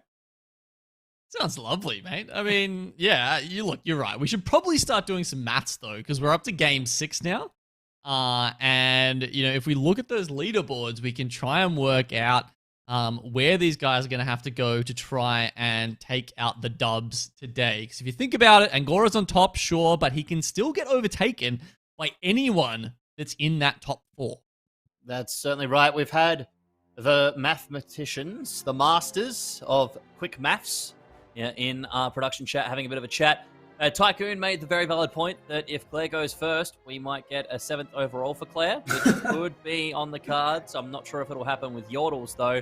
But looking at our top 4, there is potential that if Angora at least takes top 4, it's basically insta-win, can't catch up. If Angora goes 5th, though, we could see that change, and Donnie could pick up the win. It's our final game, and we're heading in, so everybody watching at home, I leave you with Genome and Jose. Thank you so much, Judge. Final game of the day, as we've talked about. It is up for grabs here. Angora, he can put it beyond doubt with a top 4. So, I mean, he's been so damn consistent today. He's got 2 dubs. He's come 4th twice, and he's also taken an 8th as well. And to start off with, he's got a very interesting choice here from the Augments, Jose. Yeah, interesting for sure. I'm not sure what he ends up taking. I think taking First Aid is probably the only good option, to be honest. Gets a lot of value out of it right now with the Camille Shield, with the Swain, abilities. So, out of all of those 3 augments, I definitely agree with this choice. Also has 2 out of 3 Imperials, so it can potentially look to play that Imperial route early game. Do you really think he's thinking that short term with the First Aid kit there? I think First Aid is one of the best scaling augments as well, depending on what you end up playing with your support units. So looking into late game, looking for Janna, Seraphine, which is very in tune to what Angora plays. Also has a tier, can slam Shiv early game to be able to get through the early game with no actual upgrades. So First Aid is definitely one of my favorite silver tier augments. I've gone on record and said this augment actually isn't a silver tier augment. It's such a really good augment with so much utility potential late game. Okay, what are your top comps that you would be looking to go into with that First Aid? As Judge said before, that Sisterhood trio, the Seraphine, Janna, Ori core is super good, and playing whatever carries you hit, playing around that utility trio. So I'd like to think that's what Angora wants to play for. But yeah, looking at his items right now is probably deciding between slamming something, but actually opts to not slam any completed item. Yeah, I'm interested. I find it interesting you rate it that far above Ascension. I mean, I know we've seen some nerfs on that recently. Well, not even recently, just over the course of Set 6, where I think it was originally at maybe like 70 or 75% or something like that, and it's come down again to 50 now. Mm-hmm. Yeah, you really think, it's that much better? Yeah, Ascension is a super good augment. It's just that Angora has no upgrades to play around to actually buy time to actually proc the augment early. So if he wanted to go that route, he would have been incentivized to go it more if he actually had a frontline upgrade or 2. Maybe another Innovator start, because you can probably buy time for that Ascension proc. But I do like his augment choice here, and we'll just see how the game flows for him onwards. Alrighty, well, 2-2. does have an upgrade now with that Oh, wow. Twitch. Manages to roll the Hand of Justice. And then on the other side, we've got, who's that? Perfect Slumbers, I believe, just going, we can't see the name, but going off the little legend there. Hasn't gone up yet. Just looks like they're playing fairly eco to start with. Yeah, fairly eco to start with. Rolling that Hand of Justice on with the first aid, it's just so much. Oh my god, that's a lot of upgrades right now for Angora. He actually has quite a few options to play around here. Singe to Camille to probably looking to play both at this rate. Yeah, this is probably his strongest board right now. Plays the Sins for a little bit more damage on the Twitch. It's a shame you can't get the Chemtech in here, because that would benefit from that first aid buff. That is probably what he wants for his level 5, is looking for a third Chemtech unit, and this is probably the foundation of his early game. Okay, so he's going up against Gornglade, who's taken Thrill. Got a couple of upgraded units, 3 in fact, so I'd say that's probably going to be another loss for Angora. Sadly, the old loss-win-loss, not the best combo. Yeah, Angora's stuck between a rock and a hard place right now. Has no eco, but has a lot of good early game unit upgrades. But at the same time, as you said, is going to be looking at a loss-win-loss early game. So probably is looking to just pre-level here to make the most out of that situation, but can easily play around his early upgrades. So not the worst spot for him to be in, but at the same time, you feel bad for Angora having 3 upgraded units and not being able to take that into a win streak to stage 3. Sometimes you just get a little bit unlucky. In that case, Gornglade and Donnie, you could say, are a little bit unlucky here, because there's 3 players on 100 health, and it always feels bad to be the 2 that don't get the earlier pick. So Dojo Mojo gets his slightly earlier pick of the litter there. Yeah, Dojo Mojo high rolled that. He takes those, though, for sure. Every time, man. Yeah, and now we put it over to we've got Fortune a Chosen Merc player. Let's go! Yeah. Merc, okay, so apparently, I've I've heard that he hit this at 2-1. Okay. Our observers have said. So It's time. that means we've got the 3-loss streak. There's already 3 things in the chest, and he needs to keep this going. Got to make sure the board is, as weak as possible, or at least weaker than everybody else. True. That is what he is trying to do here. Just like in his IGN, everybody. The Chosen Fortune, but this time the Chosen Merc player in the final game. I really hope he takes this to a big cash out, because he is one of the players that can play spoiler here when it comes to placing highly in his final game. Can't play for the win anymore in terms of points overall, but can probably play spoiler by finishing by having a high finish here in the final game. Yeah, he can. I think he can only go up 1 rank, actually. Having a look at this, I think he can only go up to 5th. He can take out Perfect Slumbers, but Chunga is guaranteed 1 point, which would push him out of range of top 4. So, yeah, but look, hey, he can still go for it, and you better believe it. He's gonna be taking that Merc as far as he can, just not too far. Like we've seen we do far not too many see times them this tournament. not cash out, as we've seen, not to call out a couple of people over this course of the tournament, but we have seen some unfortunate non-cash outs. So let's hope that history doesn't repeat itself with Fortune Chosen over here. Slumbers going for the slightly more conservative eco option here with a couple of Yordles in. I'm still up to level 5, and that means he's gonna take. He's gonna take the loss. Yeah, of course. The Blade's Edge from Talon there will complete its job on Perfect Slumbers and keep Dojo Mojo perfectly up on the 100 health. Moonglade took 1 damage. Wow, took a so 1 he HP, lost to. Like, I'm assuming that was an Innovator Scarab? Yeah, probably. That's the only thing I can actually think of right now that he probably lost to. Must feel pretty bad for Donglade, who's one of the better win streak players, and his playstyle is super killer towards being able to win streak early and be able to play for level 8 boards, so it does feel bad that he lost his streak there. We do only have 1 win streaker for this entire stage in Dojo Mojo.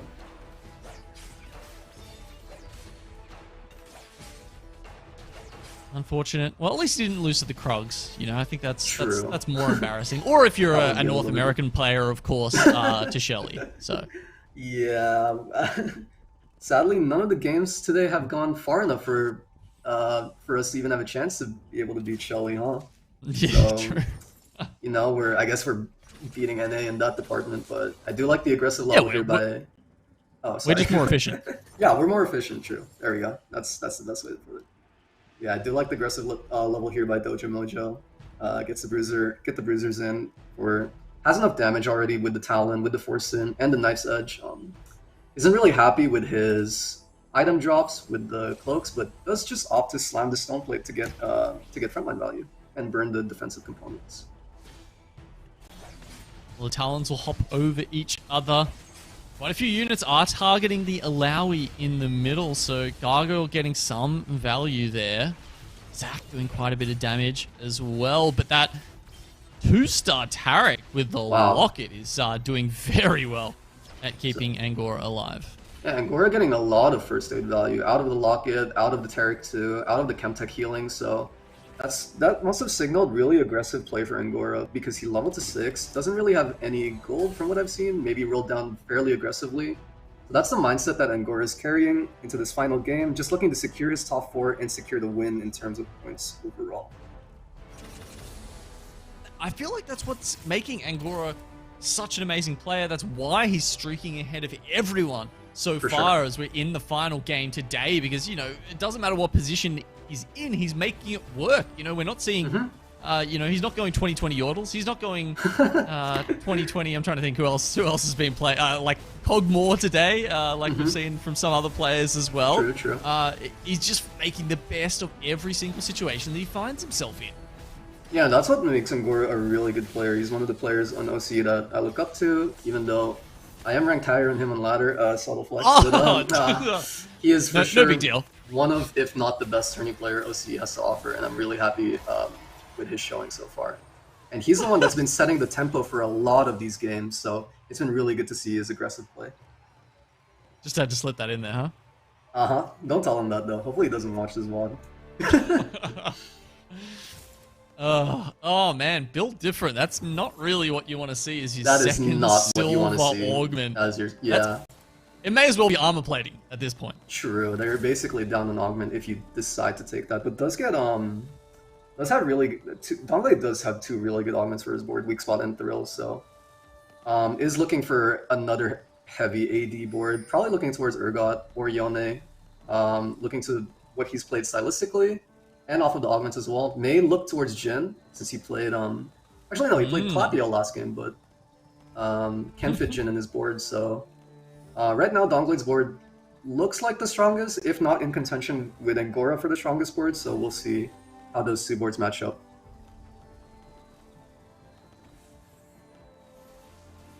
Oh, here we go.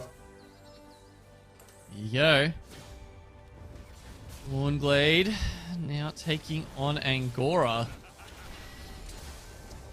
This Trundle's gone pretty damn well. The Morellos from Singe's Fling is doing a good job of cutting out that healing that we were just praising Angora for having. And I think, honestly, that might have been the difference between the 2 boards there.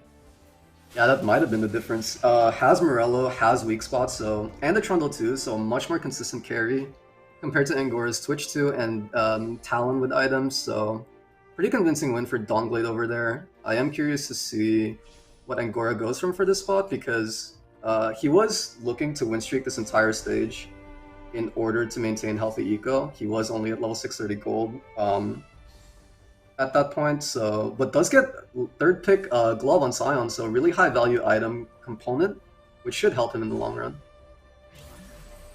Yeah, 4 Gs and the glove Yeah. for this AD board he's going for, and you know he'll be very happy with that. We're gonna have a look at Donnie. He was sitting in 2nd place. Tornglade, the awkward 99 win streak, just missing that 1 goal. We're also looking at the roll down. Where are we pivoting there from Fortune Chosen. I don't want to see what he ends up with on that board. I mean, he's on 30 health, so 3-5. That's a very common cashing out point for Mercs, right?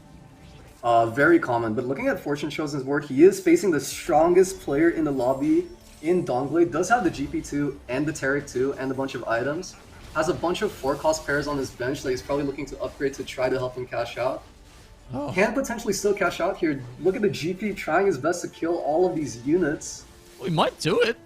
Oh. We're gonna see the Garens on the backside. Maybe a good ult from this Quinn could give him the disarm and enable him to get the cash out. He's gonna grab another ult, and now it's just this Garen. He's not targeting the Taric, who's on 1 health, and he's done it. He's cashed out exactly as he wants to on 3-5. Our analysts tell us that he did hit a couple of jackpots on the way in, so he's just very carefully popping these Merc bundles now to see what he gets. The Fiora is a fantastic pickup on top of... Did he get the 3rd Yone out of those bubbles as well?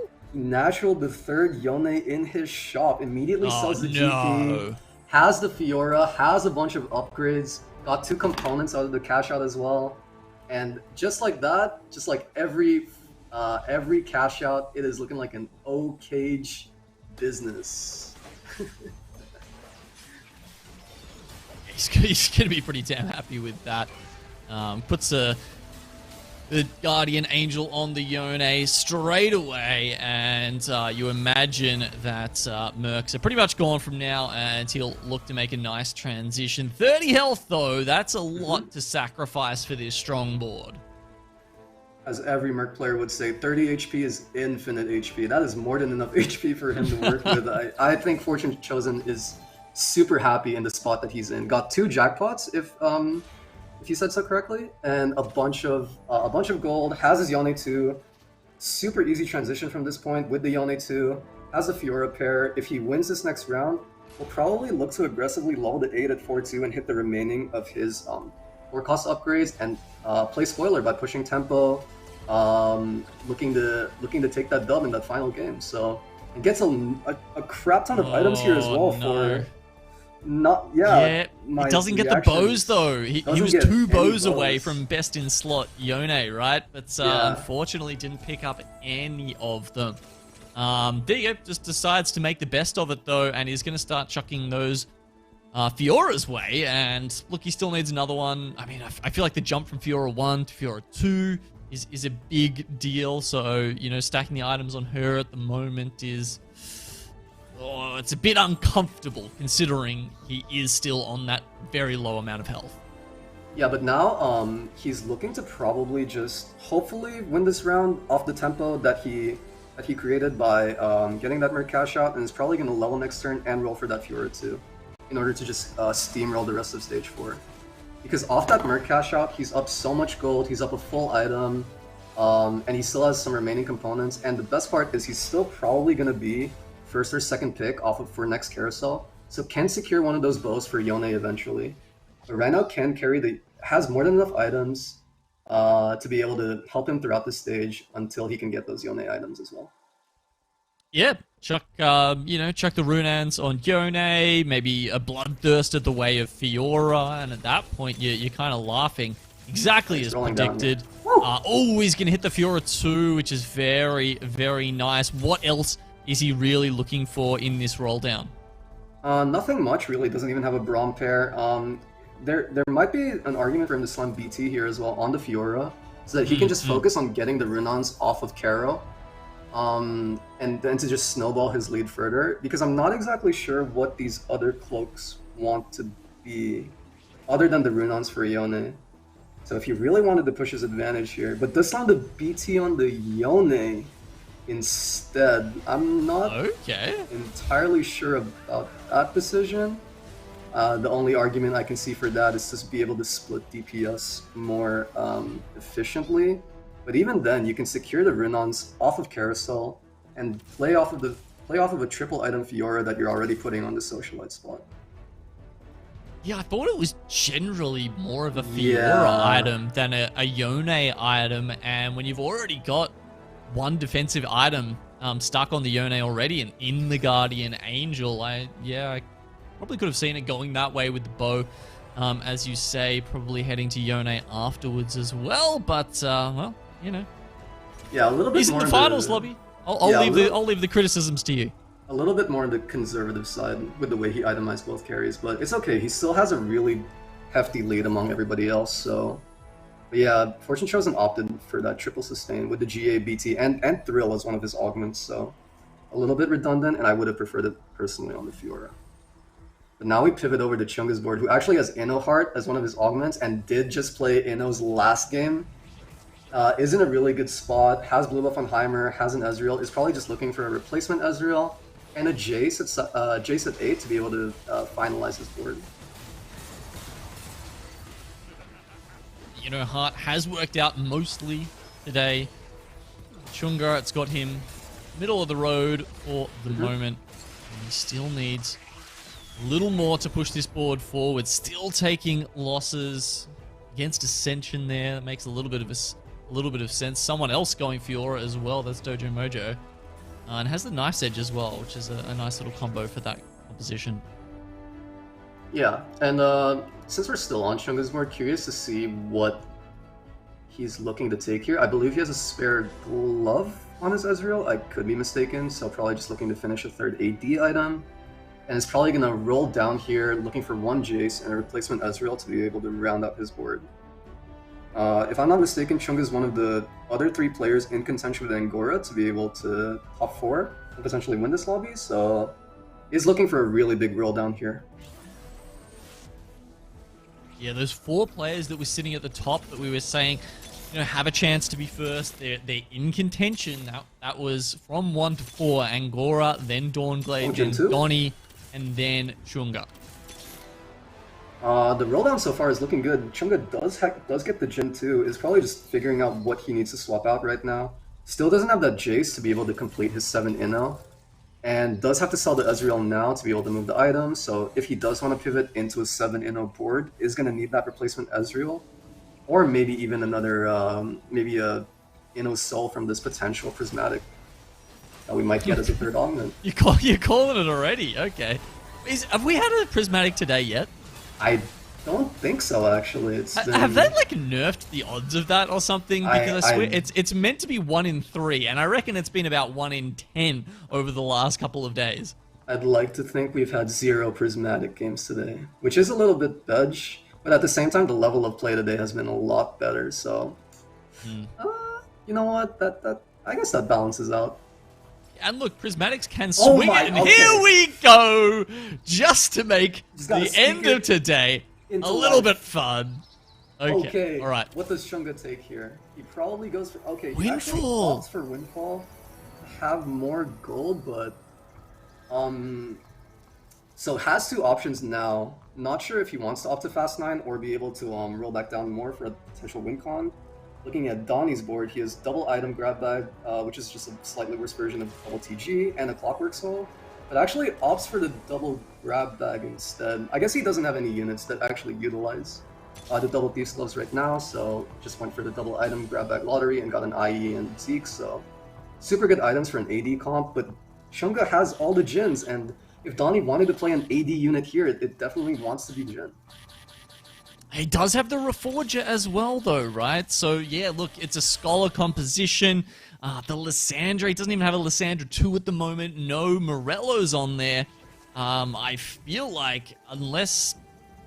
Well, he's got the Jhin on his bench here, but is he actually going to pull that out? He has a Jhin on his bench. Slumbers has 2 Jins on his bench. Chunga has 4 Jins. He's probably just looking... his other alternative out is to Hyrule a JG off of his creep round since he has a spare glove. So that's probably what he's going to be hoping for if he isn't able to hit a Jhin 2. But Donnie's in a super good spot. He's 96 HP, he's still streaking through neutrals, and has a lot of different options for what he wants to do in his late game. Oh, so we've got an Academy crown coming out. Oh my God. Fortune Chosen, and look for all the backseat Barrys in chat who are saying no, he should have put the we should have beat the Bloodthirst on Fiora, and like it's definitely not what me and Jose were saying as well. It's 100% worked out for him. We just didn't see the future. No, Chosen Fortune Neo. Chosen, man. He's like up in the crow's nest with the spyglass, looking out at the horizon. That's how far down the line this guy is looking to see his outs, and that was a pretty incredible pull for him there. So level 9 as well.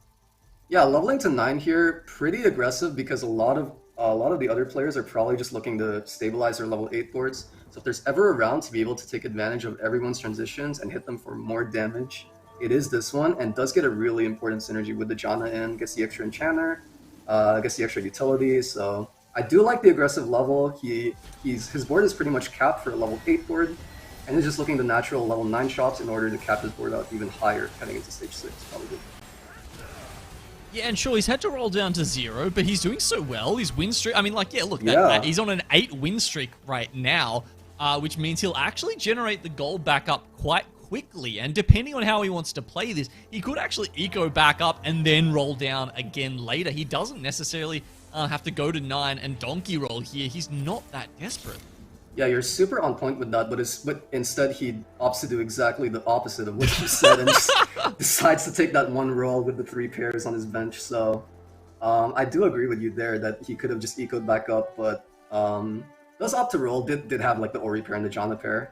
As we pivot to Slumber's board, whose board is pretty much capped for a Jin board, is only missing the... Oh, never mind, he's playing 2 bronze. So it doesn't actually have an 7th unit to put in other than this 2nd Braum. Hey, look, more CC, always good. He's got plenty of it on his board at the moment. Almost every single unit there, besides this double Giant Slayer Jin, is a CC unit.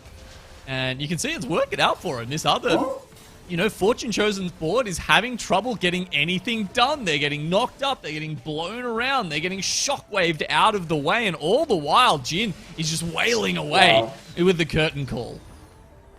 Yeah, Sion is very balanced. Wow, that was that was I did not expect Slumbers to win that round. Oh, does get the Yumi as well.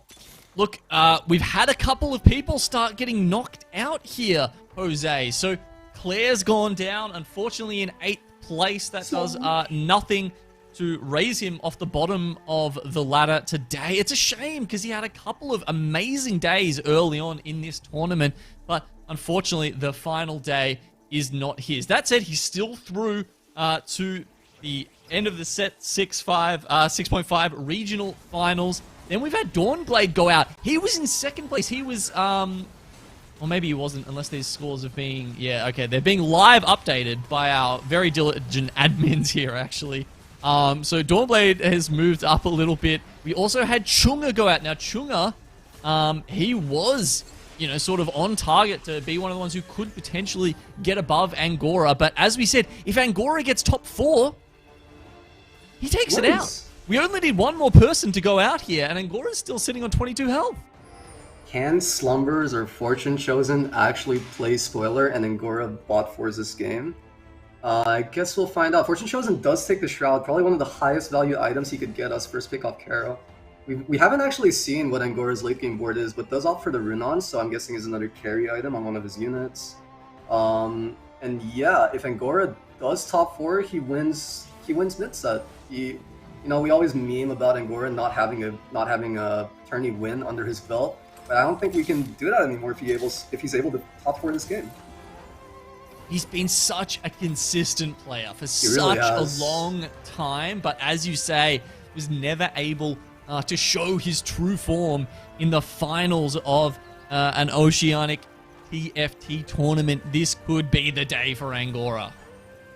And he's being an absolute sweat, has Zephyr and Shroud on his bench, looking to snipe both carries, frontline units, whatever he needs to be able to win every single... Actually misses the Zephyr on the Fiora, and it actually hits the useless Vi in the corner, which could mean a loss here, honestly. Yeah, look, to be fair, I don't think he could actually hit the Fiora. He just didn't have anything positioned in that right spot, but it doesn't matter because his board's too damn good, and he is going to... No, he's not actually. Sorry, I thought he was taking on Fortune Chosen there for a second, but no, Fortune Chosen down to 2 health, Slumbers down to 4. He just needs one of them to lose the next round. Fiora instantly died, and now that I see Angora's board, this is the value of first aid. Having that 7 Chemtech, that insane amount of healing and health regen with the Taric, with the Janna, this is one of the best late game boards that Angora could have probably made with his augments. Also got 2 Chemtech spots off of the Chemtech crown, so is able to get that chase trade and is just hard carrying this Urgot to a potential top 4 and a potential win on the tourney. It's got the Socialite spot. It's got the Banshee as well. claw next to it as well. It does get Zephyred this time, but, you know, too worried about that. He just needs to keep that front line alive from now. The 7 Chemtech coming in useful, but is it going to buy him enough time? Urgot finally gets forward. Zilean locks him down with the time bomb, though, and Angora is down. That said, Fortune Chosen has gone out, and Angora on 6 health. Let's go! I'm pretty damn sure is going to be our champion of the Mid-Set Invitational. The game itself is not over yet though, but huge props to Angora for playing so consistently throughout the day, but we still do have this stage 6. Slumbers is streaking with his level 8 Jhin board, with the Scion 2, with the fully upgraded board, and Donnie still beating Angora in that last fight with his Seraphine 2, with his Innos, so yeah, but huge props to Angora for playing so consistently today. We've seen him make a bunch of really fun boards. He hasn't stuck to what's tried and true. He's you know, really just brute forced his intelligence and to get his way all the way through this tournament and just come up with really interesting but effective boards time and time again. Yeah, and heading to this last stage, I guess we'll find out whether he can actually clutch out a win with the 7 Chemtech board, but now playing against Slumbers, who has streaked the entirety of stage 5 with this Jhin board. Alright, so this is the big CC Jhin board. The first lot of CC does get blocked, courtesy of the Trap Claw, but then it's the Scion coming in. The Scion doesn't even need to get a second decimating swing in, because the Urgot is already down, and so is Angora. He's in 4th place, but that was exactly how much he needed to put this beyond doubt. He didn't put his fate in anyone else's hands.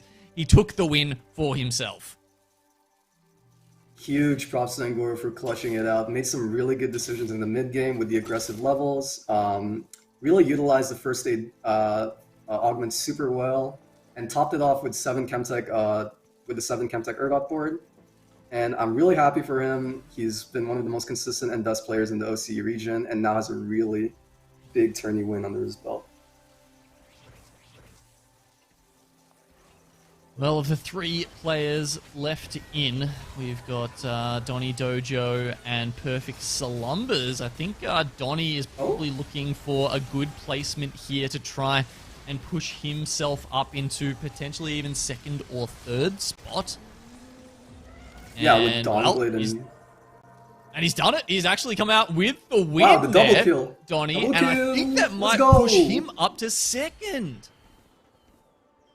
Huge props to Donnie for winning that game. Did secure the place, if I'm not mistaken, after Dawnblade and Chunga ended up bot 4ing that game. So really well played by Donnie. Apart from Angora, he has been the most consistent player, as shown yesterday when he topped the points yesterday. So I'm really happy for him as well. And yeah, props to Angora and Donnie for playing so well throughout the tourney. It was a really big game to finish off what's been a hectic weekend of TFT here at the Gizmos and Gadgets OCE Mid-Set Invitational. While I'm pretty confident with you as well, Genome, in the call that Angora is going to be taking this one out, we'll leave the official math to our quick maths experts and that, as they get the scores ready for us. Sleppy, that was a pretty hectic game. What were your thoughts as we were coming up to the end of today? I think that I think Jose already went over this, but I think Donnie we probably didn't talk about him as much as we should have. Like, he's just as, you know, such a dominant player on on ladder. And I think Angora has really proven to us that he's not a ladder warrior. Tourney warrior, baby.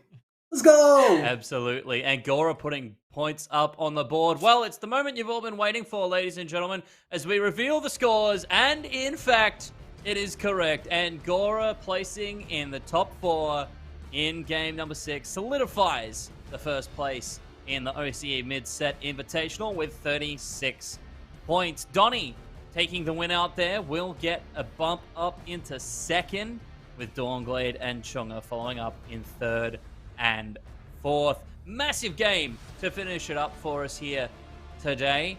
Genome, give me some final thoughts here on how this whole weekend's played out and what we've just seen. Yeah, it's been a really fun one, hasn't it?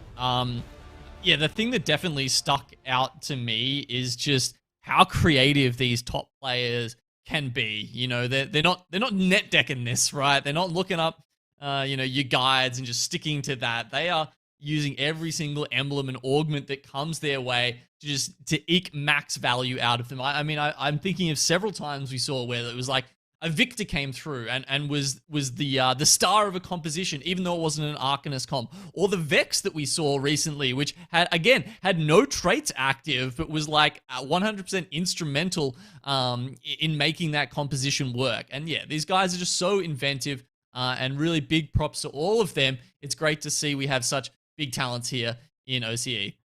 We certainly do, and if you want to flex your big brain knowledge, you can. Coming soon is the Scholar Cup on February 26th and 27th. It's an open qualifier, so if you want to play Teamfight Tactics and have your chance at playing in the regional finals, sign up now at OCETFT.com. I mean, if they do want to have big brain plays, we saw some of them in that last game with the casters manifested Prismatic, and we saw a lot of flexing and the Academy Fiora coming out. Slappy, give me some final thoughts on this weekend and any advice you have to those moving to Scholar Cup. Honestly, kind of want to give a general thank you to players, I guess, like for giving us such great games and some really wild and innovative games today as well. Whether they be with Innovate, sorry, that was really terrible. But yeah. Good luck to everyone playing in the Scholars Club and in regionals as well. And I'm sorry, I normally hate puns, but I wanted to try. It was well done, Slappy. It's great. You've really kudos to you for jumping on this weekend, my friend. And you got more comfortable today. You did a great job, and I've even graduated you to making puns as terrible as mine. So really proud of that. Jose, final thoughts from you, my friend. It's been a pleasure casting with you. How do you feel about this weekend and moving forward? Thank you so much for having me on. Thank you so much for all the players that put on a great show. There was not a single bad game. Every game was really hyphy, and I'm actually genuinely excited for competitive TFT for OC in 6.5 as well. So kudos to all of you guys, and thank you so much for having me on. Thanks, Jose. And Genome, anything more to add before we close out today? Oh, yeah, it's been fantastic casting with you guys. Thank you for coming and sharing your knowledge with us. Look, if you like the Mid-Set Invitational, all I can say is there's probably lots more to come for the regional finals, right? I mean, we had people asking, where's Raza? Where's Esha? All these big names, they weren't even here in the Mid-Set Invitational, and it was still this fun. So I think going into our regional finals a couple months down the track, make sure you show up for that because it's going to be a hell of a time. Well, it's been fun here at the Teamfight Tactics, Gizmos and Gadgets OCE Mid-Set Invitational. That's day 3, done and dusted. Congratulations again to Angora. Massive performance to close out today. Thank you to my co-casters. Thank you to the wonderful production team at Auto who have brought this forward with us today and have made it just so entertaining. I'm Judge, joined by Genome, Sleppy, and Jose. And thank you to our other casters we've had in Ducky and Frosty as well. Have a good evening, everyone, and we'll see you for the next event.